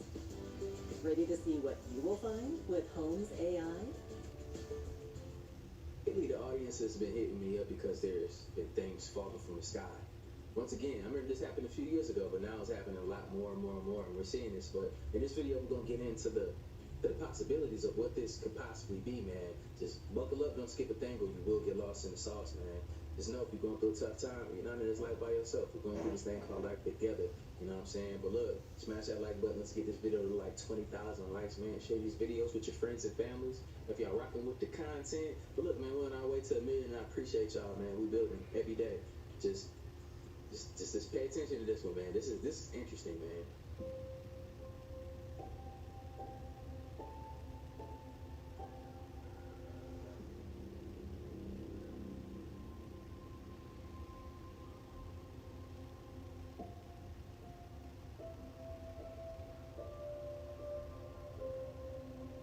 The music is crazy, though.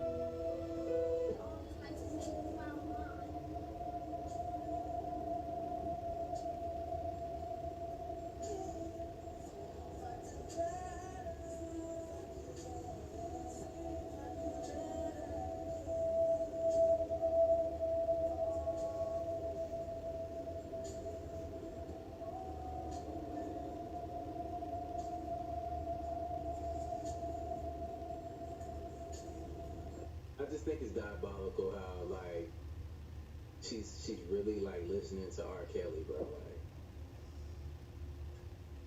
we gotta let some things go, man. We gotta let some shit go. That's one of them. What I'm going to show you is just a single meteor, or what you think is a meteor, and this is usually how you see it go across the sky.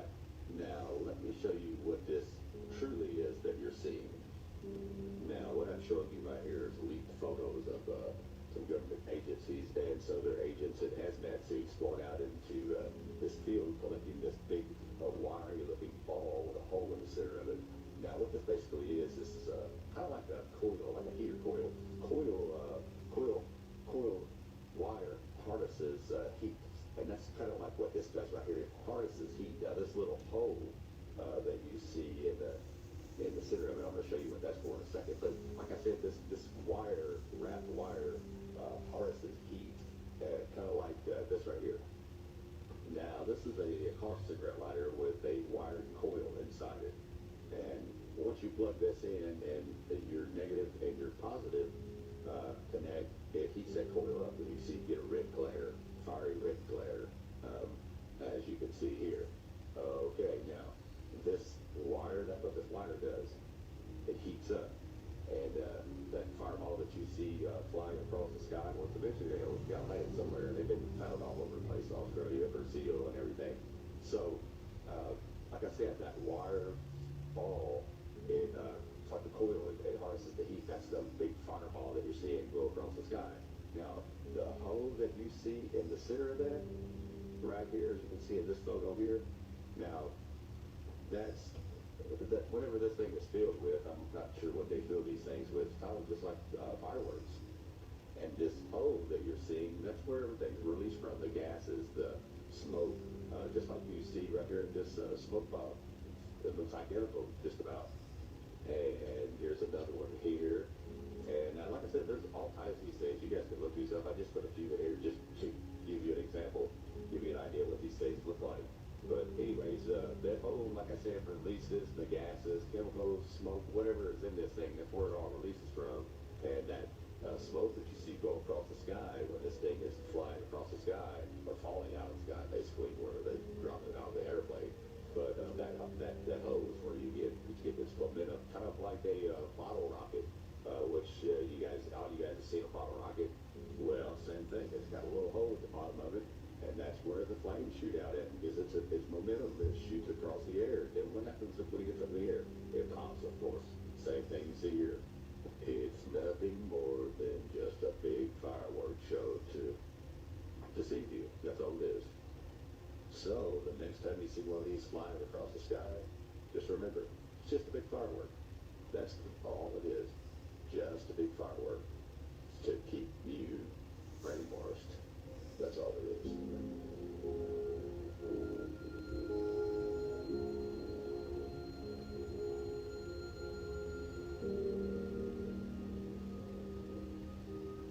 But think about it. You gotta understand, like, we live in a closed environment. You know, remember, like, if you believe in the Bible, people, like, you know, separated the water from the water, created the firmament. But, I mean, we got technology that keep people brainwashed, just like the green screens from NASA. When you can see the harnesses, and you can see mice in space, and there's a bunch of other odd, weird things that's going on, man. Like, come on now, like, it's crazy. The stuff that they put out here and what we believe, but together we're raising the vibrations, man. They can't no longer lie to the masses. Even the people that don't want to believe it, I understand that you want to be comfortable in your beliefs and you want to think that you know everything, but you know, this is the possibilities of what it could be, and shit looking strong. About everything else, but NASA didn't know about this. Yeah, okay. Look at that shit. Nah, you're gonna have people say it's nothing to worry about. Meteors hit the Earth all the time. And you're right. Meteors do hit the Earth all the time. But meteors that big, coming that fast, does not hit the Earth like that all the time. Let me add, that meteor was moving at 45,000 miles an hour. And we're not going to act like 45,000 miles an hour is it's moving at a slow pace. Yeah, all right. We ain't even make it to the middle of 2026 yet. And look at all the shit that's happening. I'm out. So the moment they change their story, they're lying. If you don't know what I'm talking about, I seen an unidentified plane flying around Gatlinburg the other day. Military came, ran it off. Next thing I know, the skies was grayed out with, the lines and all.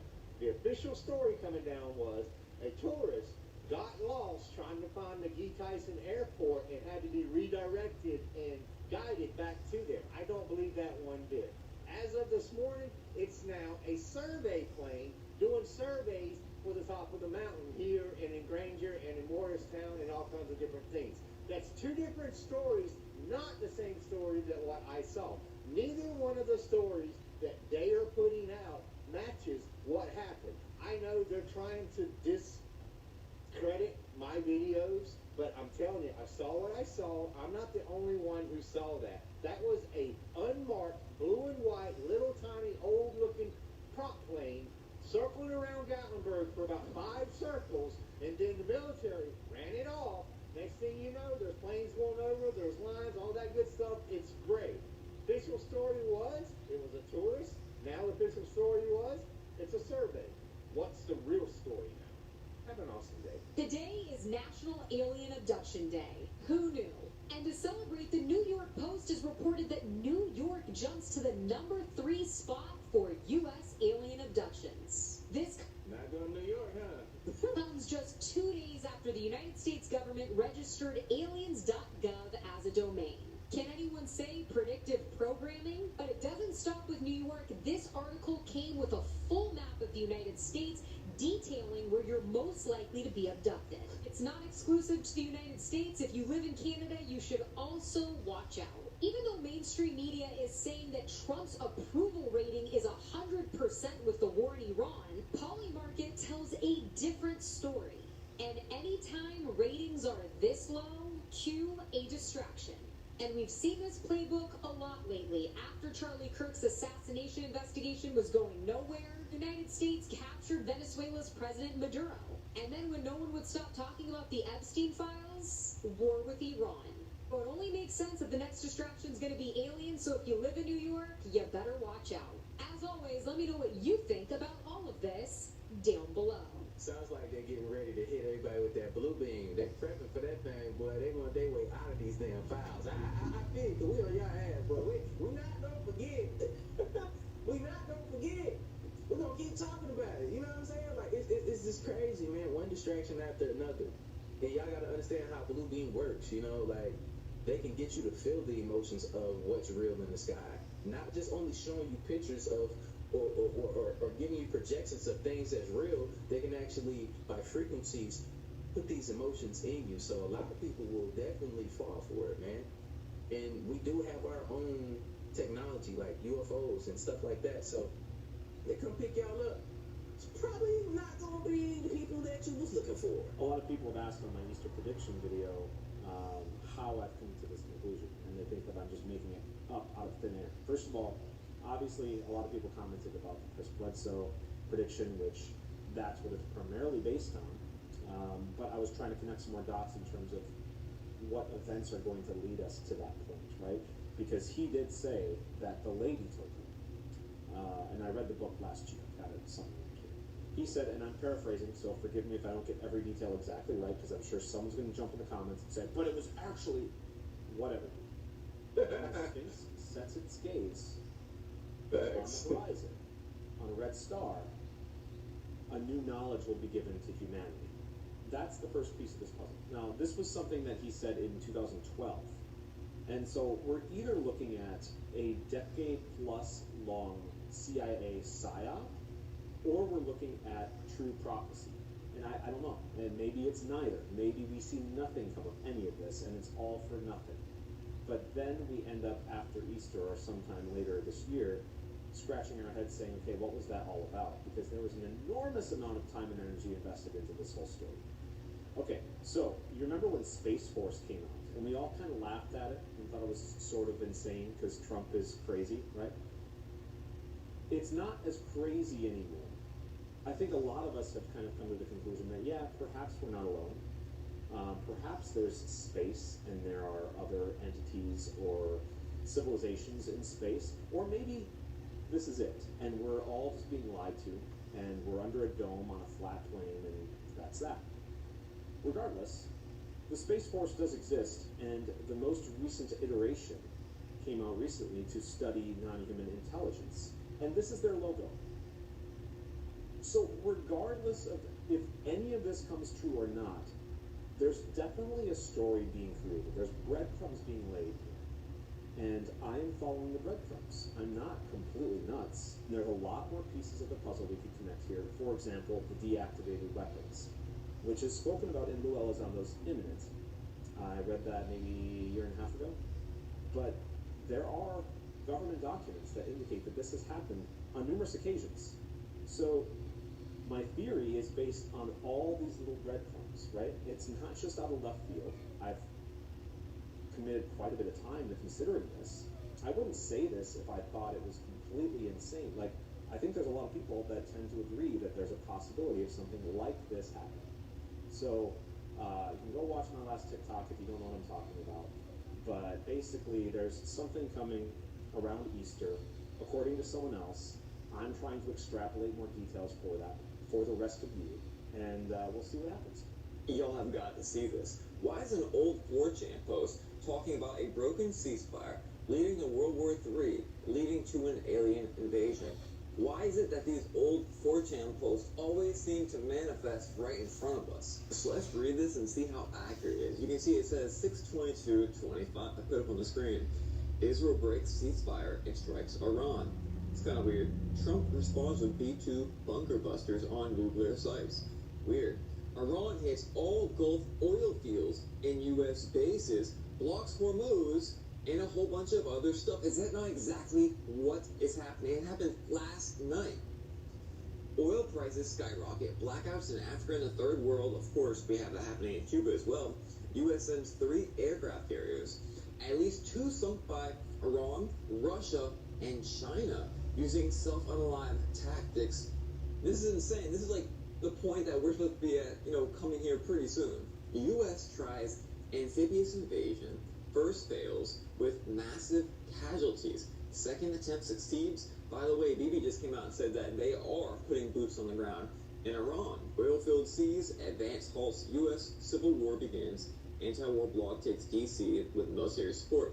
U.S. splits into 2 and retreats from the Middle East. And by the way, it's supposed to happen all by 2027. We had like the 2026 a doomsday map, And of course, we had that really weird site that people would use to get analytics, especially geopolitically and military-wise, which also showed some great reduction in population happening. So it's kind of weird how this all comes together. Turkey betrays NATO. That is seemingly how it's going to go. Joins Russia, Iran, China alliance. China invades Taiwan. Now, look, this is all bound to happen, obviously. Russia is going to take Europe like the George Orwell map. We know China's been waiting to go in on Taiwan for years now, and they're surrounding it right as we speak. North Korea invades South Korea. Of course, Japan fails to stop it. The president was just meeting with Japan earlier today. Fast forward, a bunch of tactical nuke things happen. And it says 3 weeks of nuclear events, and then a fake alien invasion begins. MJ-12 releases synthetic alien soldiers. By the way, these are all, the classified government documents that talk about all this stuff, Majestic 12 and Project Blue Book. PLFs hunt survivors, FEMA camps classified people as useful or undesirable. By 2027, 5 billion have been unalive. Fake aliens defeat the help of the real ones. I told you there'd be a good cop, bad cop with aliens, but they're all friggin' evil. It's one world government under MJ-12 in the UN, done with the rock destroyed. Script complete. Insane stuff. Let me know what you think below. Wait, no. Don't leave. Let me say bye, but I have a question.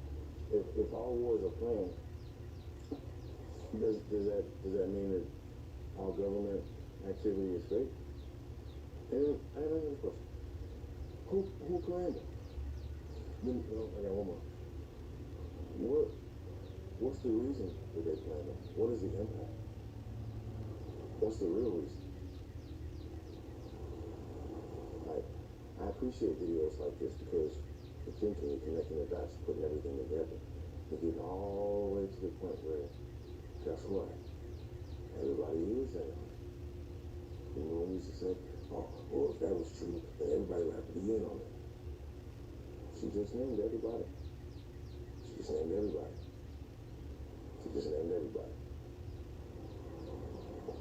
And I gotta start looking at this and saying, hey,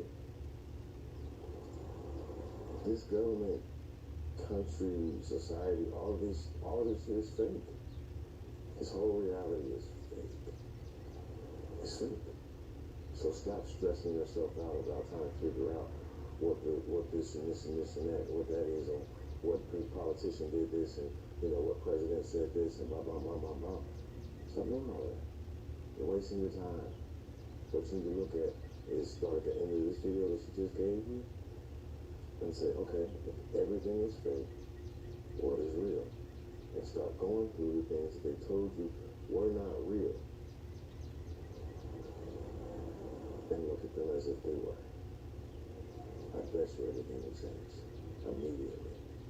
For those with eyes that can see, how long do you think we have here in America before things drastically change overnight? To the average person, I would say get your board in the water and prepare to paddle like all get out. The tsunami of a lifetime is coming, and nothing your elders have seen is going to prepare. There's no good advice to give that's specific. Let's put it this way. One of the things people tell me about their moving from one city to another, I have a phrase that nobody likes, which is every place is over. Oh, I'm moving to Austin. Yeah, it's over. Miami, it's over. Nashville, over. You know, all these places are over. And every occupation that is named is over. I'm going to be a dentist, radiologist, accountant, teacher. These are all over. Whatever's coming, get flexible. Get good. Get good on a bunch of different stuff. Learn how to think across disciplines. I have no idea what's going to be like for us. But you know, somebody's going to come out on top. And I hate to tell people that you should try to come out on top. I don't think it's healthy to have everyone trying to be world class. I think you should be able to just have a life. And I have a golden retriever. I don't know that it's the greatest golden retriever in the world. Sometimes I think it is. It does a lot of dumb stuff. But he's my golden retriever. I just don't think it. I think that this mania for optimization, like if you look at your own videos, you'll find some of the best performing videos are, this is how to succeed. This is how to get anyone you want. This is how to get out of a bad situation. People just want capacity. But for what? Okay, you've optimized your day, you've optimized your health, your social media is optimized. Now what? So again, how long do you think we have until things drastically change here in America? We'd love your thoughts below. Get here. This operation paperclip after a World War II short recruited German scientists with strategic value. Thought I could help their cause. I also helped my own. After the war, SHIELD was founded, and I was recruited. The new Hydra grew, a beautiful parasite inside SHIELD. For 70 years, Hydra has been secretly feeding crisis, reaping war. And when history did not cooperate, history was changed. That's impossible. SHIELD would have stopped you. Accidents will happen. Hydra created a world so chaotic that humanity is finally ready to sacrifice its freedom to gain its security. Once the purification process is complete, Hydra's new world order will arise. It's not what we thought it was. It's been taken over by Hydra. Alexander Pierce is their leader. The Strike and Insight crew are Hydra as well. We don't know how many more. I know they're in the building. They could be standing right next to you. They almost have what they want. Absolute control. They shot Nick Fury. And it won't end there. If you launch those helicarriers today, Hydra will be able to kill anyone that stands in their way. Unless we stop them. I know I'm asking a lot. The price of freedom is high. I was asking you. It's a price I'm willing to pay. And if I'm the only one, then so be it.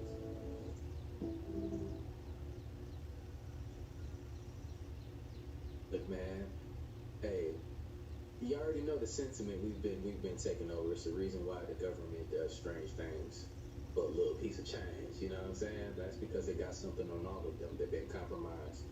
And you can see that with relation to the Epstein files. They're eating babies, and they've been compromised. Some of them are not themselves anymore. Just like the reference of this movie, with everything, it lines up perfectly. Like, a lot of the government has been taken over, and they've been showing us this shit in predictive programming with like The Simpsons and everything else. It's more than a prediction. They already know. They just have to kind of tell your ass just a little bit. The 6G network. I just I was a leader on 5G getting that down, and now they're up to 6. What does that do? Give you a little bit deeper view into somebody's skin? See how perfect it is? 6G is coming in 2030. That's the public launch. But testing began years ago in controlled zones across Virginia, Osaka, and EU smart grids. And here's what they won't tell you. 6G doesn't connect your phone. It connects you. In 2023, DARPA and ATIS ran a closed pilot across federal buildings in Northern Virginia. The tech? 6G presence nodes, powered by terahertz bands that don't just transfer data, they mirror you. Each user's gait, tone, even heart rhythm became part of the signal loop. The system adjusted light, sound, even push notifications based on real-time biometric drift. It's called adaptive ambient sync, and it's not theory. In the Arlington test zone, over 200 participants unknowingly entered what the internal logs labeled a behavioral sync cluster. Result? 68% changed walking pace within 90 seconds. 52% began mirroring posture. Average voice pitch dropped 12 hertz across the zone, without prompt or audio cue. This isn't cellular, it's presence modulation, backed by Samsung's 6G white paper, verified in Hexa-X testbeds, and buried in Appendix 9 of the Defense Communications Futures Report, blackbarred until last quarter. You were never the user. You were the interface. Want out? Disrupt the loop, delay touch input, break rhythm, avoid high-band hotspots during emotional peaks. Because with 6G, you're not browsing, you're being tuned. Tuesday accessed the relay logs. They weren't encrypted, because they assumed no one would read drift code but them. Now you have. I'm fucking tired of this fucking shit. I'm fucking tired of this fucking shit. I can't believe how fucking tired I am of this fucking shit.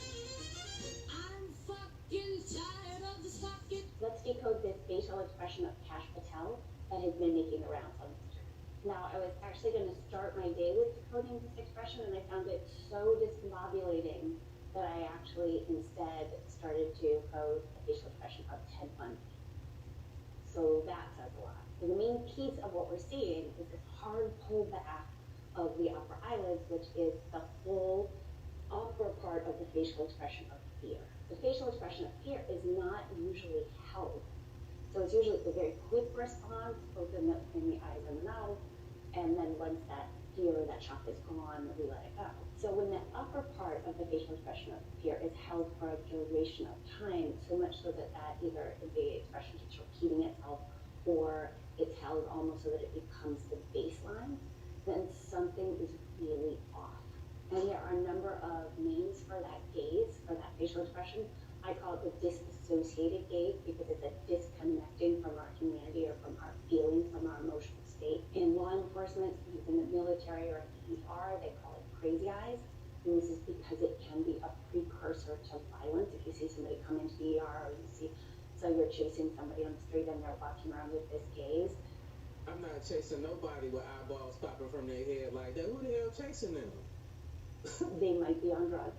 They might be responding to PTSD, and they might be emotionally very, very volatile.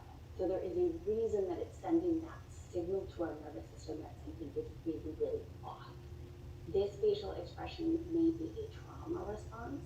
Maybe that the person is walking around in constant terror. It may be that they're really overwhelmed, overstimulated, and disconnecting from all of their emotions. But in any case, it is a huge red flag. Now, I do want to make note of the fact that those of us who are neurodivergent, or those of us who have individuals, friends, family members, loved ones, colleagues that are on the spectrum of autism, we do know that this is sometimes a facial expression that people will make when they're very, very overwhelmed and overstimulated. So it is not necessarily a facial expression that is going to lead to violence, but it is telling us that their nervous system is completely overwhelmed. However, when you do see it in a stranger, or your nervous system is giving you other signals that the person may not be safe, I want you to pay close attention to it. My other rule has always been that when somebody's making this facial expression as part of their baseline, they're making it repetitively. If it's a friend or a loved one, try to get them some help. Try to have a conversation with them, see what you can do, just be supportive, maybe you need professional help. Do not leave somebody with this facial expression in charge of your children. I'm Amy Sunblad, and I teach facial expressions. Well, you more than in charge of my damn children. That's definitely concerning. I know when I seen his facial expression, I was clearly concerned from the beginning. Let me know how y'all felt about this man's facial expression when you first seen him do that shit. I already knew that shit's just not normal. And if you can read the room, the people that are deeply connected, like with frequencies and stuff, you can feel the vibes. That's why they say, Kendrick Lamar, please don't kill my vibe.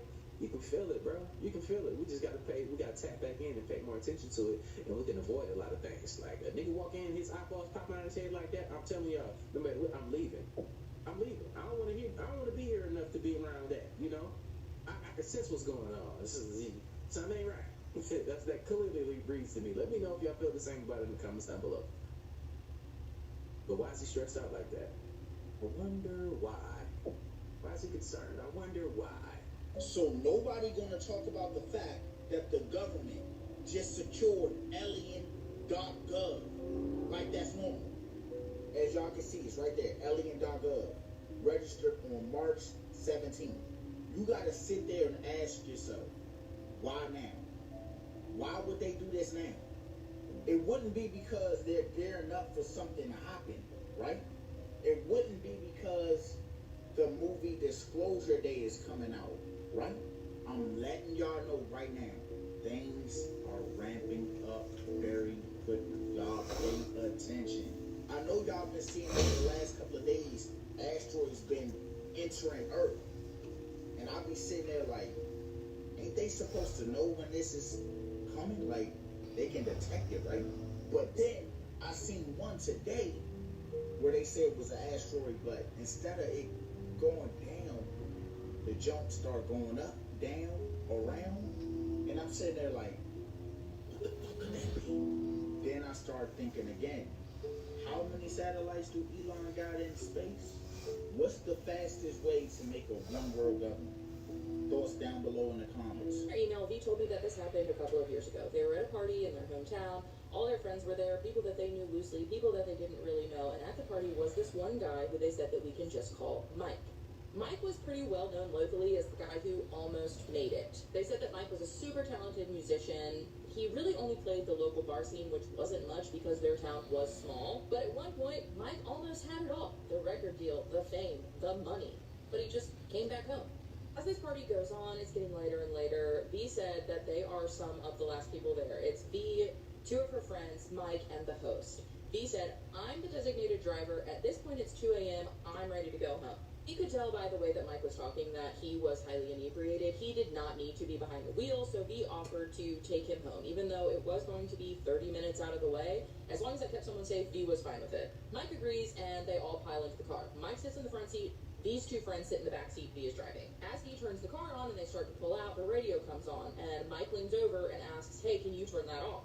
V said they don't really think about it at all, and they're like, sure, no problem. Turns off the radio. Mike says, I could have been on the radio. And he just kind of laughs. He doesn't really seem like he regrets it or he's upset about it. He's just making a statement, I could have done this. He is just casually driving along at this point, just kind of looks at Mike and says, well, you know what? Maybe that lifestyle just wasn't for you. Maybe you're just, happy where you are. He said that Mike got this 50-yard stare looking out the windshield and just says, you have no idea. He's just driving along and says to Mike, oh, just a little too much fun for you, Mike? A little too much partying going on? And Mike got this 50-yard stare on his face and he said, no, what they do isn't fun, it's twisted. He says they glance in the rearview mirror to make sure that their friends are catching this, and they are. They make eye contact and their friends are like, yeah, we're picking up on this. One of the friends from the back seat says, oh, like what? Because at this point they were thinking, okay, Mike is about to tell us about some of the craziest parties, rugs that we don't even know about. But that's not the direction that Mike takes. Mike just asks everybody in the car, have you ever seen the Mage? Everyone in the car says, yes, we've seen the Mage. And Mike says, but have you really seen them age? Because if you look at them, have you ever noticed that they get this work done as they age and get older? Do you really think with all the money they have that they can't afford a good plastic surgeon? He said those people that you see that have had work done, those are not them. Those are the stand-ins. They are paid to age, to have their faces botched and live a lifestyle with a lot of money. But that's not them. The friends from the back seat says, well, I've seen like some of them age naturally, and I've seen some of them who don't have work done, and they look really good. Mike has an answer for this too, and he says, yeah, if you see them, they're on borrowed time. They've decided to stop playing the game. They've been around long enough, they're tired. The other ones that you see with the botched faces, that's not them. They go into hiding, they live and live and live for a very long time, and then they recycle them. They pop back up when their faces have been forgotten, when no one here now remembers what they looked like, remembers what they sounded like. And once that cycle is complete, they'll pop back up, they'll become famous again. Because what's easier, training someone new on how the system works, or just recycling the same people who've already accepted it over and over and over? So V, entertaining this, because V says, I love the rantings of drunk people, asks, okay, so what are they then? Mike looks at V and just says, old. He says you could have heard a pin drop in that car. Nobody's making a noise. They're all looking at Mike. They're waiting for what's about to come next. Mike goes on to tell them they've always been here. They haven't always been the same thing. It's not the fame that they want. It's the worshiping. It's that energy. Because you want to love them. You admire them. And then they feed off of that. They've been called different things. Celebrities, kings, queens, prophets, whatever, throughout history. But they're the same thing. When enough time has gone on that people are going to notice that they're not aging naturally or not aging the way that they should, they'll hire these people to come be stand-ins. They'll have their faces completely botched with this work because people really believe that these celebrities who have millions and billions of dollars cannot afford a good plastic surgeon, and they'll step in and they'll go into hiding until the system is ready to recycle them. He said that nobody in the car makes a noise. Nobody's saying anything. Everybody's freaked out, wondering what the heck is going on. Mike keeps going, and he tells them, I wasn't easy to control. So even though, yeah, I could have stayed, I could have become famous, I could have gotten in with this, I didn't. Because I'm free, and they're never going to be free, so I won. V said her friend who was just as drunk as Mike from the back seat just chimes in and is like, so they just, like, go from one body to another, just like souls, like their soul just switches bodies? And Mike says, what soul? They don't have that anymore. Because you can live forever, but you're gonna have to make a bad deal. And Mike said, I was not making that deal. So even though they have the fame, they have the money, they have the record deals, they have all of it, they have people who love them, they're not free. They will never be free because everything has a price. At this point, they're getting close to Mike's house, so it's completely silent until they pull up. Mike opens the door, he gets out, he leans back, he looks in at everybody in the car, and he says, the one thing that I will tell you is if you're ever around them, do not let them know how much you admire them, especially if they look hungry. Because they're better. Okay? But Mike gets out, goes inside his house, and he's gone. V's friend from the backseat gets in the front seat, kind of like puts their hand on top of V's hand and is like, I think that guy's done a lot of drugs. V says that they're like, I think so. They said this was one of the weirdest conversations they have ever had with someone, and they just wanted to share. It could very well be the ramblings of a melted brain and somebody who has done a lot of extracurricular activity. Faces of the Kennedy Center board from meeting. Notice anything?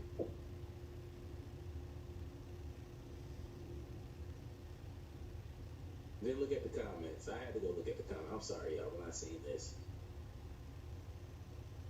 Remember that episode?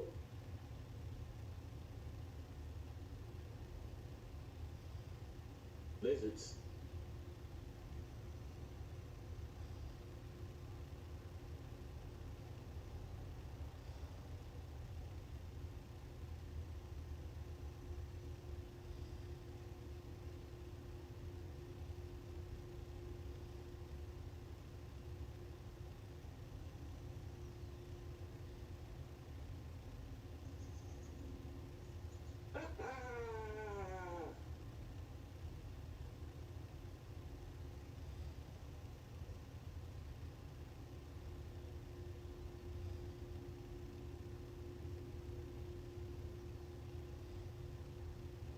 Mar-a-Lago face.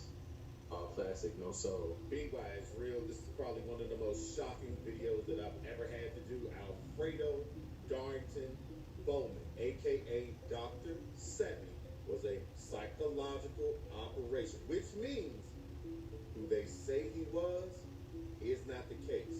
What they said happened to him is not the case, and that also means that his name is numerically generated, made up to match psychological operation. For all of the people that are about to say, let that man rest, put sheep emojis underneath their comment. For all the people that are about to say, he's 82 years old, put sheep emojis underneath their comment. They are not ready to witness what's really going on in this world of Hollywood. And then we have Grandmaster Raw Food Chef Dr. Iris Latham, who started to gain his fame shortly after the passing of Dr. Sebi, but his name just so happens to match the same people that run this matrix, the same people that have been oppressing you all these years. You see, the people that have already commented, they don't even look alike. He was 82 years old. He was an old man. They're emotional. They're afraid to find out what I'm about to expose because they'd rather live in that fantasy that this man isn't who I said he is. So if you're ready to learn what really happened, we can keep going forward. All the sheep stay right here. We'll be back. Show you how I do this shit. To be living in this matrix and not understanding their playbook is handicapping. Both generated names equals 69 in the same exact cycle. They are telling you this is the same person. Oh, and speaking of 69, Dr. Latham was the age of 69 when Dr. Sebi passed. Shout out to the idiots in the comments. They don't look alike. I know, dumbass. Silicone masks. Silicone bodysuits. I prove this day in and day out. This is why I'm able to tell y'all soul transfer ain't real. Because nobody has been able to prove it yet. This is why I'm able to tell y'all cloning ain't real. Because nobody's been able to prove it yet. I can prove this though. That's not true. Cloning is very real and it's already been proven.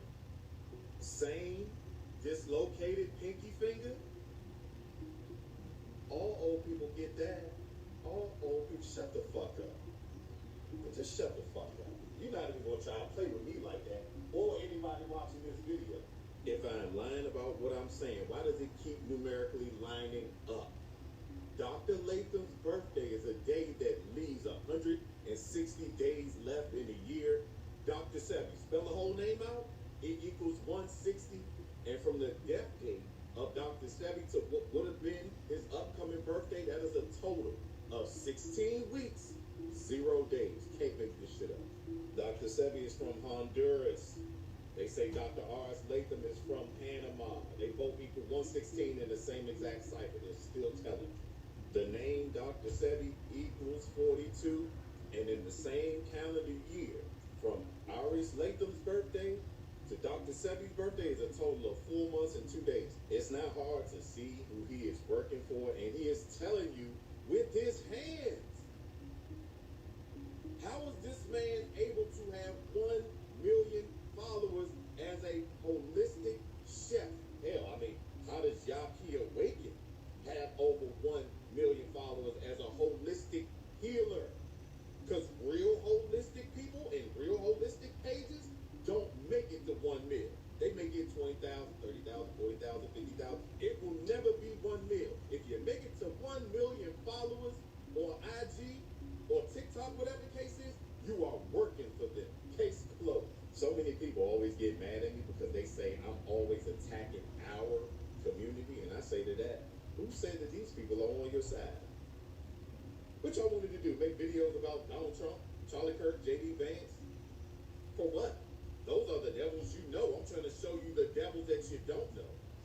Dr. Sebi's family is on the Breakfast Club. Like, that's not an agent radio station podcast. Like, come on now. Let's be for real. The people that they put on TV for you to love and enjoy, it was all scripted from the get-go. If it was organic, these people would not be in the spotlight. That isn't a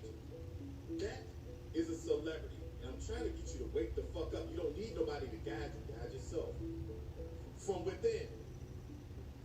There's more coming. My name is B.Y. Israel. I don't do conspiracies. I do real ass information. And as always, Men lie, women lie, numbers don't. Man, look, I get it. How y'all feel about that clip right there? A lot of people be getting their feelings about that, especially when you compare them to somebody that you cherish or you love or something like that.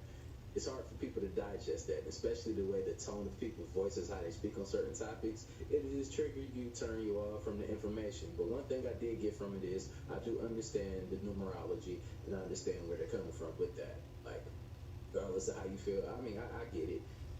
But let me know in the comments down below if you think that that's a good representation of what they're doing. I do have to say that cloning is very real. Like, come on, how many of us don't know that? You know, not all of us know every little bit and piece, and including myself, but I do know that cloning is real. And they can do surgeries to make people look like you. They pay people to step in for doubles.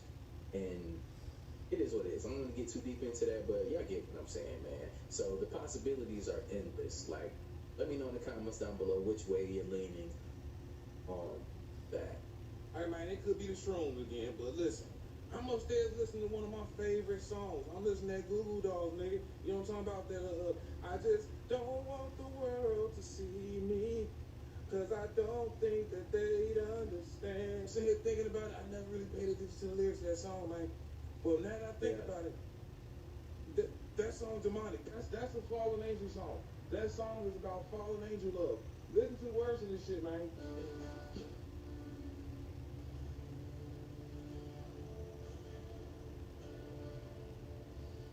Man just said, and I give up forever to touch you, because I know that you feel me somehow. Listen to that, man. That man just said he'll give up eternity. That's fallen angel, baby. That's Genesis 6. I swear to God, that motherfucker, when the sons of God saw and knew the daughters of man that they were fair and took it to them wives, bitch. Pay attention, man.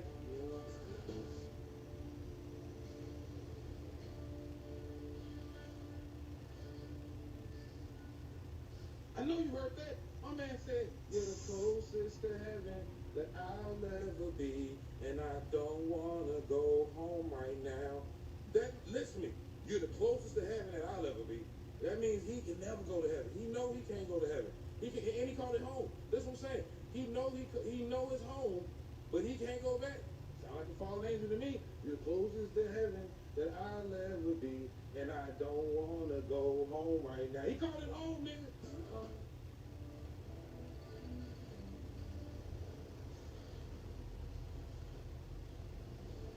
All I could taste is this moment, and all I could breathe is your life.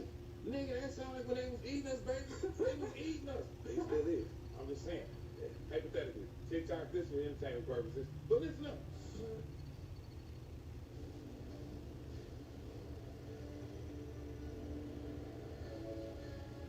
See? And they know their time coming to an end. My man said sooner or later it's over, and I just don't want to miss you tonight. He know what it is. He know what it is. Their time has come to an end, bitch. And then what he say? Listen up. He say, I just don't want the world to see me, because I don't think they'd understand.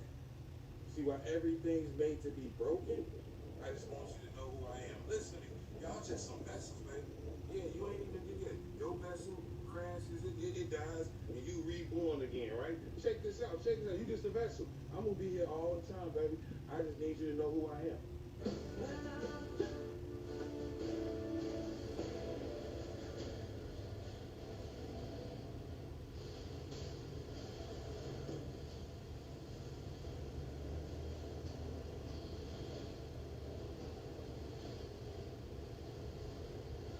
Tripping. Let me know in the comments, man. I'm telling you, it could be true. But then again, I gotta be honest, some nigga. Follow me for more. Damn, that was a good rendition of like what it would be like a fallen angel. You love but you hate it. Like it sounded like that song right there was like on the verge of like I love this so much, but then I can't love you enough. But I'm here for you. I just want you to feel me. But I still want to eat your ass too at the same time. That's why I got parameters. Is that what they doing? Let me know in the comments down below. But is that a low vibration that's still trying to connect with you and we have to move on? Let me know in the comments down below. Question is, why would the mother of billionaires, why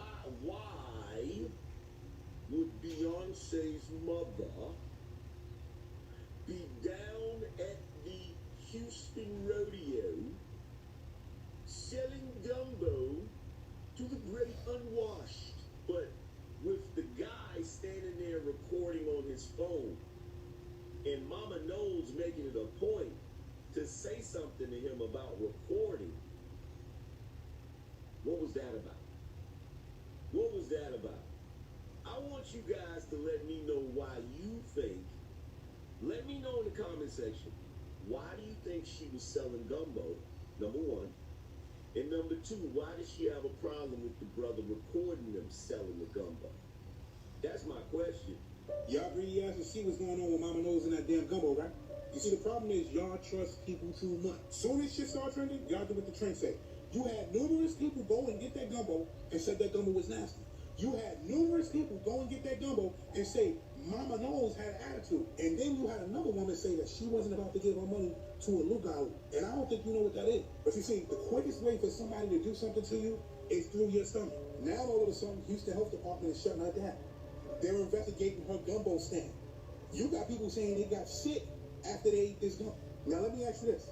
What y'all think she put in this gumbo? I heard a girl say, gumbo ain't supposed to be that dark. Now me, I ain't a gumbo specialist. I ain't never had gumbo before. But tell me what you think she put in this gumbo. Matter of fact, look at what this lady said about Mama Knowles. Listen to this. Awful experience. It was terrible. I haven't even tasted the gumbo yet. My therapist told her, Miss Tina is wrong. Wow. Somebody said they overcharging for the gumbo too. Saying they charging $25 for a little cup of gumbo. And people saying that you can get a big thing of gumbo for $13. Come on now. Because you a celebrity? Mama Knowles. People love you because you Beyonce, Mama Knowles. Oh my God. It tastes like water. If they added some, you know the seasoning for noodles? That's what it tastes like, the noodle juice. Please bag. Oh Lord. Okay. All right, I gotta go. It stinks. It smells like burnt fish stuff. Like burnt fish stuffed with gravy. I like too, but the smell is I can't even go through with taking a real taste. I'm gonna pass and I'm gonna leave that shit for the dogs. I'm gonna send it over there where she just can have her shit back.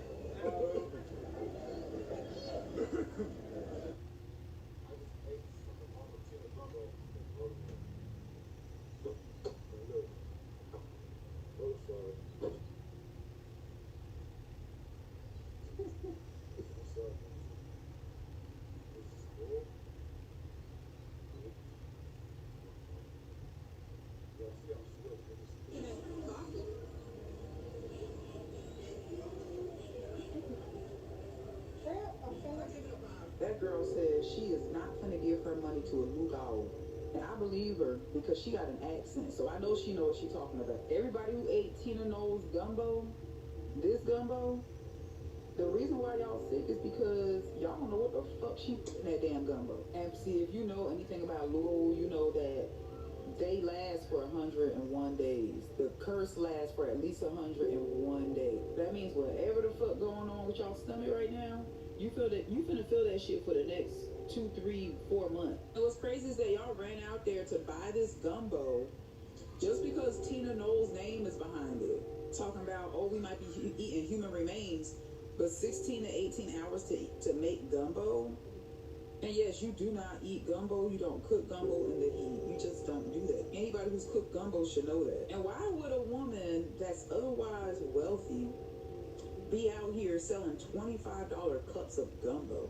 Do y'all even use y'all brain sometimes before y'all just run out here and try to, because y'all want to be a part of something? And that's the thing that get me too, like, and then on top of that, like, they said she had an attitude. I don't eat from nobody. If I feel like you got an attitude, I'm not eating from there at all. Like, fuck up the vibe, you fuck up the food, right?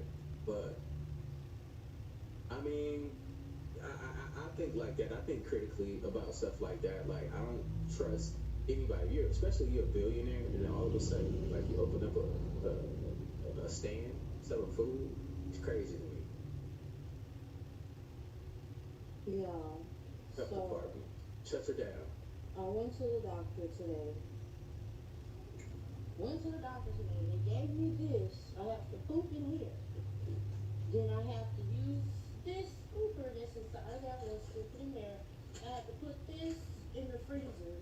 Then I have to put the poop or the diarrhea in these tubes. Well, this is 8 different tubes that I have to fill up with shit. They also drew my blood. Okay. These people are test subjects for a new experiment. Drew my blood to make sure. They basically testing me. Wow. So whatever it is that made me sick, we're going to find it out ASAP. They told me it could take a week for the labs to come back. I've already put in the request for the official report, the official inspector report from the health department. Since people are saying, oh, that's not the health department that takes me, it is. Why would I come on the internet to just lie about some shit? If it was just nasty, I would have said that. And then people talking about, oh, you don't like Beyonce. This has nothing to do with liking Beyonce. I love Beyonce. In fact, we're related on my dad's mother's side. Like, literally, it has nothing to do with that. It has everything to do with that I became violently ill after eating the gumbo. It has everything to do with the fact that the health department shut the stand down because the food was handled improperly. When I spoke to the health department, the man Justice, his name is Justice, he's the inspector. Try Nature Made, the #1 pharmacist recommended vitamin and supplement brand.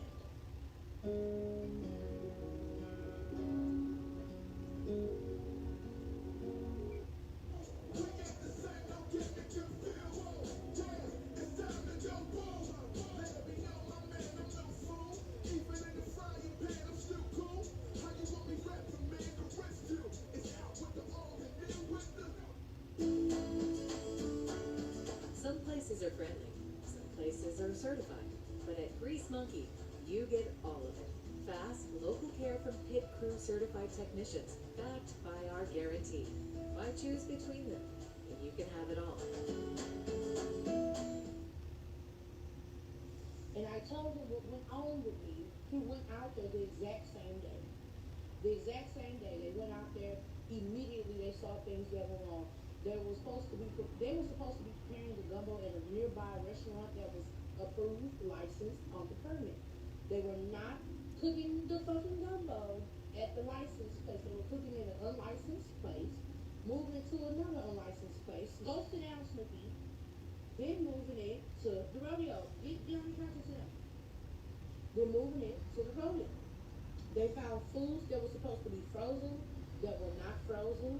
Meaning, if something's supposed to be frozen and it's not frozen, food poisoning. Food poisoning. They didn't test the gumbo. They didn't do any of that. They shut it down. They made them throw all of the gumbo away, and they made them stop serving. Okay? If the health department shuts you down, that means that you were not on the up and up. You were not doing the proper things. There's no way, if you're doing the correct things as you stated in your permit, that the health department can come in and shut you down. Okay? I have no reason to lie. I told y'all the complaint. But yeah, man, just let me know how y'all feel about this video. We touched on a few different topics leading into a big event. Are they trying to blue beam us? Are they trying to poison us? They're just trying to give us illusions so these frequencies could make us believe that certain things are coming back to save us when we need to really be saving ourselves. We save ourselves first, y'all. Before anybody comes to save us, we save ourselves. If you're a part of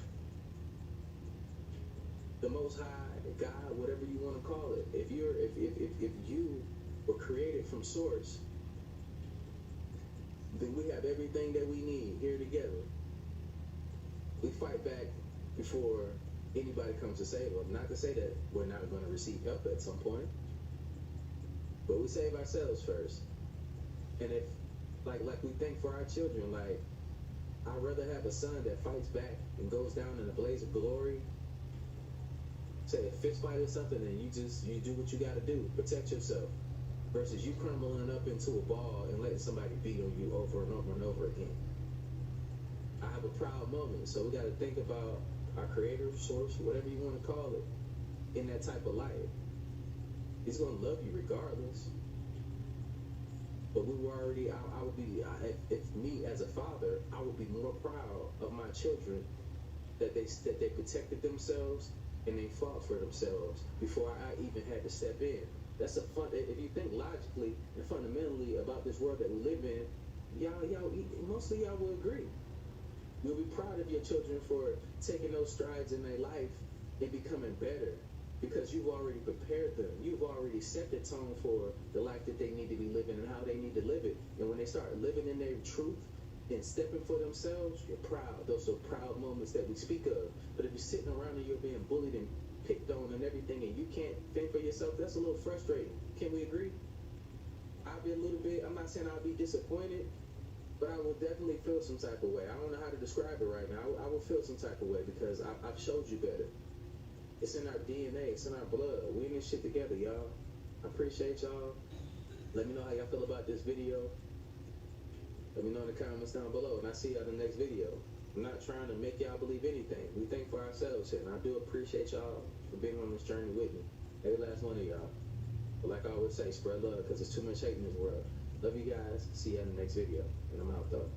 Blah.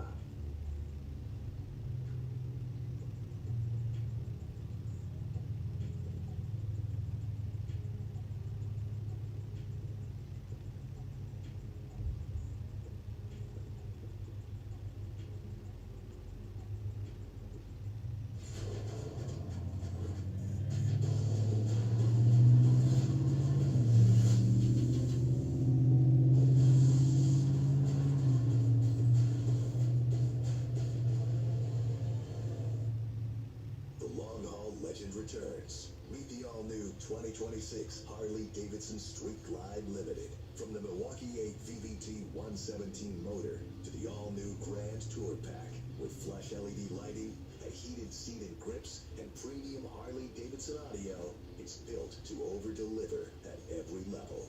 Experience the all-new Street Glide Limited at your local dealer today.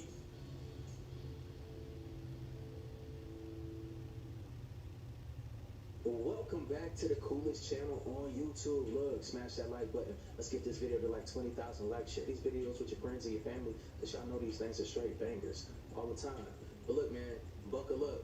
I always say that because look, put that seatbelt on. You might fall out your damn chair on this one. But man, we're gonna have a good time today, man. Just know if you're going through a tough time, we're going through this thing called life together. You never end up by yourself.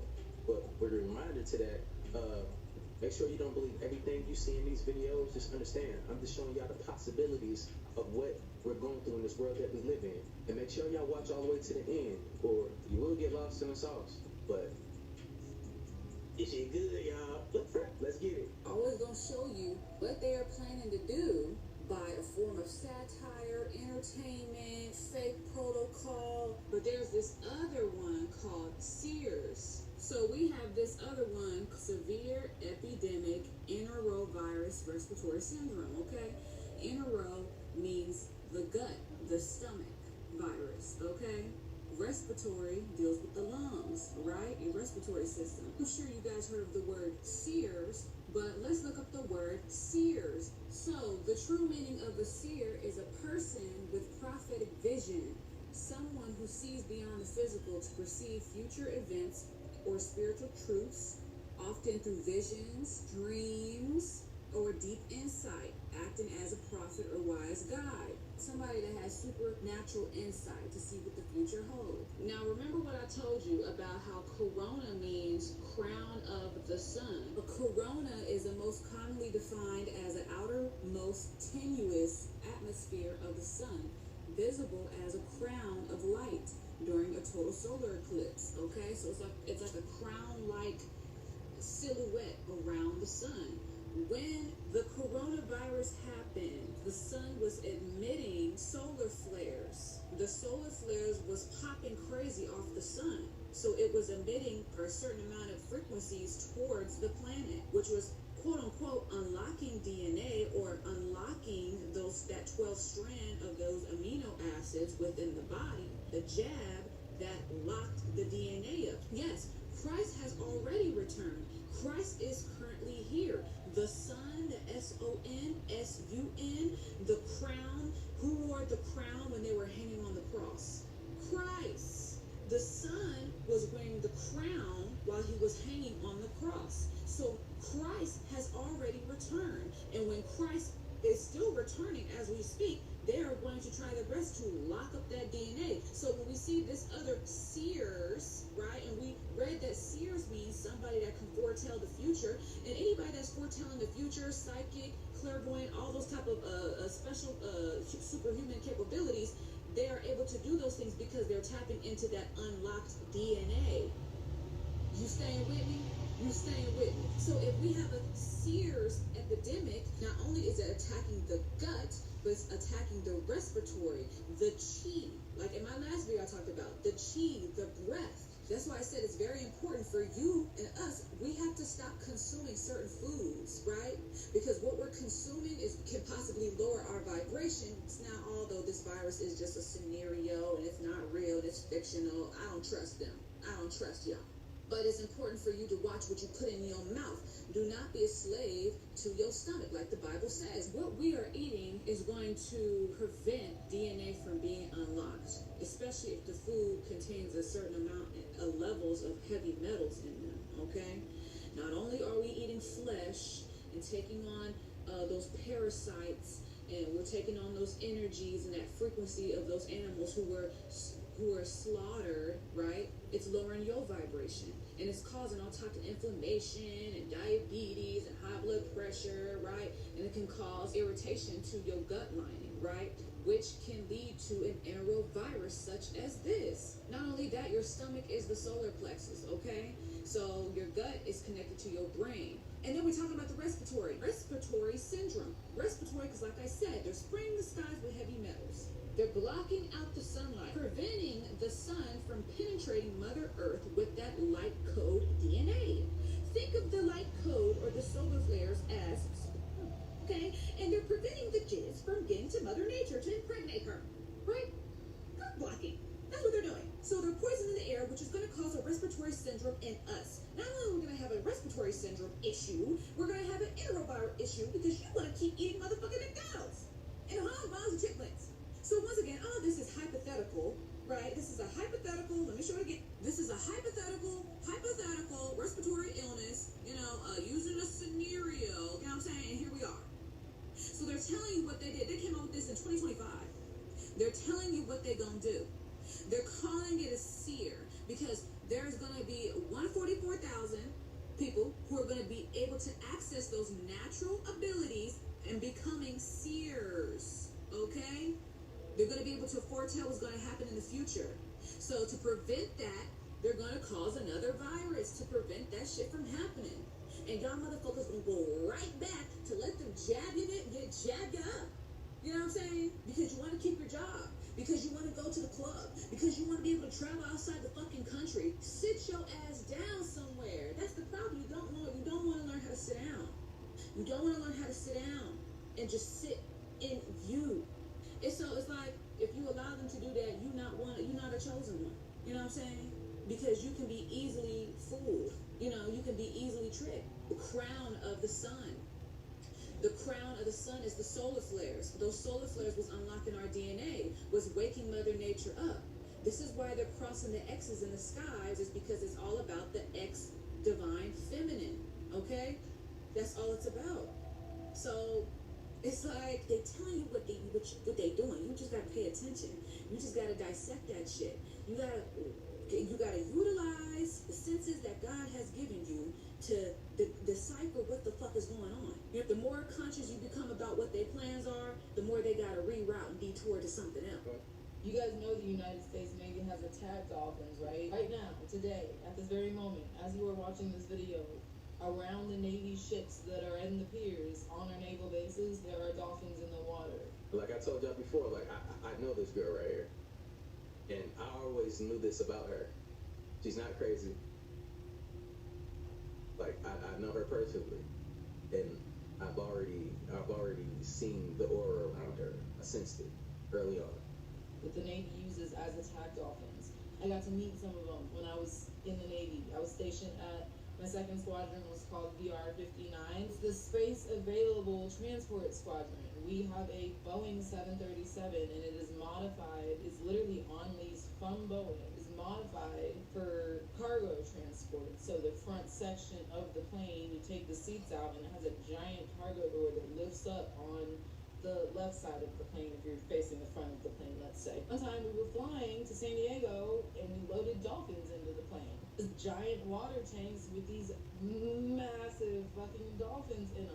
The dolphin was huge, and we got to listen to the trainers, the transporters of the dolphins, tell us how they use them for training. Those dolphins that we were taking were on the way to go do training at BUD/S for the Navy SEALs. They take them out into the bay, and they have them practice with the dolphins and basically playing hide and go seek. The dolphins are trying to find the guys, and they're trying to avoid being seen by this dolphin. They tag the dolphin with light so you can see the dolphin. They have glow sticks on the dolphins. You can see where the dolphin is in the water. And they are trying to avoid being captured by the dolphins. And then whenever the dolphin sees them, finds them eventually, no one probably ever wins against the dolphin, comes up and tags them. It actually hits them, which is crazy because the dolphins could kill them for real if they wanted to. That's what the dolphins are literally being used for and trained for. If they were in the port and someone was going to try to come up and hurt one of our ships or do damage to one of our ships or any of our personnel, the dolphins could literally kill the person. But they come up and they just like basically hit them really hard because they're extremely intelligent creatures. But we have dolphins that are specifically meant to attack people. United States Navy, just the same way they got psychics and witches, they got dolphins. I'm telling y'all, look, they know who you are early on, and some of you will get accepted into certain programs so you can see certain things. We're capable of more than what we think, and I think everybody's, I'm pretty sure a lot of people are starting to figure that out now, like that it's, all of these movies aren't just movies. Some of you ignore the abilities and the talents that you have, and out of fear, and I get it, for people thinking that you're crazy, but now we're in a time where it's accepted and the science is coming out, and you can see it materialize in our reality as being true. Just like a lot of y'all think that, you know, didn't think all this time, oh, they're not eating babies, they're just talking about pizza. They just all love pizza. Now you find out, no, it's true. They're actually eating babies. And some of the victims seen these people turn into reptilians. Let's get back to this video, though. All right, I gotta keep mentioning that because we ain't never gonna forget that. Look at your neighbor and say he's a meat stretcher. He'll stretch your meat. Hallelujah. Look at your neighbor and say he's a meat stretcher. He'll stretch your meat. Hallelujah. Well, that's church for you. You're stretching me. The boardroom full of fallen angels. There's 200 fallen angels according to the book of Enoch. 200 angels descended to earth. 200 people for religious meetings can meet at the top of that pyramid. That's the hole in the middle of the boardroom.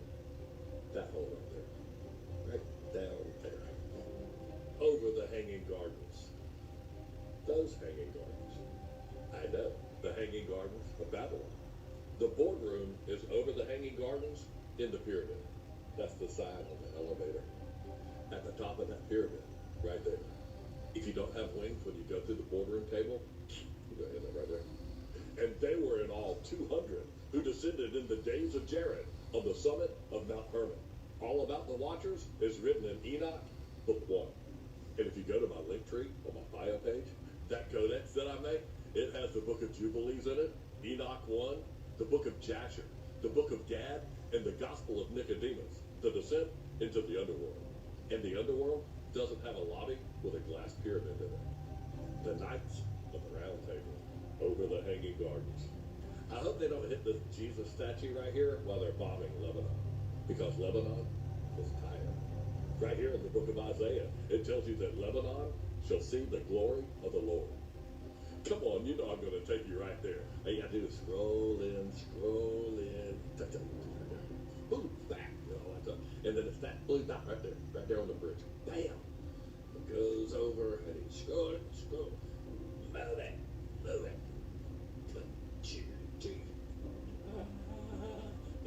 the Lord.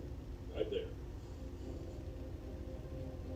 I go by Ezekiel 33:3, and that scripture says that when I see the sword fall upon the land, I blow the trumpet and warn the people. Vatican is run underground by the reptilians. It's notorious. Blood sacrifice, that's their motto. That's what the Vatican is all about. That's why you have the whole thing. I mean, look, you know them by their ways. If you look at the architecture of the Vatican, you can see the snakes everywhere. It's gross. The Vatican Square, I get ill instantly when I set foot on there. I cannot even hang out there very long. So you got to understand what's happening. These frequency, the reptilian frequency, is to change our DNA, to change our genome, to be more like them. We've been invaded. The Anunnaki started out as Pleiadian. They broke away from the Pleiades a certain road through. They went and settled Nibiru, took control of Nibiru, the planet. That's the Vatican auditorium. That's the Vatican, it looks like a viper. They don't even try to hide it. It's just that people are so stupid, they don't realize. It's everywhere. I mean, by now, I think most people know what I'm talking about, but I'm sure there's a lot of religious programmed people that have no idea. So the important thing here is that you've got reptilians fighting reptilians. It's quite possible that the beings that are running Iran are a different breed, a different sect of reptilian, as opposed to the Anunnaki, who are reptilian humanoids. Okay? This is important. Talking about, he wants everyone in the world to have his DNA. He didn't say I want every woman in the world to have my baby. He said I want everyone in the world to have my DNA. And he's working with and communicating with the people that are making the RNA. He's talking about utilizing that as a delivery system with some of his own DNA. It's quite possible, after me reading that everyone that has gotten that Jabberwocky is walking around with Epstein's DNA in their body. If he was successful, there are millions of people walking around with some of his genetic code inside of them so that he can live on forever with everyone else. This is narcissism 10x. What did I tell you guys? This goes so many layers deep that they want us to ignore. There's so much that's come out of this. The Life Touch pictures that at all of our children's schools, even in my school growing up, that's what takes all of the school pictures. There's the yearbooks, graduation. Have you ever heard of 1-800-GOT-JUNK? Oh yeah, the Judgment Little Company. All you have to do is Hello. Sitcoms are back. How's that? Funny, complicated, single. Don't tell my husband. No, she's okay. She's right. It's wild how we all learned to moisturize, but no one mentioned the layer of dead skin. That's the layer we all have most of the time, the layer that the lotion sort of can get through. This gently removes that layer and then hydrates. Dead skin off, moisture in.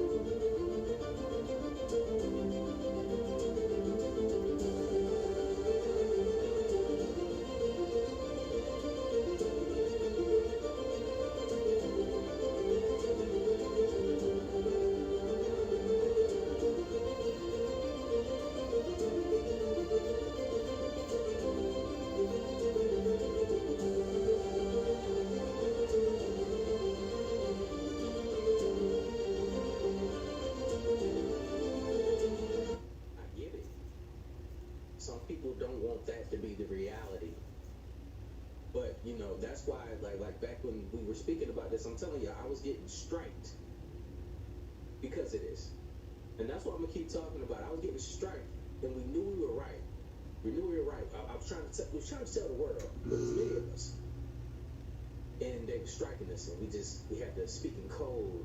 We had to move a little bit differently because we were being targeted. And then we find out years later that the stuff that we were speaking about is absolutely true because we already knew. See, it's not like I'm just speaking out the side of my ass. Like, when I'm around, I pay attention to more than what you think I can. And I'm not going to explain that on here right now. Real talk. It could be an assumption of, like, what my capabilities are, but I'm not going to tell you. But when I'm around certain things, I digest stuff differently. I can come into your business and I can understand how it works faster than most people. I understand the way that things move and work faster than most people. I process almost instantly. So when I'm around things, I get it. And I think, you know, am I saying too much? Ooh. But I say it like this. I already knew. I've been in meetings that most people would never be in.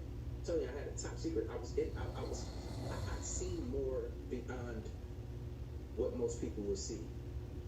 Just like my friend seen with the Dolphins. Most people don't even know that. They know that we can't speak to the Dolphins, but she's seen the Dolphins. I've seen the Dolphins. I've been on missions where I took generals out to see the Dolphins. Facts. Facts. So we've seen technology and the stuff that's beyond most people's thoughts. It's the stuff that you see. It's most of the stuff that you see in the movies sometimes that most people don't pay attention to. It's just a cool movie. It comes from somewhere very real. And like I said, the government has a budget to put this stuff into movies, the information. So most people can just look at it as entertainment, but really, it's reality. Not saying all of it, but a lot of it stems from real places. And it happens and it plays out. The entire planet was just 3D scanned using Pokemon Go. I cannot make this up. 30 billion images. LiDAR scanned with your phone. Create a digital clone of our entire world for AI. Yep, those Pokemon were not in random spots. They were in spots they wanted you to scan. Multiple people scanning the same place, different times a day, different times a year, have all just created a map that is so accurate, GPS can't even come close. This would allow robots to get anywhere on Earth. Now, before we start blaming the tech companies, that was right in the terms of service that everyone agreed to. Google also did this with reCAPTCHA. You ever wonder why it was almost only images of city stuff? It wasn't ever select the image of a shirt or a fork. Google charged businesses to use this and trained its AI for free. So where are we in the life cycle of AI? Because I think we've been here before. First, we research AI. Then we perfect AI with quantum computers and stuff. Then AI perfects itself as we make it dance. Then AI enslaves humanity and makes us build its components into the earth. Then the sun throws a thunderbolt like Zeus and kills the AI demon, forcing us to go underground. When we emerge, we return to worshiping the sun like we used to. I'm only half kidding, sort of. Niantic Spatial is the company that did this. And despite its terrifying implications, I will say it, that was one of the most genius moves of human history. Pokemon. Y'all not gonna believe this shit right here. Look at this map. Come on, look at it. Look at it real good. Look at those dots. Alright, look at all the blue dots. Look at all the blue dots. Motherfuckers is there in Anchorage and Fairbanks, Alaska. Both cities have a blue dot. Look at all the blue dots. Alright, let's go over the blue dots. Okay? I'm gonna go over it one more time. You know what state you live in. Okay? Look at it. All the blue dots are data centers. Each one of those blue dots hold 2 million gallons of water a day. Look at that shit. Okay? That's 2 million gallons of water. And every one of these states have water problems, water crisis, drought. I'm just saying. Look at Florida. God damn, no wonder they don't got 20% water left. Look at all these drought restrictions. Look at all that shit. Look.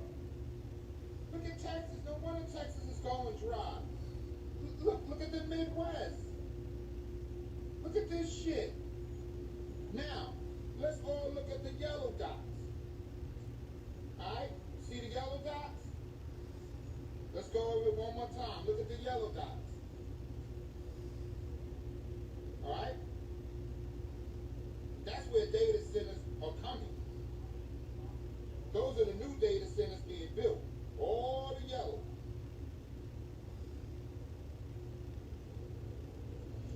And Atlanta get their water, 20% of water left. Now it makes sense. It's not only the people using the water, it's the data centers soaking up the rest of their reserves. The data centers is drying out America. On top of the climate, on top of people usage. It's like a double wham. It's like bam, bam, bam. They are fucking killing us off with these data centers. AI needs that much? AI needs that much data centers?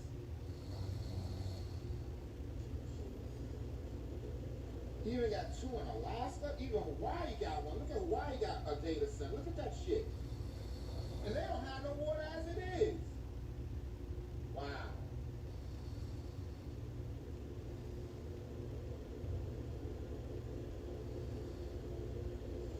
This is deep. 2 million gallons each one of those blue dots are pulling off the aquifers, rivers, and dams. This is catastrophic right here. Now I understand why people only have 1 year, 2 years of water left. Because it's all going to be data centers and no people. And data centers only need 25 workers part-time to run them. This is bad. Thank God ain't no data center up here where I live. It ain't up here. Thank God the data center will fucking freeze. Hawaii got one.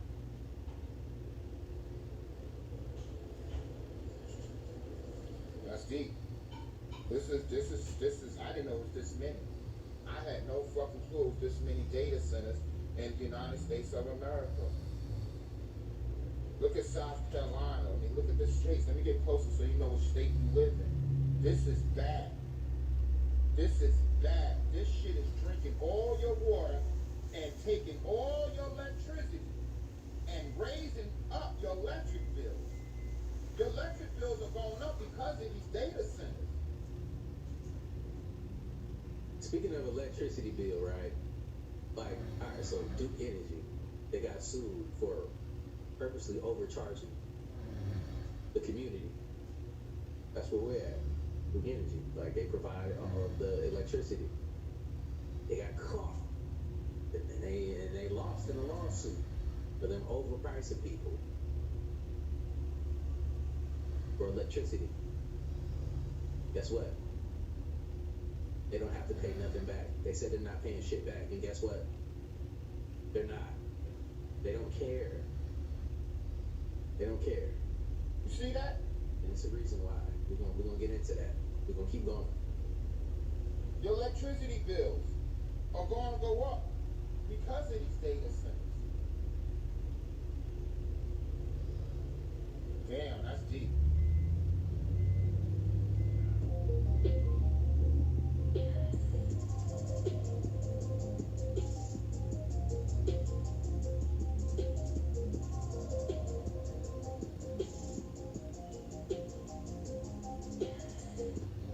Ever look at a microchip up close? Billions of circuits. Perfect lines thinner than a hair. They say it's human genius. But can you name one man who could build it from nothing? 3 companies control almost all of it. And no nation, not even the superpowers, can replicate it alone. Machines build machines. Sealed rooms, cleaner than hospitals. The full process, nobody truly knows. It's too perfect, too alien. Feels less like invention. More like discovery. Like something found, not made. Maybe these blueprints weren't born here at all. Maybe they were remembered. Every transistor, every pattern looks more like language than logic. As if we're running a code we never wrote. And we just keep it alive, pretending it's ours. So ask yourself, what if the smartest thing we ever created wasn't creation at all, but archaeology?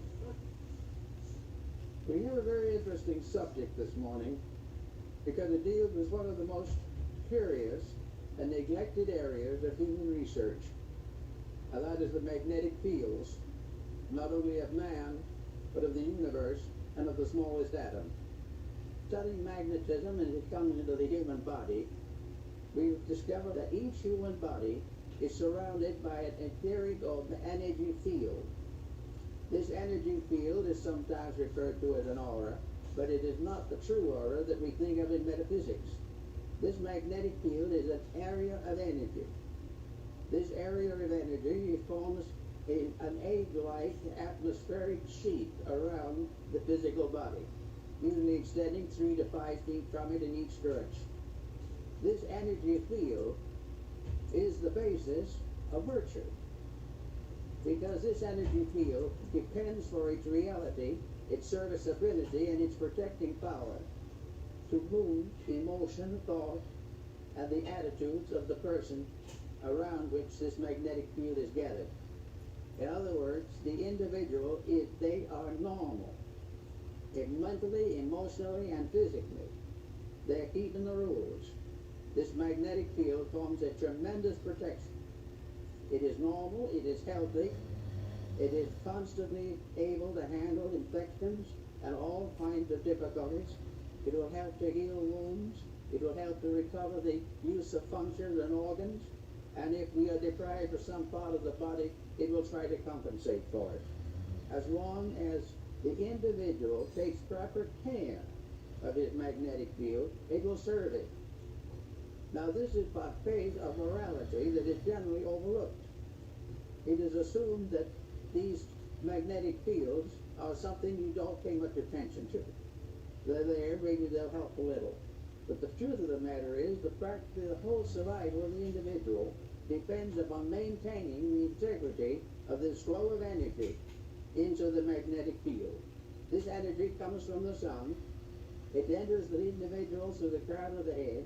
It disseminates through the entire body, and it's excreted back again to the lower centers of the body and is reclaimed by the solar energy. This is a kind of a little private tank or capsule of light that we are all carrying about with us all the time. Now, the problem of morality in this is very definite. The moment we break rules, we damage that magnetic flow. We have got to keep the laws of nature, and these in turn are the laws of God, or the magnetic field fails. It can fail because of physical intemperances, which reduce its integrity and reduce its power. It can be wasted in riotous living, which is a common cause these days. It can be variously destroyed by moods, by attitudes, by fears, by complexes. It can be destroyed or damaged by alcohol, drugs, narcotics, all kinds of things. But if this field is damaged, it immediately reacts into health. It damages the individual's vitality. It makes him more easily subject to contagions and infection, and it definitely shortens the life expectancy. Now, if this is so, why do we want to consider it as a moral factor? In other words, what is morality? It is obedience with the evident will of deity as manifested in creation. Virtue lies in whatever builds up the magnetic fields. Vice is that which tears them down. Therefore, if we are good, it's not because the book says we should be. It's not because it was standard by the laws on Sinai. It is because we keep the rules of the integration of the human structure. That we use the magnetic fields correctly and protect our health and our happiness and our well-being in that way. Now, we think of the magnetic field as surrounding the entire structure of the body, as Kilmer showed. This, however, is only a phase of it. Each part of the body has a magnetic field. It is in the tiniest atom. There is no such a thing as a dead particle in the universe. Therefore, we are confronted with the natural problem of realizing that virtue is to keep the law of the energy field. The energy field is what establishes right and wrong. The energy field tells us that to lose our disposition and temperament is wrong. To use various negative, destructive attitudes is wrong. To compromise the principles of right living is wrong. to think badly, to feel unpleasantly, to be very engaged in any action or concept which is contrary to the common good, damages the magnetic field, and therefore is wrong. Selfishness injures that field. Every vice we know, the breaking of any of the 10 Commandments and a number of other rules, but result in damage to that field. Because the final code itself is based upon the life principle in each part of the human constitution. So we have each little cell has its own moral responsibility. The stomach has its own magnetic field. The stomach is not simply an organ. It is an organism. It is a living thing within the human body. The same is true of the heart, the brain, all the organs, the intestine, all the motor system, the nervous system, the endocrine system. These are all entities. They are entities of magnetic unities. They are part of living organisms which are cooperating together for the common good. To abuse one is to damage all. To neglect one is to neglect all. Each of these organs has its own field in the body, and all these fields together constitute the grand magnetic field that surrounds the complete person. It is always present. There is a magnetic core on each kingdom. All integrities in all fields are compatible. All lack of integrities, all departures from integrity in any or all fields are in conflict constant. That's why, like your aura field, that's why, like all of your organs are pretty much like they have names after what, like instruments, right? And what you can do, like I keep telling you, like you can tune those instruments to the proper frequency, the proper sound, the proper frequency, and that's why we have to treat our bodies like an instrument. They do need to be fine-tuned sometimes. Sometimes even like your mental, think about it. If your aura field is compromised, you can start having these negative thoughts. And what scientists understand now is that these frequencies and stuff, these towers that they put up while everybody was trapped inside the house, they can control kind of like what you ingest, thoughts that you have. Some of these thoughts are not yours. Some of these people out here crashing out is because what? Their aura field, their biofield has been compromised, and it's so easy to get to them. It's so easy to implant thoughts. It's so easy to implant emotions. And that's why I've been studying more frequencies. I even have in my house, I have different frequencies that control what I feel and hear. And I say this, do this for yourself. Do this for yourself. I implore y'all to do this and tell me in the comments like how this goes for you. Create a Faraday cage for yourself. For real, create a Faraday cage for yourself and put yourself in there and meditate and see how much clearer you are. There's nothing, a lot of people try to meditate and you're like, damn, I really can't meditate because it's so many different frequencies coming at you at once. And that's a part of the attack. That's a part of you not knowing or feeling who you really are. You're not this body, you're not the vessel. You're the energy that's controlling the vessel. Everything works together. You're the conductor of energy. Put it like that. You're that. But check this out though. I was still being manipulated. This is crazy. The whole MAGA operating system. When meet Jessica Foster, Army soldier, Trump supporter, OnlyFans model, 1 million followers. She's not real. And I'm not here to talk about how scary AI is. I'm here to talk about why 1 million people didn't care. Now here's my thesis. Jessica Foster didn't fool MAGA. MAGA fooled themselves. The AI just handed them exactly what they were already trained to want, and they sprinted toward it with their wallets open. Let me build this out. The recipe was embarrassingly simple. Beautiful woman, military uniform, Trump photo. Repeat. Hanging with fellow troops, grateful, gorgeous, American, and then they got ambitious. They inserted her into Trump's Board of Peace conference, a real presidential event, standing at the podium with Donald Trump sitting directly behind her. 657,000 likes. Let's talk about what's actually in that image. She's in a miniskirt at a formal military conference in heels. Her uniform is a Halloween costume. A random enlisted soldier is keynoting a presidential summit while the commander-in-chief watches from the front row. And the podium she's standing at, it says Border of Peace. Not board, border. They got the name wrong. Of the conference on the podium that she is physically standing at. 657,000 likes, over 9,000 comments. And here's the term, because the errors were never the problem. Miniskirt, heels, wrong conference name on the podium, first name on the name tag, when every soldier knows it's supposed to be your last name, all of it in plain sight. Didn't matter, not even a little bit, because confirmation bias isn't a glitch. It's the whole MAGA operating system. When you spent years consuming media that tells you what you want to hear, you stop fact-checking and start feeling she felt right, patriotic, military, pro-Trump. Their brain filled in the rest. The AI didn't create the fantasy. Conservative media built that fantasy over years. Jessica Foster just moved in. And while they were falling in love with a JPEG and a miniskirt, someone was running an OnlyFans. Username @JessicaNextDoor. Bio, public servant by day, troublemaker by night. By the way, I respond to every message, but be patient since I'm not a robot. Haha, not a robot. Foot pictures, $100 a post. Paid for by the same guys thanking her for her service in the comments. She was thanking them for their service, to her cash flow. This is what happens when you replace critical thinking with vibes. You end up with 657,000 likes on a fake soldier in heels at a real presidential event with the wrong name on the podium. The receipts were there the whole time. Nobody looked. Receipts, not speculation. And Elon Musk said, you won't have to work anymore. There'll be no need to save money soon. And he just drops that out there and then like says, let's go have lunch. I mean, that's a big statement. You've just got the backfill from Colonel Lennox as to how and why Musk made that statement, in my humble opinion. And last question to Colonel Lennox, and we'll flip over to Rob on this, is the question of when.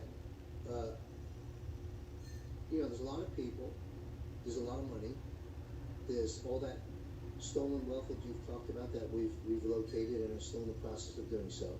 And then the whole system, you know, to let it travel on these phones and the Starting to get a sense of why they said that y'all won't be needing money soon, huh? Ain't gonna be enough water. You already know about the depopulation programs. Come on.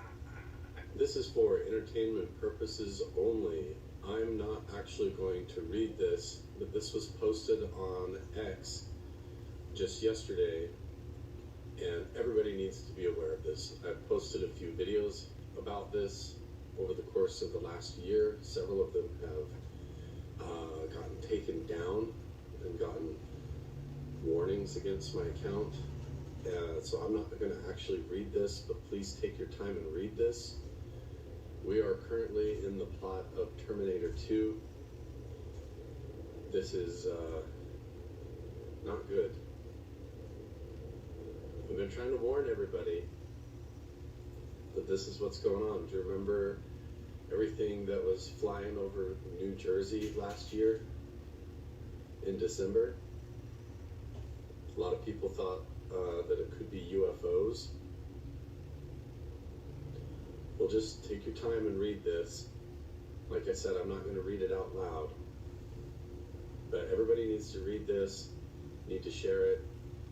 If you've invested in this company, you need to reconsider your decision making, change your course of action. Just take your time and read it.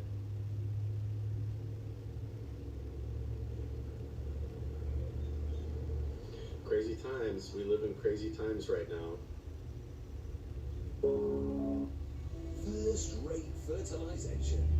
Visit weedman.com for a free quote. What's up, True Fam? This your girl Megan Stallion. What's real never fades. What's true always lasts. It's about self, it's about purpose, it's about legacy. It's the new True Religion collection starring your girl Megan Stallion. Shop it right now on TrueReligion.com. Find your purpose at GCU. Over 360 programs shaped by industry leaders.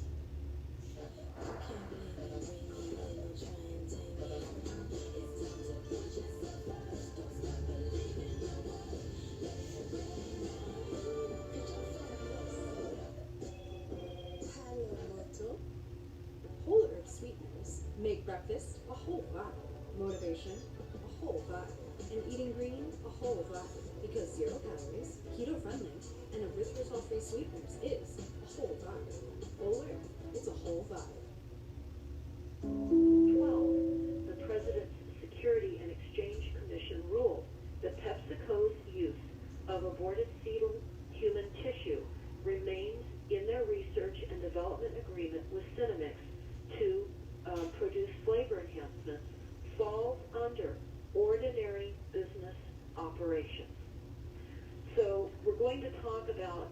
a list of products. You should not be consuming these products.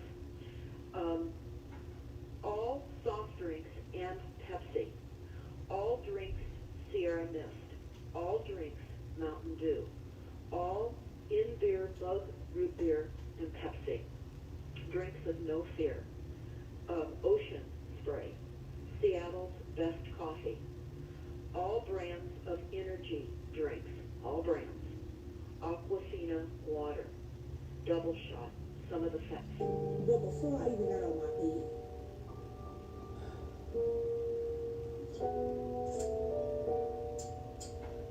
that's pretty damn good. Like the cup, I'll post the link. It has real flowers in it. Yeah. At some point, you gotta stop and say enough is enough. And at another point, you gotta read up on some law. You gotta study law. And not to study law to practice. Study law to understand the language. Okay? With that being said,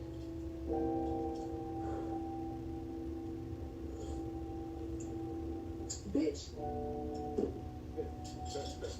in January 2026 this year, the organization Children's Health Defense filed a federal lawsuit accusing the American Academy of Pediatrics of racketeering under the Racketeer Influence and Corrupt Organization Act, a RICO. Bitch, they filed a RICO.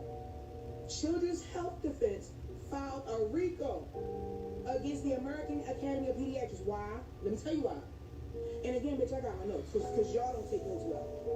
According to the filing, the plaintiffs claim the pediatric organization misled the public about the safety of the childhood vaccine schedule, concealed risk or unfavorable data, received funding from vaccine manufacturers, and encourage pediatric practices to maintain high vaccination rates.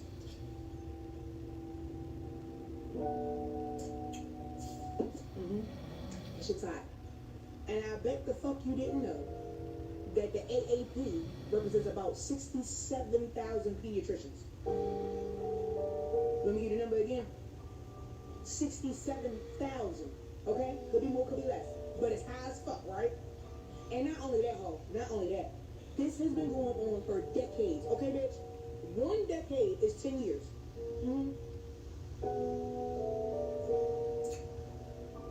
Then people said it has been going on for several decades, right? So if 1 is 10, several is how many, bitch? 1 too fucking many. Do yourself a favor, right?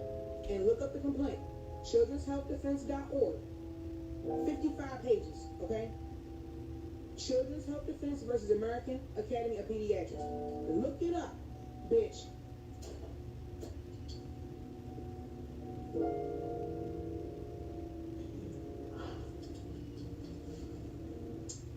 So, let's recap.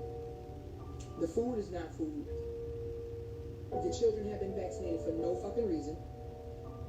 There were 11 vaccines mandated in 82, 83, and they're now up to 72.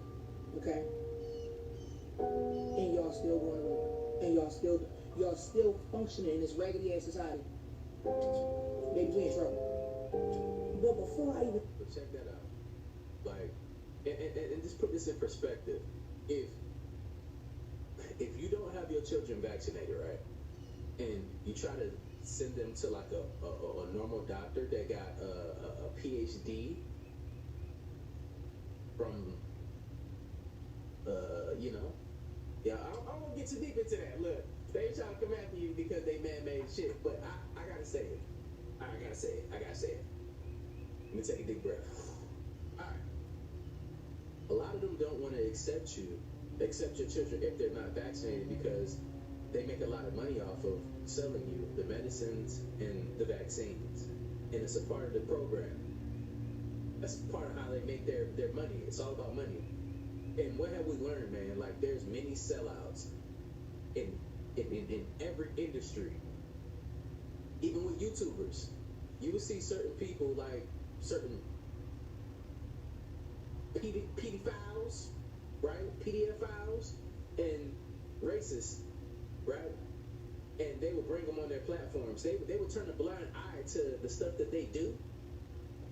That's why y'all not gonna see me collabing with a lot of people. They're turning a blind eye to these people, these terrible people just for views and clicks, just to get along, just because some of these people are like multimillionaires and they want to be around them so they can look like they have wealth and success as well. It's a lot of people on every different level that will sell you out. The doctors that went against these vaccines and stuff like that, a lot of them were, unalived. I did a video on that a long time ago. They want you to be, they want to control populations too as well. Remember the Guidestones, the Georgia Guidestones? What happened to them? What did they say on the Georgia Guidestones? I want y'all to go look this stuff up. I already did it in videos, and I ain't got time to be going through all these videos I did. But the math is mathing. They don't care about the children. Entertainment purposes only. What would be the highest potential reason why information would be withheld from all of us?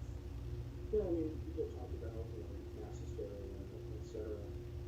Maybe there's something about them that's really scary. That to know that you're somebody else's property. I'm reading the book Gods of Eden by William Bramley.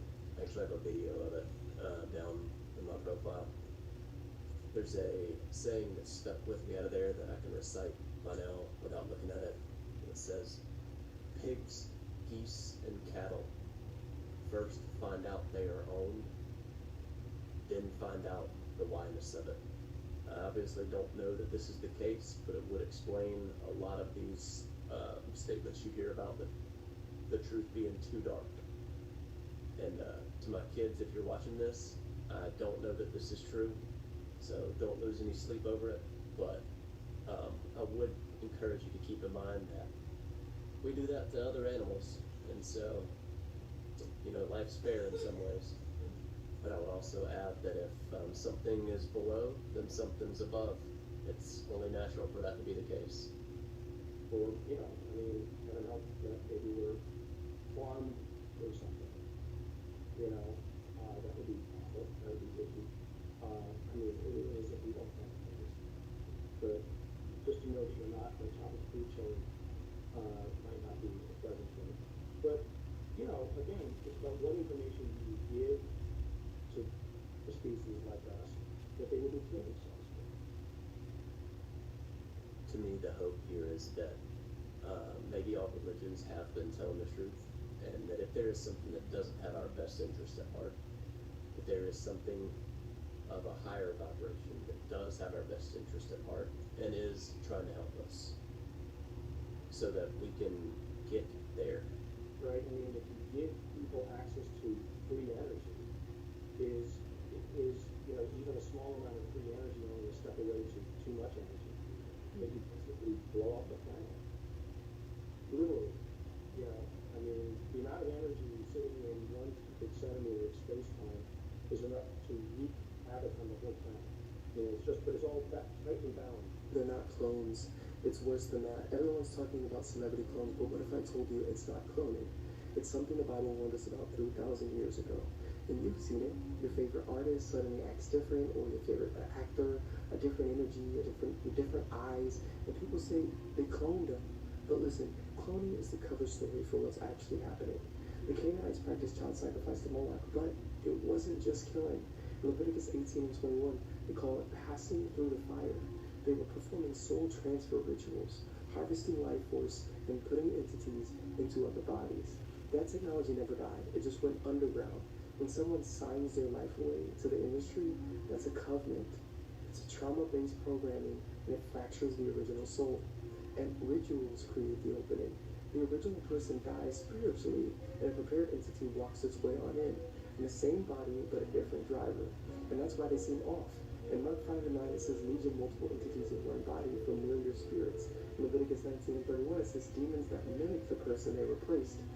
This isn't new. It's ancient Canaanite tech repackaged for entertainment industrial complex. It explains sudden personality changes, lost memories, and different mannerisms, and doing unspeakable things without remorse. Because their conscious left, and what's operating now is something else entirely. They don't clone bodies, they steal them, and you're watching it happen in real time. Believe in aliens?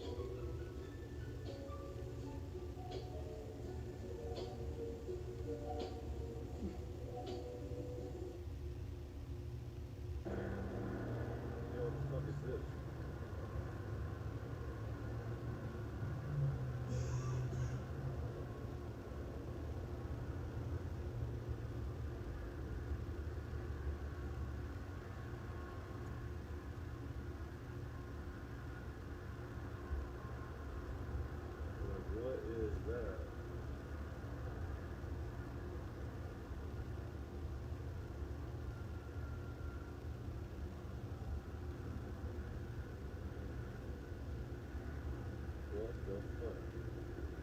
Just going up and down, all sorts of fucking directions, and I just disappeared. What the fuck?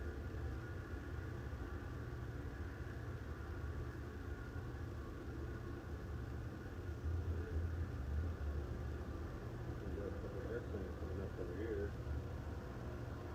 You can see that, but that shit's right there. Airplanes. You see it? There it is. Airplane with a fucking dot.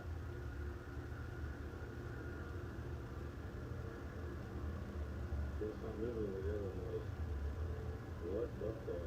Your soul, once you drain your soul, once your saying depletes, or you fall into the pitfalls of religion, there are beings who will redeem your soul as a quota. So imagine you have to go to work, and the boss wants you to get a quota of products out by the next delivery day. Well, the Adamite race, they've made a pact and an agreement with these extraterrestrials, these draconians, that once they created this religion, that those who give themselves over to that religion, they're forfeiting their soul. That's how it keeps them, the Adamite race, or the 6 lethal forces, still controlling and being in power, because their souls are given over to the draconians. And if people don't realize how important this soul is, because the soul is a portal to other dimensions. It can take you to other dimensions, other higher forms of reality. Does that make sense? Sure. Yeah, sure. In a way, they want you to be stuck here with them. And you gotta think about it too, like the man on the moon that fishes for souls wipes you, erases your memory, and you reincarnate, right? You don't remember your mission, you don't remember why you're here, fragments of it. Some of y'all have deja vu, some of y'all can kind of remember your past lives, and that's real. It's been studied. But let's think about this. You get wiped of your memories, right? They put you, imagine if they can put you in a different location, right? Strategically scatter you away from the feelings or the energy beings that you once were around. You know how you get around somebody, you be like, damn, I feel like I've known you all of my life. Those are real emotions and feelings. Those are real. That is real, right? That is something that's real. But if they can put you in a impoverished location, right, or in a fucked up situation that you weren't in before, and you have a certain talent, say that you're good at music, and you've got these beautiful musical abilities, and all of a sudden now you're getting approached for record deals. You're getting approached for record deals. And in that contract, it's a soul contract that you didn't read. That's why you see some of these celebrities freak out and, oh my gosh, I didn't know I signed this. Or all of a sudden they start to look different. That's because they lowered their biofields, their aura fields, and something else stepped into that place. That's through technology too as well. They've been compromised. Also, like the Vril, that little worm. If y'all look at the movie The Strain, look at the TV series The Strain. It'll tell you more about the Vril. They're like a vampiric race that can go through they're like a reptile. They can go through your eyes like a worm. They eject themselves and they can come in and they can compromise your body, your whole body, and you'll no longer be you. They will take over from there, That's AKA how demons want to take your place and walk the earth once again, right? They need a body, they need a suit. Naturally, they can't do it. Why? Because they've been exiled, right? But this is how they can step back in. If you look at all the movies through time, when all of these demons, like on Ghostbusters and stuff, are trying to get back into reality, what are they? They're plasma. But they come from a dark place. They need a body. They want a body. They live in regret. They're straight demons, right? But if you can lower yourself to their level, that's like knowing the right things to do, but you're always arguing with people that you're way smarter than. You're more conscious than. That's why I don't waste my time arguing no more with people I'm just clearly way beyond you. I understand, I empathize, I get it, I'm walking away. That's a part of maturing and growing up, right? And that's what we have to do with these situations. We understand what's going on, so don't no longer lower your vibrations to compete with people that's just not on your level, or entities that's not on your level. Real talk. Former Space Security Chief Hamish Shedd has stated That extra trip. That's when bullshit happens and you can get compromised. Now your life changed because, like I just said, you lower your vibration, your frequency, and you can end up locked up or dead. Let's keep going, though. My bad, y'all. Specials do exist, and there's a galactic federation. I've never heard of a galactic federation while I was in CIA itself, and he claimed that our president at the time, President Trump, knew all about it, but that we were not ready to make that type of contact with the Galactic Federation. There was a remote viewer by the name of Mel Riley, who's now deceased, and his remote viewing session was facilitated by Major Athens. And in this remote viewing session, where Mr. Riley did not know the target, he described a galactic federation. And you have the tall beings, or sometimes called the tall Nordics. You have shorter beings. You have grays. You have reptilian beings. There are these various other beings working with the U.S. government. But what I was told was that they're helping us to derive the technology and adapt it for human use. If they choose to appear, they will appear, and no government can stop them. And I believe there are many, many more that are waiting in the wings, are waiting for the right type of environment for them to come out. This is the antimatter reactor, and this is where it sits in the middle of the craft. The little orange spot is where the antimatter reactor is. These are the gravity amplifiers, and what happens is they shoot protons into the 115, which bumps it up to 116, which shows off the antimatter, which is mixed with matter, and through a thermionic generator creates voltage out of heat. And they're able to take it up to the center of the craft and down through the sides and into the gravity amplifiers and focus on a point in space, increase the amplification that pulls that space towards the craft. It wraps around the craft, and then they turn it on, and they're instantly hundreds of thousands of miles away. Man, listen, earlier today, all across northern Ohio, everybody heard this big ass boom, which people believe to be a meteor. Everybody talking about it all over social medias. You even got some people posting videos. But was it a meteor? Let's talk about it, man. Peace and divine love to all the guys and galaxies, all the high vibration, beautiful souls and spirits. What's up? But today we'll be talking about the meteor that hit Ohio. Let's dive in. You understand something, family? When you search pictures of outer space, sometimes they'll show you these big ass rocks floating around. Been hearing about meteors our whole life. Even heard something about a meteor shower killed off the so-called dinosaurs that used to roam the planet. Let's ask ourselves, if we be seeing all these pictures of these big ass rocks floating around outer space by the earth and etc., why don't we get a lot of meteor showers? Why did one all of a sudden hit near Ohio? Now, understand something, there is no such thing as meteors. Now, I know there's a lot of y'all like, man, this dude talking out his ass. How the fuck he gonna tell me ain't a such thing of meteors? I have to understand there's a dome above us. So exit the whole outer space thing out your mind. They are actually UFOs and other advanced technology that y'all be seeing. Plenty of videos on my page talking about how it's a parking lot full of UFOs in the sky. I'm talking thousands, probably millions. But you can't see them because they are bending in light, fucking with your vision. You know me, I always talk about how Ohio, if not the most sacred place on this planet, is top 2 or 3. It's home for a lot of UFO crashes. Real Area 51 is Wright-Patterson Air Force Base, man. Got plenty of videos talking about this, bro. Came out literally like 4 or 5 years saying this, and y'all all called me crazy, man. Right here it said the episode helped ignore. Not crazy, I'm telling y'all, man. Like a lot of the people that I know that I came into the military with went to Wright-Pat, bro. I was deployed with them. Used to share stories all the time, man. I'm telling you, they was going through some creepy shit at that base. They were terrified. They were terrified, man. I'm talking about shit getting loose in the hallways and shit.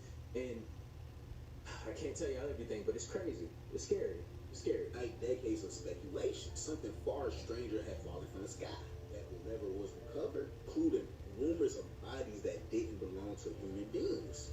Transported to Wright State quietly. Trump even came out and said he was going to talk about this. understand every war in history always been us versus them. I don't give a fuck what social media tell y'all. I want you to believe one thing when it's really a whole other thing going on. The atomic bomb formula was actually created in Dayton, Ohio. One of the biggest things on this whole entire planet. Ohio is the heart of every fucking thing, bro. It's the real, true, ancient Ethiopia that those with a clear vision see, man. I love, value, appreciate, and adore every single last one of y'all. Ground, sun, gates, these types of nothing fast. I see everything. Peace. What I'm showing here is how lunar eclipses are happening. There's a lot going on here, so bear with me. I'm going to go through this real quick. The light below represents the sun. The moon you can see projected onto the superfluid ceiling. The sphere in my hand has water and milk in it, which is going to create Rayleigh scattering effect of the Atmos. It represents the sun's light traveling through the Atmos, creating the coffee cup caustic in the far red, which is going to cause the lensing effect of the lunar eclipse and give you the blood moon. Now what you're going to see is, as I move this little sphere in front of the source that represents the sun, and the sun's light starts to pass through the sphere, you'll see first the double shadow that we see during the lunar eclipse and the correct shape moving across the face of the moon. So you get the double shadow line. Just before it goes full, it almost goes flat, then you get the red coloration due to the light being in the far red. Now shadow is not a good word, this is a lensing effect, but we'll use word shadow because everybody seems to say that. Again, you see the double shadow here as it moves away. Still seeing the double shadow. As it goes full, you get the red blood moon. This is a lensing effect caused by the coffee cup caustic, which is caused by the sun, and it's in the far red spectrum, which we don't see until this alignment happens and the moon exposes it to our eyes. Space is fake. Why do we see other planets through telescopes? Sounds like checkmate, right? That's why this stuff is interdimensional. Just pay attention. If you don't believe, just watch. Just be receptive to new information if you haven't seen it before. But hold on, let's actually think about this for a second. What are we really seeing when we look through a telescope? Are we seeing solid physical worlds millions of miles away? Or are we seeing something completely different? Something closer? Something we've been told to interpret in a very specific way? Since childhood, we've been programmed by NASA, so when we finally look into a telescope and see a glowing, shimmering ball of light, our brain instantly says, yep, that's a planet, just like the pictures. But is it really? Because if you've ever actually looked at these so-called planets through an amateur telescope, they don't look anything like the polished NASA images. They flicker, they ripple, they dance with color, almost like lights underwater. That alone should make you pause. What if planets aren't what we've been taught? What if they're not giant rock worlds floating millions of miles away, but luminous bodies moving lights in the sky, part of the same system as our sun and moon? Ancient cultures didn't call them planets, they called them wandering stars. And that's exactly how they look, stars that move differently. Think about it. If the Earth is flat and stationary, then telescopes aren't windows into outer space. They're magnifying glasses bringing closer the lights above us. And when we zoom in, the stars and planets don't appear as solid spheres. They look alive, electric, almost like energy in motion. Some even pulse with geometric patterns. Doesn't that sound more like a light than a distant world? Take Jupiter, for example. Through a small backyard telescope, it doesn't look like the swirling CGI storm planet you've seen in textbooks. It looks more like a glowing orb that shifts and changes with the atmosphere. Saturn? Those famous rings don't appear crisp and sharp unless you're looking at NASA's computer renderings. In real life, it's fuzzy, wavy, sometimes barely there. Doesn't that make you wonder if those rings are really physical at all? Or if we've just been conditioned to believe in a Hollywood version of space?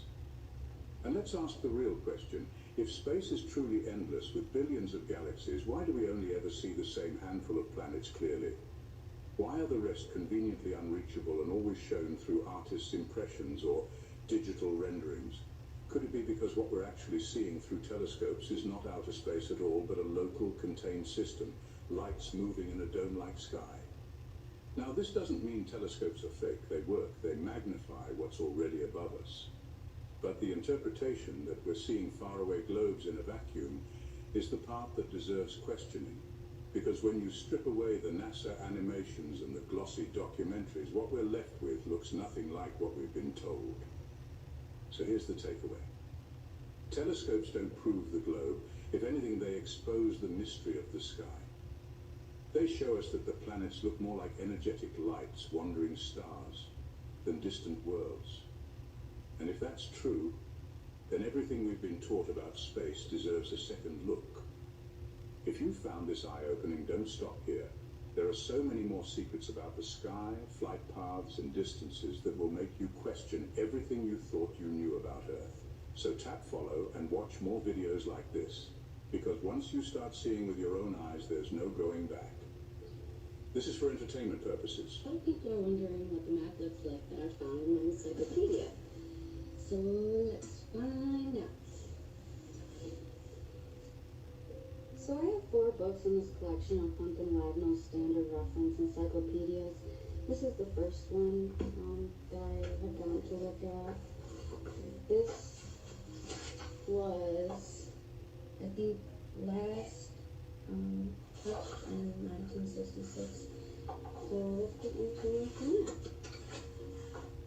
So as you can see, this is, the North Pole.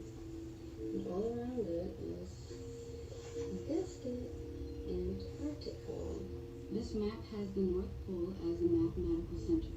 From it, true distance to any part of the world can be measured. Such a projection shows to advantage the Great Circle routes used in navigation, which pass near the Arctic Circle. Polar projection maps are indispensable to a global-minded nation.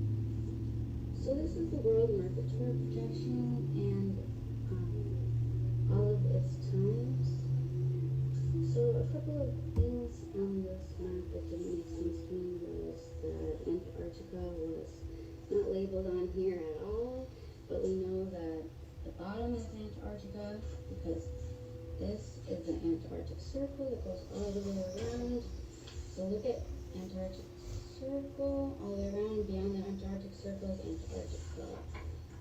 If we're doing the world, we should include Antarctica right at stop right here before it at 9, and all of these are not equal distance. This is A, and this is also A. They just overlap.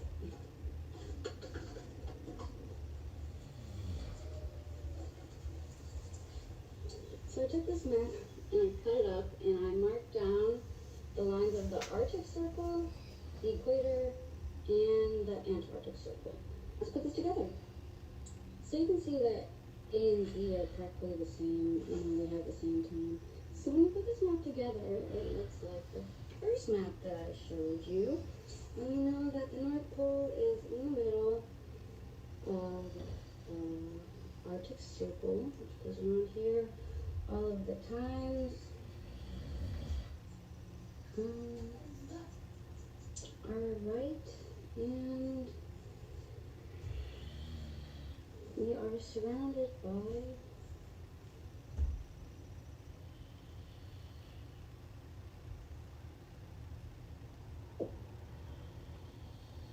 Now I'm saying, like, look, man, think for yourself, think for yourself. That's what's called thinking for yourself. And you gotta think in our society, we've been programmed on every level to go with the program. Not thinking for yourself, just going blindly believing everything that they tell you.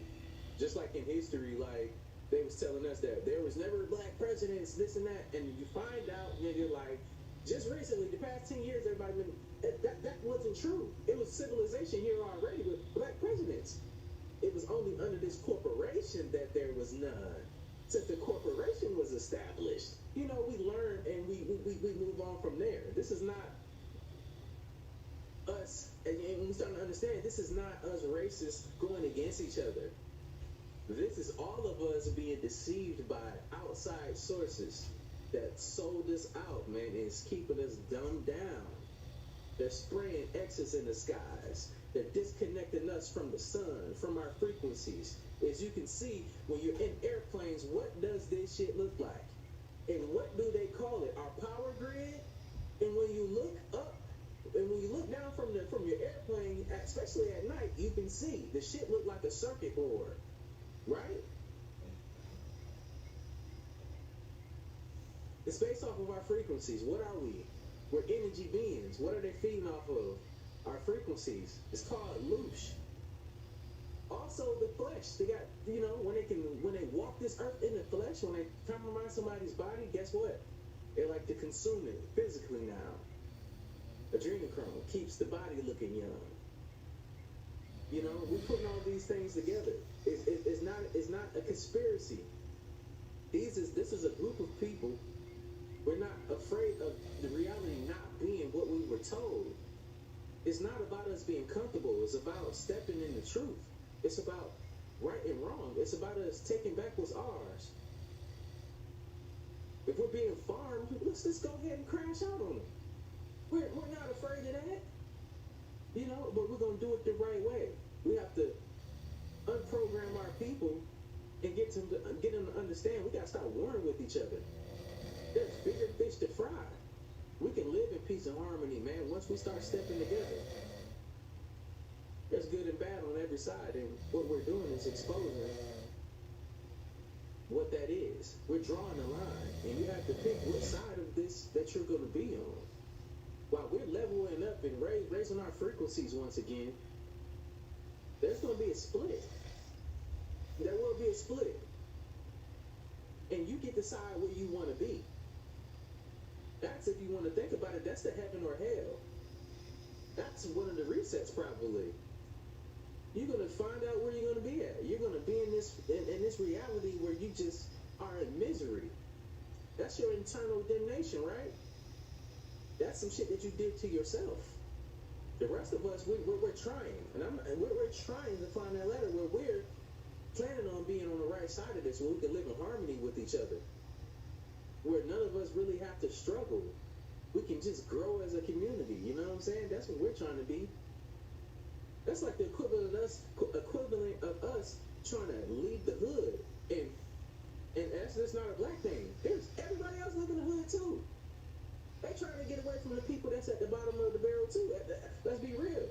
Because it's violence. There's a struggle for resources and everything. There's shootouts happening, and you want to be away from all of the chaos, right?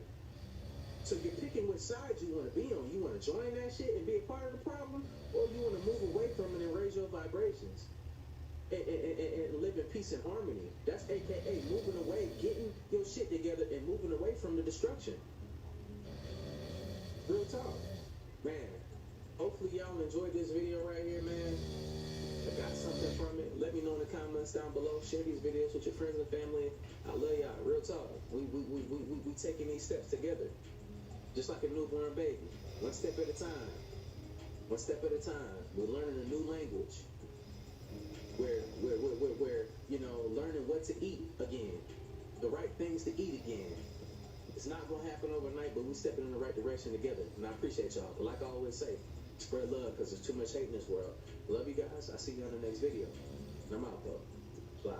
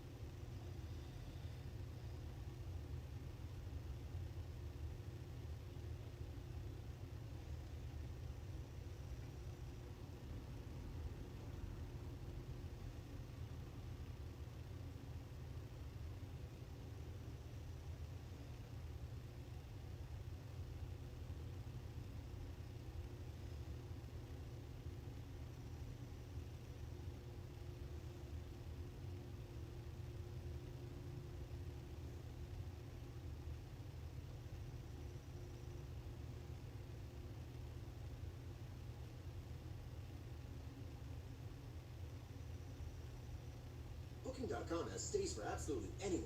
Imagine you're a musical-obsessed couple. You book a dazzling hotel in the Big Apple, 5 stars, with a balcony for your big solo. If Broadway buffs can find their perfect steak, anyone can. Booking.com, booking.yeah.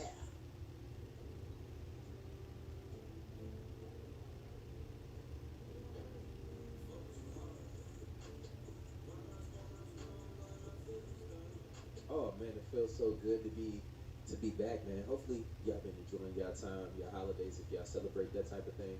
I don't leave that up to y'all, but look, welcome to my new reaction log. You know, I don't have everything set up yet, but we're gonna get to it, man. It's been a lot of crazy things going on in the world, and I can't help it any longer, man. We back with the bangers, y'all. Go ahead, smash that like button.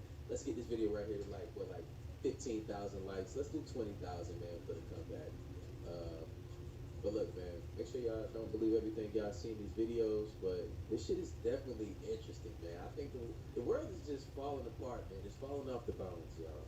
And you know what? We're here to talk about every little detail that we possibly can, man. Just make sure y'all have a good time. Don't believe everything that you hear, see on these videos, but use your discernment for yourself. Let me know how you feel about this video in the comments down below. Subscribe to the channel. We're on our way to 1 million, baby. Let's get it. If you really have all, they have flipped the switch. It has been flipped. It has been flipped. If you really have been paying attention, then you know what I'm talking about.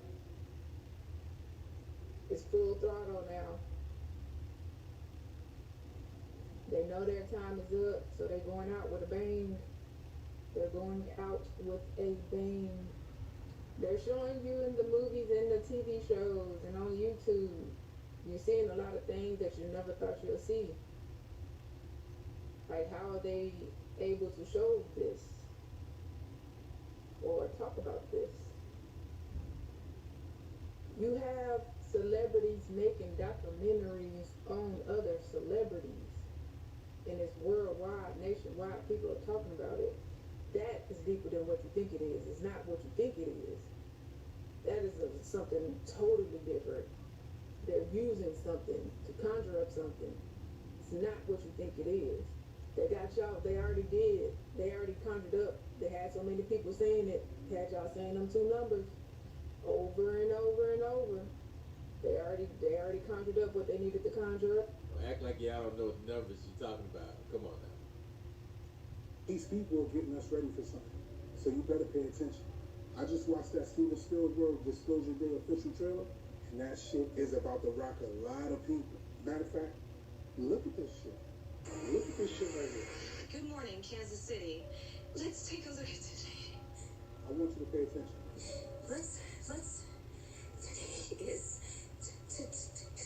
Today's. They're getting us ready for something.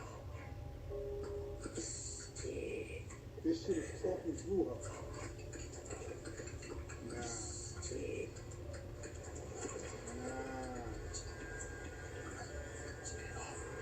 Now you heard all the talks. The 3-Eye Atlas, the Pentagon saying that the Anunnaki will return here, the sightings, the drones. They're trying to get people comfortable just in case something like that does happen. I want you to look at the rest of this shit. Look at this shit. Listen. People have a right to know the truth. We belong to 7 billion people. Listen. What is it? You won't believe me if I told you. So I'm gonna show you. Don't be surprised. What are you gonna do? Full disclosure to the whole world. All at once. I want y'all to peep how everything is about disclosure now. You got the Age of Disclosure that was just on Amazon Prime. Alien sightings. People saying that they actually interacted with aliens. And then you got Disclosure Day. You have other disclosures as well. What are they trying to say? It's ancient maps that come about the old world. Most of human civilization that we see now is underwater. All of the rulers is underwater.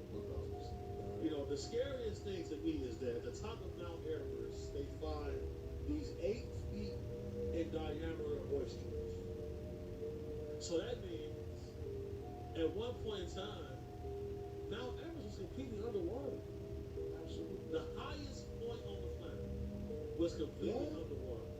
And then the tallest mountain is actually currently underwater.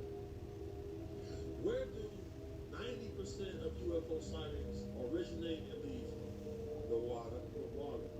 Why is Rear Two-Star Admiral Tim Gallaudet coming out saying that they tracked certain locations outside the Catalina Islands to rock formations under the water that look like an interest to some? There will be 3 conditions. All water. What does she mean? Clarify that. Sorry, all water. The entirety of all oceans and waterways. Sorry, excuse me, we're an island nation. Are we permitted passage across the oceans? No. The human race evolved to live on land, not in the waters or the sky. You said sky. Do you want the skies now? You live in the ocean. The skies are not your concern. The air above the ocean is the ocean. This is our space. Are you seeking to ground all air transport? Transport over land is your concern. Transport across water will not be permitted. But that's ridiculous. How dare you? How dare you come in here and dictate the future of the human race? Nonsense! We will take questions from the ambassador only. It's good, TikTok. Y'all ain't think about it. You just think it's normal for it to be almost 80 degrees one day and then below freezing the next with snow on the ground. Coming into 3 days after that, back up to 75. Y'all think that's normal?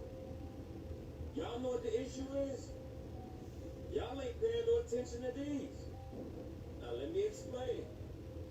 Every time you see that, you're going to give it 2 to 3 days, and the temperature's going to drop.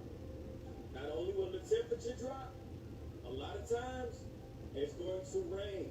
Some sort of precipitation. Now, a lot of you have got some sort of snow, but realizing that that snow looked a lot like Dippin' Dots. Is that normal? Did you see this? Or this? Or maybe this? Are they changing the weather? Now, what exactly are they spraying? Sulfur dioxide, which causes respiratory illnesses like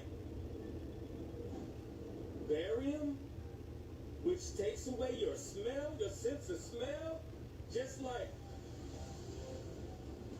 silver dioxide, silver, which can turn white skin a bluish color.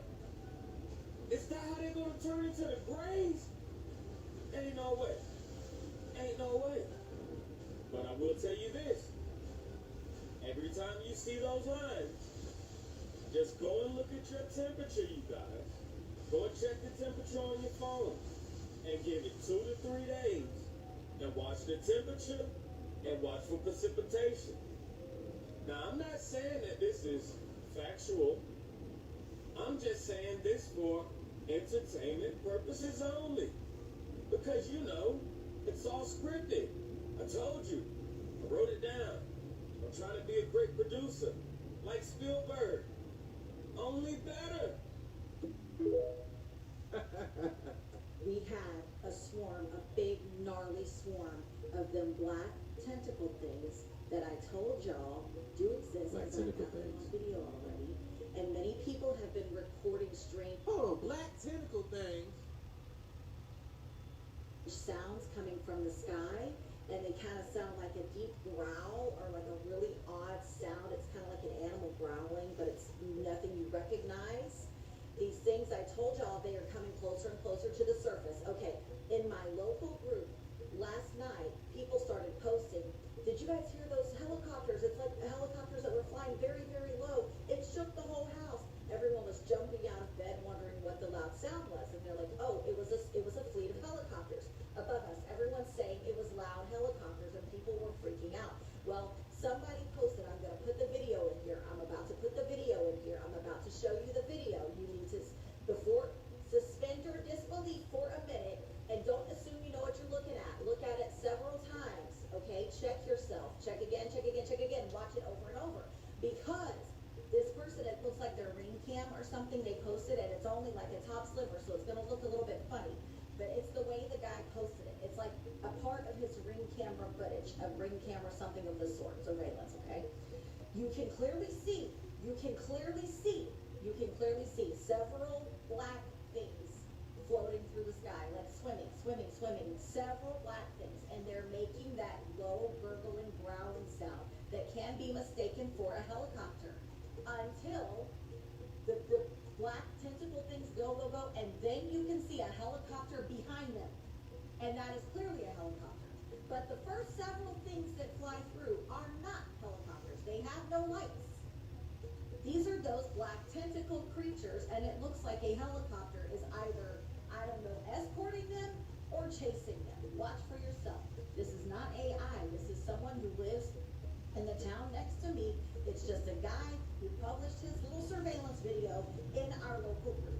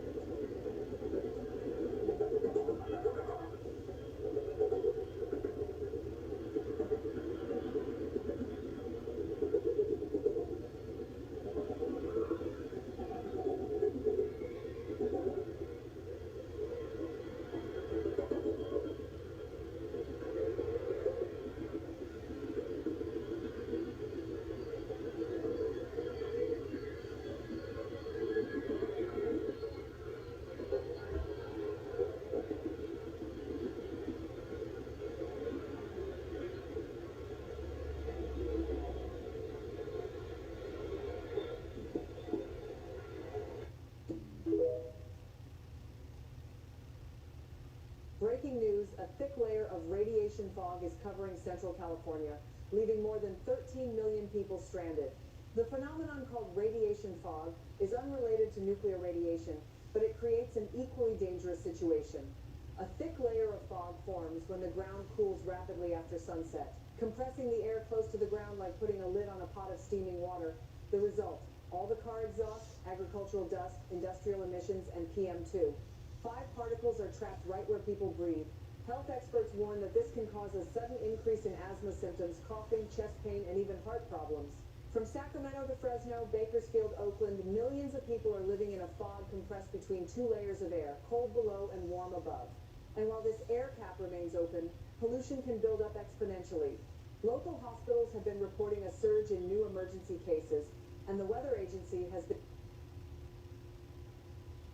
Y'all, they are telling us right in our face what they are doing to us, because what in the hell is radiation fog? I've been on this earth for 30 plus some years, and I have never heard of this in my life. A mysterious 400-mile stretch of radiation. It's like when it can't get any worse, it's like, okay, here's the new final boss. Like, damn, we done fought Goro like 10 times already. Like, what is this new mess right here? But you remember how we were, I dropped a video like 2 years ago about this fog, right? And it's just such a coincidence that this fog has appeared again. And I've experienced it. And check out the coincidences. It just could be a coincidence, too. We're just here to talk about it. I'm not here to tell you that it's factual. There's a difference. So, I was driving back from the West Coast to the East Coast, and I've noticed that there was a lot of fog. Very dense. Very, very, very, very dense. Very super dense. You can hardly see through it. Like, most people had to pull over to the side of the road. It was like it was snowing, like it was a blizzard outside. People just couldn't drive in it, you know, especially if your car is not equipped with the proper headlights and safety for, you know, many different reasons. If you're older, I would suggest you not driving. It was so dense. But fast forward, we weren't used to fog, and everybody got like congestion issues, and you know, everybody was so inflamed, and we had so much mucus coming out of us after traveling back to the East Coast through all of this fog. Never had these problems for the last 5 years until we came back, and got damn, look, some people, you would say, God, shut your ass up. Get off my channel. I'm not going to play with you today. But look, let's get back into this video, right? Radiation fog. Native hair care gently nourishes with half the ingredients of your old stuff. This Chili's 3 for me is the best $10.99 you can eat.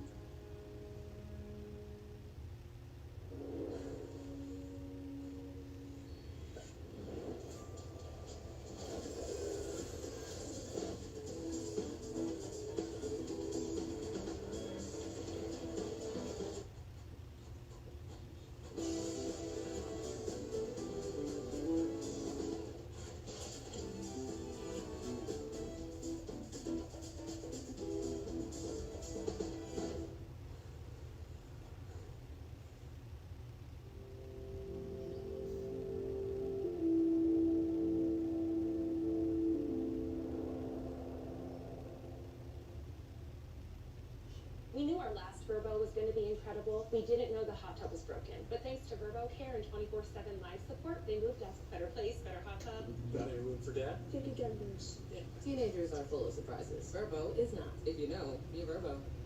Blankets, the state of California? But here's the thing, y'all. It wasn't just California. A whole bunch of people have stated that they woke up to fog in the morning too, and they were experiencing headaches, nausea, sinus problems. Their animals were acting up, and now we know the exact reason why. Now they're saying 20 different counties have reported this heavy dense fog sitting over California, and it's affecting 2 to 13 million people. Million people, y'all? See, that's exactly what I've been saying, man. Fog is not common in Florida, especially in South Florida, bro. And now they are telling us what they are doing to us. As soon as I said that, I get a sharp ringing in my left ear. Oh my God, the shift is here. A 640-kilometer area in California is under the cover of a thick fog that can create respiratory problems and also cause asthma. Nearly 13 million people are under travel warnings, with officials issuing air quality alerts as the dense, low-lying fog can prove hazardous. Being called the radiation fog, 20 counties in California's Central Valley are affected. It forms when the ground cools rapidly after sunset, releasing heat back into the air. Experts say this fog can capture pollutants released from cars and factories, severely impacting air quality. Breathing in these particles that remain suspended in this radiation fog can cause health issues. The National Weather Service is also urging people to remain vigilant while driving, calling the fog a high transportation risk. The phenomenon, also named Tule fog, starts around November and peaks from December through February and ends by March. It happens every year in the late fall and winter months, affecting California's Bay Area, Sacramento Valley, and San Joaquin Valley. More than 2 million people are hit in Sacramento, Fresno, Bakersfield, Oakland, and Stockton, the most affected cities, according to the Daily Mail. It lingers on for longer in the Flat Valley. Yet more footage keeps popping up about this strange fog in California. This is part 3. So when they say they're sitting in this fucking fog, and I've just been driving regularly, what is this shit right here? There's something in the fog that I can't explain, but I ain't drove the nothing but fog. Look at this shit. Check y'all shit, y'all. Crazy. Look. It's on there, but not on my windshield. What's going on? Sticks to the plastic, but not the glass. They got asbestos in the air. That's crazy. That fog is so thick that's covering California that these birds don't know where the fuck to go. Look at all these fucking birds. They supposed to be flying south for the winter. They still stuck in Northern California. Like, what the fuck is really in that fog? They got these birds acting like this. So, yeah, they're going through respiratory issues. They gotta take a break. The fog in the Central Valley. You know this shit. I'm right on the edge of it. That's Bakersfield down there. LA would be behind me, but it's kind of hard to tell on the video, but it looks like a solid wall. Like it looks like you could just walk across it. Kind of crazy. Don't you keep saying that this is just normal fog? You're a liar, respectfully. I googled it, and while the Thule fog is a normal phenomenon, it's been happening less and less in recent decades, and the last long stretch like this was 16 days in the 80s. I'm 35, so that happened before I was born. So no, I've never seen a fog like this. This is not normal in my lifetime, and we're now on day 22. Okay, so nope, not normal at all. You see this? It's snowing, y'all. This ain't no filter. This ain't no filter. This real snow. So now it's snowing in Oakland, California. This is. Wait. You see that? Yeah, this tough. Yeah. Leave your thoughts below. Y'all, look at this. Look at this. What are they doing to California? Oh my God. Y'all think that's the ocean, huh? No, bro. This is that fog. Look at this. Look at the color of that fog underneath that sun, bro. This shit look like a whole movie, bro. Remember the movie The Mist? Remember they told us about this? What happened? Oh my God, bro. Apparently people are saying they have been experiencing fog for about 2 weeks now, and we're just hearing about this. Look at the color of the fog. Y'all see that? You guys, that fog has been back yesterday and today. It's weird. The 2 days before that it was sunny and clear, but literally like it's been like this for like a week. It just doesn't seem normal, and the temperature really isn't changing much at all. Y'all see that? Look at that. It's a whole wall. Look at that, y'all. Y'all see the colors? Stuff. She says she thinks it's some type of chemical type of fog. Maybe the way that she's experiencing. Do y'all smell sulfur? Remember last year, like this happened and people were smelling sulfur? Do y'all smell that? I mean, look at it from a plane, y'all. Look at this. Oh my goodness, man. Like you got a whole layer over here, like you can't get through, and then you have clouds on top of clouds. How does that make sense? What? This is so insane. This is where I live, and it's right on the start of the Central Valley fog. Look at this. This goes on for hundreds of miles across the entire Central Valley of California. You can see, look at that. Miles on miles of fog. It's just a blanket. That's the coastal ranges over there. I mean, look at the color of the clouds, y'all. Look at this. It's like burning. It's like on fire almost. And did y'all see the sun? Look at that. It looks like a ceiling fan, doesn't it? See, y'all, look at that. It's funny because I was just talking to my wife about this the other day. I was sitting on my bed and I was looking up and I was like, what are these people doing, y'all? Apparently, this radiation fog has migrated over to Los Angeles now. It's still in Central California, but now look at Hollywood is completely swallowed up, y'all. What? Okay, check this out, y'all. What is this?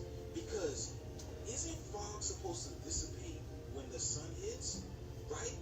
And the sun looks like it's at its peak right now. So this thing shouldn't even be here. What is this? What is... Y'all remember how they said that they were blocking the sun? Remember the Simpsons episodes where it was like, oh, my biggest plan is what? To block the sun. Remember the press conferences that they've been having? And what is they been saying? Oh yeah, we want to block the sun because the earth is heating up. Does it look like they're becoming? It look like they're getting good at this blocking the sun shit, y'all. Look at that. Can't ignore it anymore. The more we do these videos, the more this feels like a science experiment. Like they're just dropping shit in our little fish tank over here. Yeah, feed these people some fog. Yeah, it's them too little bit too warm in their little habitat in there. Like, but go ahead, pop the top, man, and just tell us the truth, man. Because this shit is weird. Let me know how y'all feel about it in the comments down below. Do you know anybody? Have y'all been getting sick? Do you feel nauseous? Have you been getting any congestion? I know we have, ears ringing and stuff like that. Let me know. Is this? Why does it look like it's another dimension? I mean, things go in the fog and they completely disappear. Who knows what's happening in the fog and the mist? Doesn't this thing look like an ocean? Oh my God. And then I don't know if you're hearing, but people are are experiencing all types of complications from this thing. Look at this car. This car completely disappears, bro. Y'all, that car is gone. Where did it go? There we go.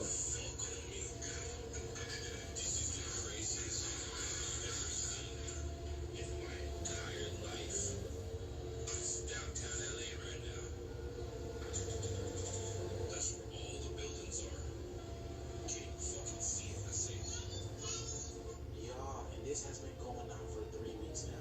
3 weeks. What kind of fog is so powerful that it will not dissipate from sunlight? And the thing is, people can't even stay away from this. They have to commute through this, y'all. You see what I'm saying? Sun is shining, but this thing is not going anywhere. What is this? Let me know down in the comments below, y'all. This looks apocalyptic. The ship is here. Let's get it. Peace in. So, they use video game controllers to play real people like EA's Sims. It's a video game.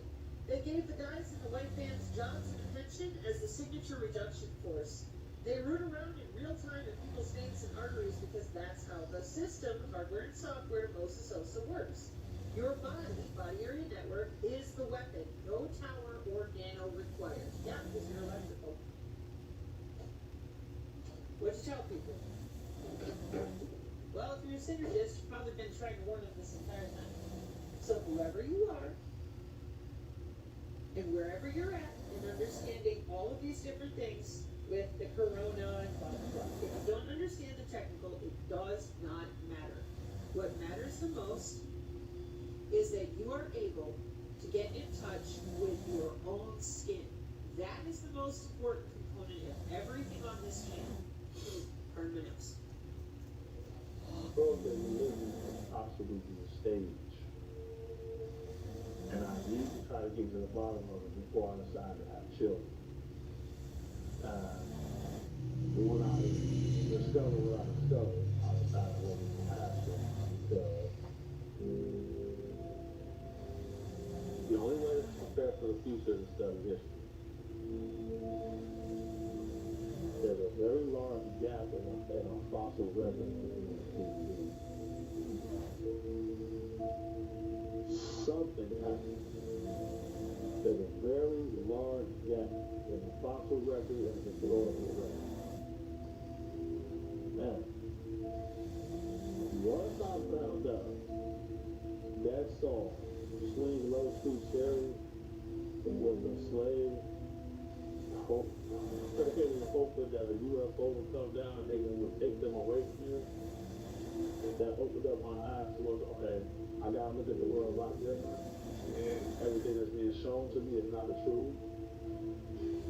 Manufactured media can control narrative and actually brainwash me. Propaganda, television, media to brainwash me. And the guy from the CIA told me that the whole universe is based off sound, light, and speech.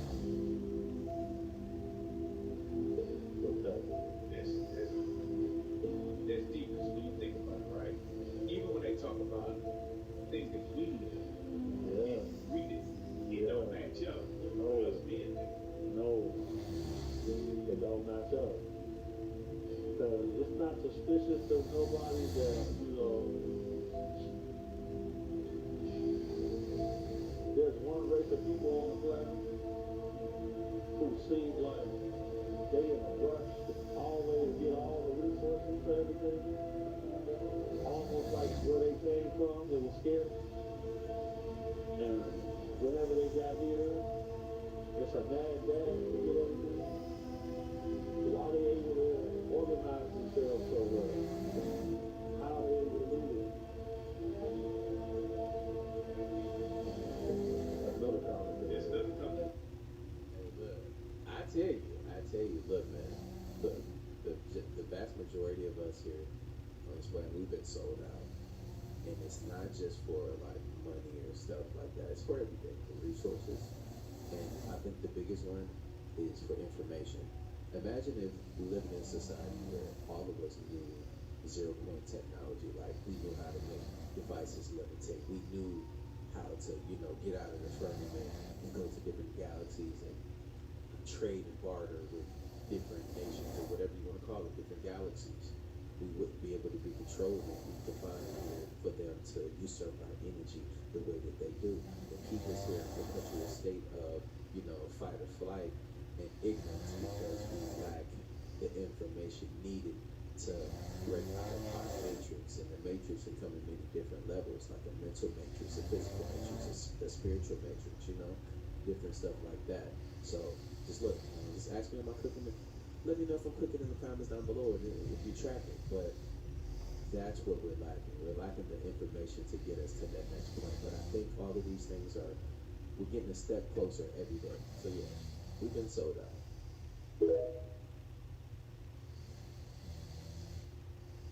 Booking.com has stays for absolutely anyone. For instance, imagine you're a vampire thirsting for a lively hotel. You'll find a Vegas resort near some great nightlife. Perfect. You may be undead, but you're the life of the party. And if the forecast calls for sun, at least there's free cancellation on most stays, so you can wait for the perfect weather. Gorgeous. If a vampire can find their perfect stay, anyone can. Find exactly what you're booking for. Booking.com, booking.yeah.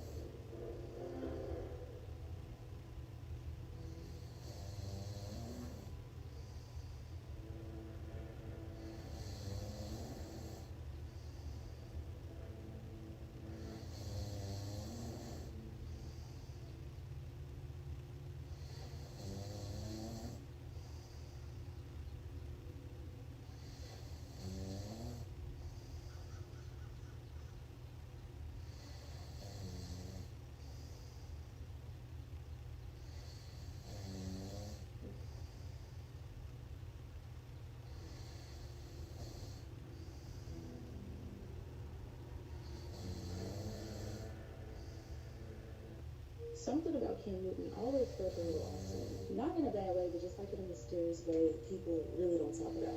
Every guest on his podcast has to do the same ritual. Why? Because he's like 7 foot tall and he's dressed like the fucking Nutcracker.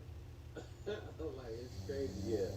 I already know it's gonna be weird. Makes them look him in the eyes, say one love, and throw up this very specific hand sign every single time. Whether it be athletes, celebrities, friends, they all go through the same initiation moment. One finger, one pinky, one thumb, all together, one love.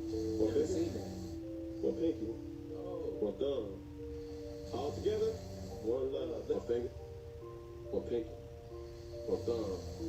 All together? I fucked it up. No. One finger. One pinky. One thumb. All together? One love. One finger. One pinky. One thumb. You botched that up.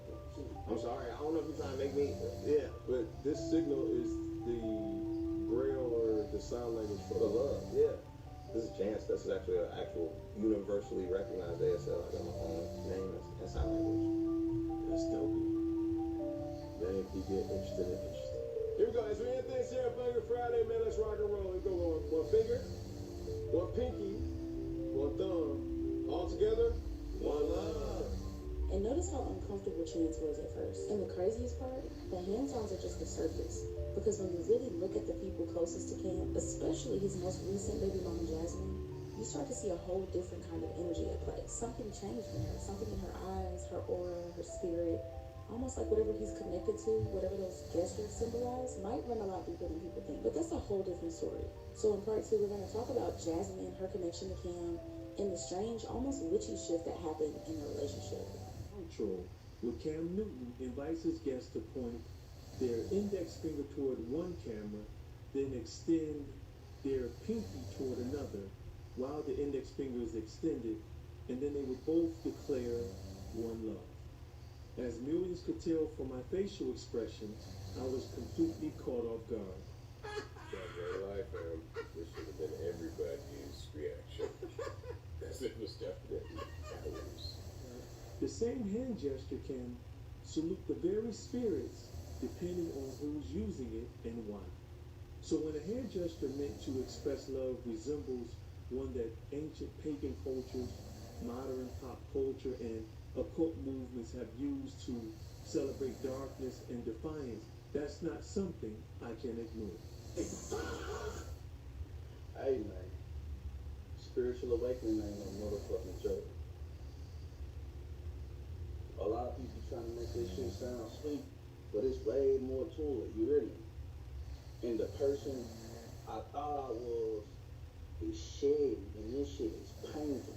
It ain't shit to play with, you know what I'm saying? Yes, I done experienced some beautiful things, you know what I'm saying? Shit that I can't unsee, like I never thought that was real type shit, but this shit is real. You feel me? Man, shit's beautiful. I done witnessed some magical shit. You know what I'm saying? But it's all, for all this shit, it's for a greater purpose, you know what I'm saying? I ain't just going through a spiritual awakening, I'm going through a path awakening. You dig? And man, this shit has been getting the best of me, but I'm staying in there, you know what I'm saying? Like, I know what time it is. Cause I know after this, I know after all this shit, the Most High got something for me, man.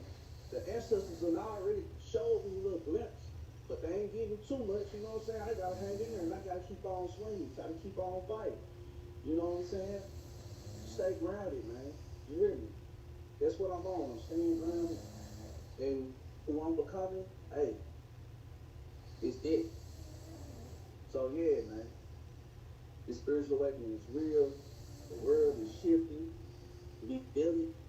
Yeah, it's time, man. Shit, man. Peace to the God, man. For y'all that don't know, that's Duke Deuce. So he got this song like, come here, baby. You know what I mean? Like, he go hard, he go crazy. But this has been happening for a ton of us. Let me know like when this happened for you. And it's not like a bragging thing just because you got to your spiritual awakening before somebody else. Let everybody be on their own time. You know, we can't rush the process. We gotta trust the process. And shout out to him, man, for you know, just waking up to the realization that everything ain't what it seems. And once you start to like quote unquote wake up, it does change your perception, even down to like how you live your daily life. Like for instance, when you find out that the sugar in your food is like a part of the big problem why we end up in hospital a lot of times, you start to cut back on these things. But for the average person that still consumes that type of lifestyle and have that type of lifestyle, it's gonna be, you're not gonna be fun to be around because you're gonna be quote unquote looking like a Debbie Downer. Like when they eat cupcakes, you don't want cupcakes. Like, damn, what the fuck is wrong with you? Like nothing wrong with me. Now I'm looking at y'all. What the fuck is wrong with y'all? Yeah, like this is, we can keep going, we can keep doing this, but it is kind of painful. I just gave you an example of what it's like to kind of wake up. When did it happen for you? And so they put us under a spell. What kind of spell? The spell of ghost worship. You understand? Ghost worship. And they said gospel. Ghost spell. They put us under some ritual. It sounds crazy, but it's called etymology. It's in the sound. Right? They put us under a spell and had us worship in spirit. And if I didn't worship in spirit, God, what did they call me? They call me atheos. Atheos. If I don't worship a theory, I'm an atheos. And they say atheist. You see, or in Greek, the same thing. It's Dios, or in Spanish, Dios, or in French, Dios. All of these names come out of the same thing, theories. We didn't worship theory because we were Etherians. See, ether, atheist.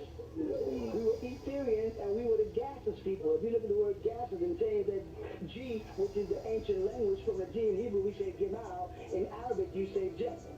Right? Take the word gas and put the jet there. And what do you get? Say it. Gases. Say gases. Gas. And now Hebrew is gas. Gemal. Arabic is jet. Put the John where the G is at. Gases. Jesus. Oh. See?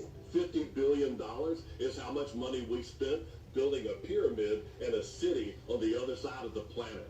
It's called Astana, Kazakhstan. And the pyramid that we built is in the middle of it, right in the heart of the city. It houses 200 delegates. And ironically, there are 200 fallen angels. But if you click inside that building, you can go to the boardroom, which has a round table where all 200 delegates get to meet. And if you disagree with them, there's a hole right there in the middle of the table, and you can see all the way down to the floor of reconciliation. And I guess that's the hole of peace. And that's next on the trumpet.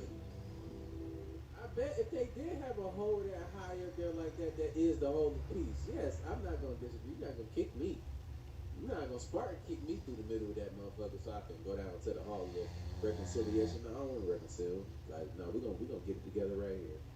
The United States were some of the first people to even invest their money there. Of course. This is just one of many buildings they built. Circular 200-seat chamber for world religion meetings. Chapter 3 of the Book of Enoch, Fallen Angels, tells you all about the 200 angels that descended onto Mount Hermon. Mount Hermon is where that happened.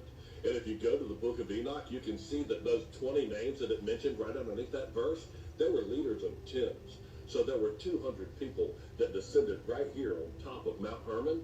And the United Nations decided this is right where we need to build a base, on the 33rd degree parallel.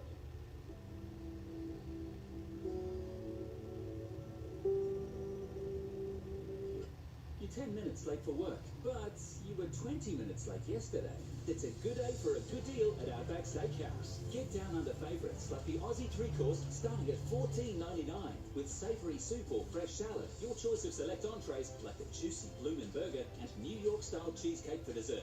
It's a deal so delicious you'll only be 5 minutes late tomorrow. Maybe 4. Try the Aussie 3-course starting at $14.99. Any reason is a good reason to celebrate at Outback Steakhouse. No rules, just right. These people right here, and he will gather the nations. And no, I'm not talking about the Pope. Look at that logo right there. That's quite simply the 33rd degree. That logo shows the Earth divided by 8 sections, and each section is divided by 4 other sections. 8 times 4 is 32, and the center section makes the 33rd. There's a lot of people on that same page. Now you're going to start seeing that 33 show up everywhere, like in the buttons on his cloak.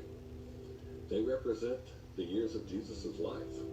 The 33rd degree is where Jesus transfigured in front of the disciples. The 33rd degree is where the Masons built the Tower of Babel out of bricks. And yes, if you work with bricks or stones, you are considered a Mason. Charleston, South Carolina, home of the Masons.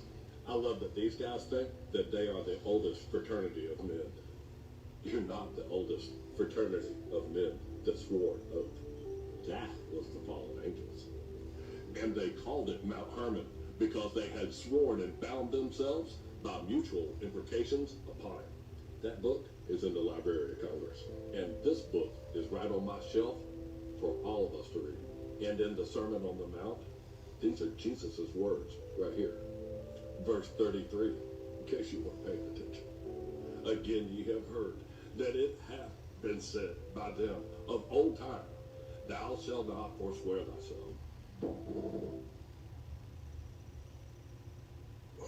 Okay, if you're not ready to go for a ride, and I say this with peace and love, keep scrolling. Pentagon UFO whistleblower Matthew Brown just sent a very cryptic message to Elon Musk, and the message, I decoded it, and if I'm on the right path here, it'll make the hair on your arms raise. Let's get into it. So this post came straight from Matthew Brown's account last night, and he warns Elon that the U.S. government already has a secret AI that can literally predict the future. He says Sam Altman betrayed Elon, and that the first public sentient AI, they were silenced. The tone of it is very urgent. It's like Elon's being pulled into something that he's not prepared for almost. I don't know. But then it does seem to get deeper. He name drops agencies like the White House, FBI, Navy, Department of Energy, and the NGA. That's the guys who track stuff from space. He mentioned something called Marsupial. And allegedly, this is a Trump-era UAP briefing program, and he says that rockets are so 1947. The translation? Well, the government knows how these exotic crafts work, and they're lying about it. But then the post shifts, and this is where it gets creepy. So Matthew Brown shares a hand-drawn circle filled with strange symbols and references a word, Logith. That's not science fiction. It's from Enochian magic, supposedly the language of the angels used by John Dee to contact non-human intelligence. He then This one's in Thailand. Beautiful. Beautiful. What comes with the island? There's a small villa there. You could practically go. Yeah, there's Do the islands come with the children, or the children? This island does have a small school. There are children. Okay, so I don't know if that's a stipulation. Yeah, what countries are near to abduct them from? Cambodia, Thailand, Laos, Vietnam, Philippines. The Philippines. The Filipinos, you know, if they're not being a nurse, they're being your student. Okay, so yeah. So what age ranges? Yeah, well, I don't really. So what we have here is Norwegian boys starting at $100,000. $500,000. Oh my God, he's doing it. Auctioning off a human being right now. This supposed to be the golden boy. 90 million. $300 million. $300 million sold. Oh my God, he just sold it. Norwegian boy. Wow. This isn't real. I was like, is this like a pedophile thing? I'm like, finally, a black man gets to sell a white man. Come on, man. Sell it. I'm like, let's sell that motherfucker.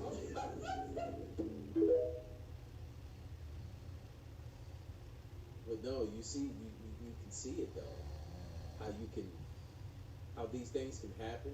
That's just a reference of like what they're doing in front of our faces. Like, there's not so many other ways to explain like all the missing children across the world, but we can find all like the drug dealers. We can get a RICO on Young Thug and all these rappers and stuff, but we can't find where the missing children is at. We have a problem. It's the reason why they don't want to drop all of the files without redacting anything. That's concerning. Don't think we forgot. You know, y'all ask. How can we help foster the public-private partnerships, bring the American capital and expertise and standards to Africa so that we can keep exploiting so that we can exploring where we can get these minerals. Wow. These are the countries with the most missing children. Pay close attention and check where your country appears on this list. Because sometimes we scroll past headlines like this without really thinking, but the numbers are terrifying. Countries with the most missing children: Italy, 21,951 missing children each year. South Korea, 25,690 to missing children each year. Russia, 45,000 missing children each year. Canada, 45,288 missing children each year. India, 96,000 missing children each year. Germany, 100,000 missing children each year. United Kingdom, 112,035 missing children each year. United States, 460,000 missing children each year, with 2,300 children going missing every day. What do you think is actually causing all these disappearances? Are these kids running away? Or is something far more disturbing happening behind the scenes? Are they being kidnapped? Are they being trafficked? Are there secret groups operating in the shadows, using these children for things the world doesn't want to talk about? Why do so many cases never get solved? Why do some countries have higher numbers than others? And most importantly, why aren't we seeing global outrage on the same level as other issues? And like, I was on the phone with my homeboy, and my homeboy has autism. But it's like, as he grew up, he kind of faded away a little bit, if that makes sense. But anyway, he was telling me that he didn't talk until he was 9 years old. And he was saying that, like, he always knew what he wanted to say, but it would never come out. He said also it felt like he was trapped in another realm. Like, it was like he was here, but he was also somewhere else also. He was like, sometimes, like, the things that we see, like, it's hard. It looked like energy to him. It just looked like a frequency. It didn't look like steel to him, but sometimes it would. He was like, so sometimes he'll be zoned out, and he just remembered his mama calling his name. He heard her, but he never seen her. He said it's just always like he was just up in a dark space with just energy flowing around. So he was like, he was never making eye contact with his mama or answering to her, respond to his name because he didn't see her sometimes. He said, but sometimes he would when he get back into, like, where we at, like, it was like he was living in two different realms. When he get up, like, in the physical where we at, he said he'll see her, he'll answer his name, he'll respond. But when he wasn't, he couldn't answer, he couldn't make eye contact, he couldn't see nothing but what he seen that was just in the dark space with just energy everywhere. He was like, he said it's crazy. He said now that he's older, it's not like that for him anymore, but that's how it was for a long time until he was like 15 years old. He said, and then where he was at, he said he didn't need to use his words. He didn't need to speak. He said he only needed to speak when he snapped back into the physical, y'all. It was just like so crazy because my son got autism, so it be making me think like, oh my goodness, is that what be going on with him? Do he be here and there? Now that we know that we were all part of the Gateway Experiment Program back in elementary school and kindergarten, now that we know that, here's what I believe. I believe that we were all born with special abilities, superpowers. I believe we were all born to have superpowers. Now, the people that did this test on us, these people had to be like some type of different entity. These people were not human. The people that came and grabbed us from our classrooms were not human. Okay? These people were doing an experiment on us because they knew that we were all connected to God at some point in time. They knew that we had a deeper connection with God. They also knew that we had psychic abilities. To this very day, okay? And I don't believe that they clearly wiped out our abilities. And I'm going to tell you why. Because to this day, I still believe that I have psychic abilities. I'm able to see spirits. I'm able to see entities. I'm able to see low vibrations in people. I'm able to see demons. I'm able to see things that most people won't even see or don't even see. I'm able to feel certain things that I can't describe. I keep seeing the numbers 222. I have been seeing the numbers 222 for years. I have a special ability where I could think about a person, like a person could come across my mind, and then later on that same day, that person would pop up. Okay? Or I could think certain things, and whatever I'm thinking, it will come to pass. So I believe that I have special abilities because I'm able to see things, I'm able to know things without finding out about it. Like, it's just certain things that I know, right? So I believe that these people who were not human, I believe that they were something else, okay? And, you know, they tried to take away our superpowers. And honestly, I believe they failed. Because when they put those headphones on and you heard different frequencies, and then they gave you this pink drink, like a bubblegum drink, I think that drink was to wipe out your memory. That's what the pink drink was for. And the frequency sounds that came from the headphones, I think those frequency sounds were sounds that were supposed to mess up our chakra. It was supposed to destroy our chakra that's connected to God. So now that we know the truth, it is up to us to take back our power. It is up to us to take back our abilities that we have. Because honestly, we have the power. They tried to destroy it back in the 90s and 80s and 60s and 70s. Like, they went way back and they tried to destroy our supernatural abilities. But I don't think they fully destroyed it because I be seeing stuff. And the stuff that I be seeing, if I was to go tell someone else what I saw, they will look at me like I'm crazy. So it is up to us to take back our power. It is up to us because we have the power that they tried to destroy. So let's take our power back. Let's take our power back and let's do what we have to do. What did they do to us? What the fuck? What the fuck? What people call the black sun, the core, is actually projecting a map on the moon of the earthly realm. And this is where you'll see here. You need to think about mirror as a projection.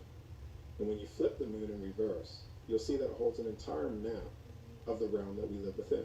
It has all the continents, everything's there.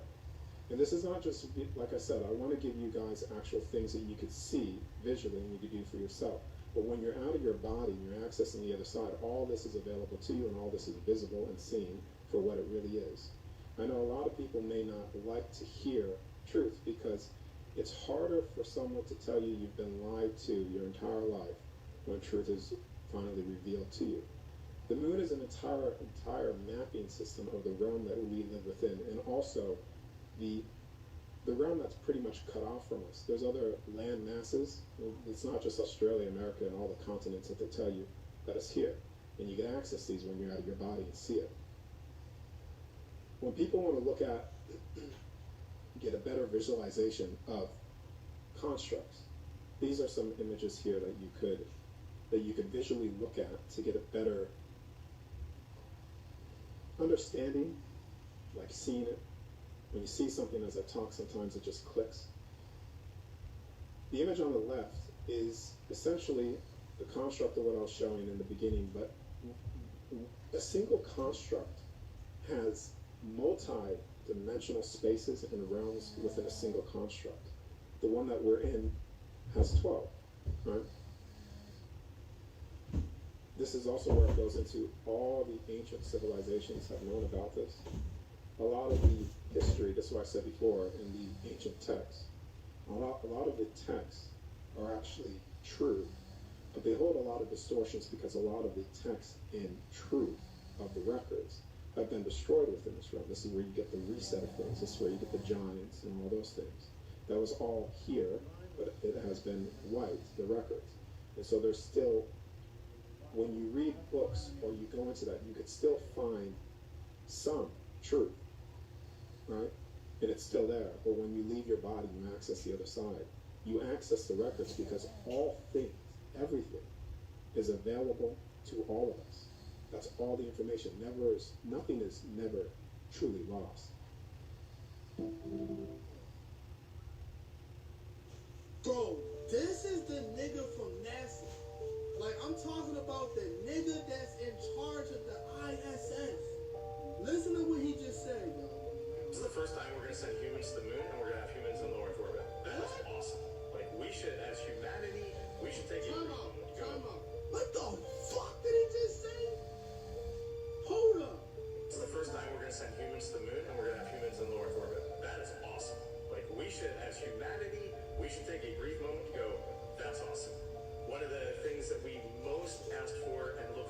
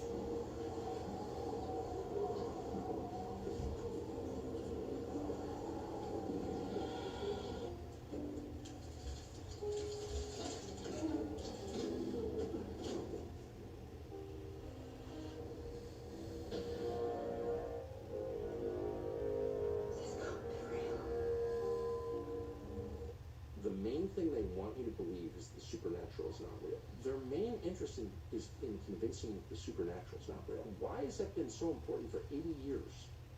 For you to convince me the supernatural is not real. Why do you care if I think the supernatural is real? And then you have to ask the motive. Like, it's not a profit motive. Like, does it make them rich to deny that there's supernatural forces? No. What is that? And I don't know the answer. But the obvious answer is, well, because they sort of know they're working for supernatural forces. Actually. But it doesn't perform that. They're not just like some ethereal, they're not just shadows floating around, specters, fog. That they're physical. They're as real as the arm of your chair. People are subject to the supernatural. So they do things that are not natural. Like kill themselves. That's why we're the only species that kills itself. Right? So when you kill yourself, whether slowly or all at once, you're being acted on by forces outside of you. Spiritual forces, obviously. Just trying to apply logic here.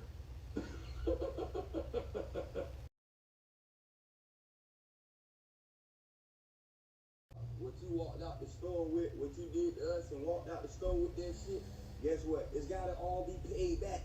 It don't matter how much hate you got set in your heart, none of that. It's gotta be paid back, my people. Don't be in fear.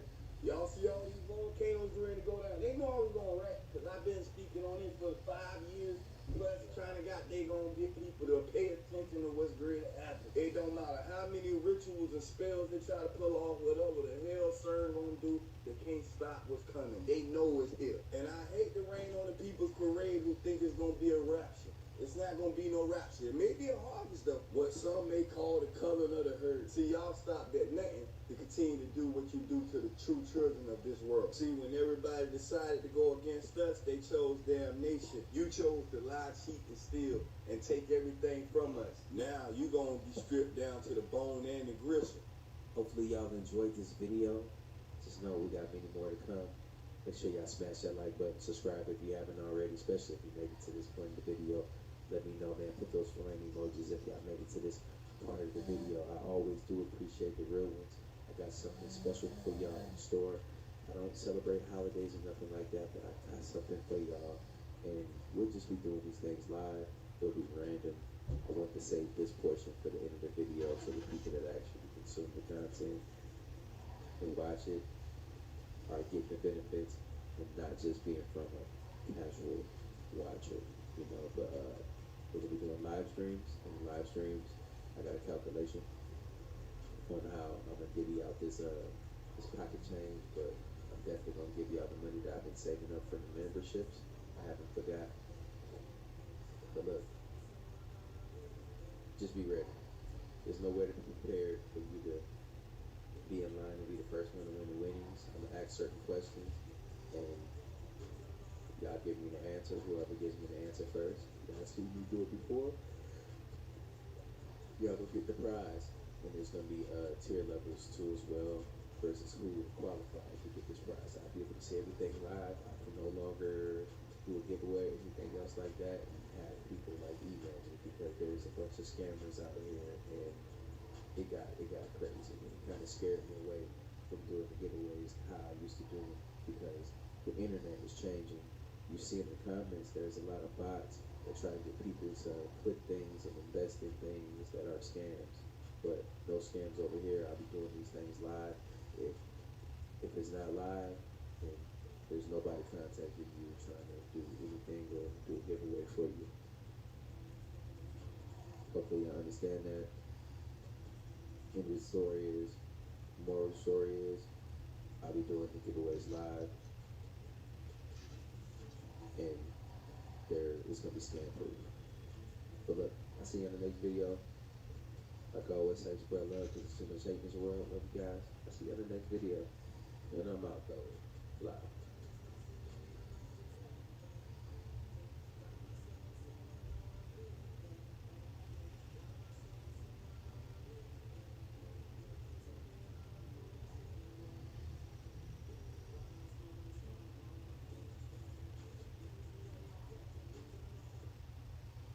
Welcome back to the coolest channel on YouTube. Look, smash that like button. Let's get this video to like 20,000 likes. Look, we got an amazing story here today.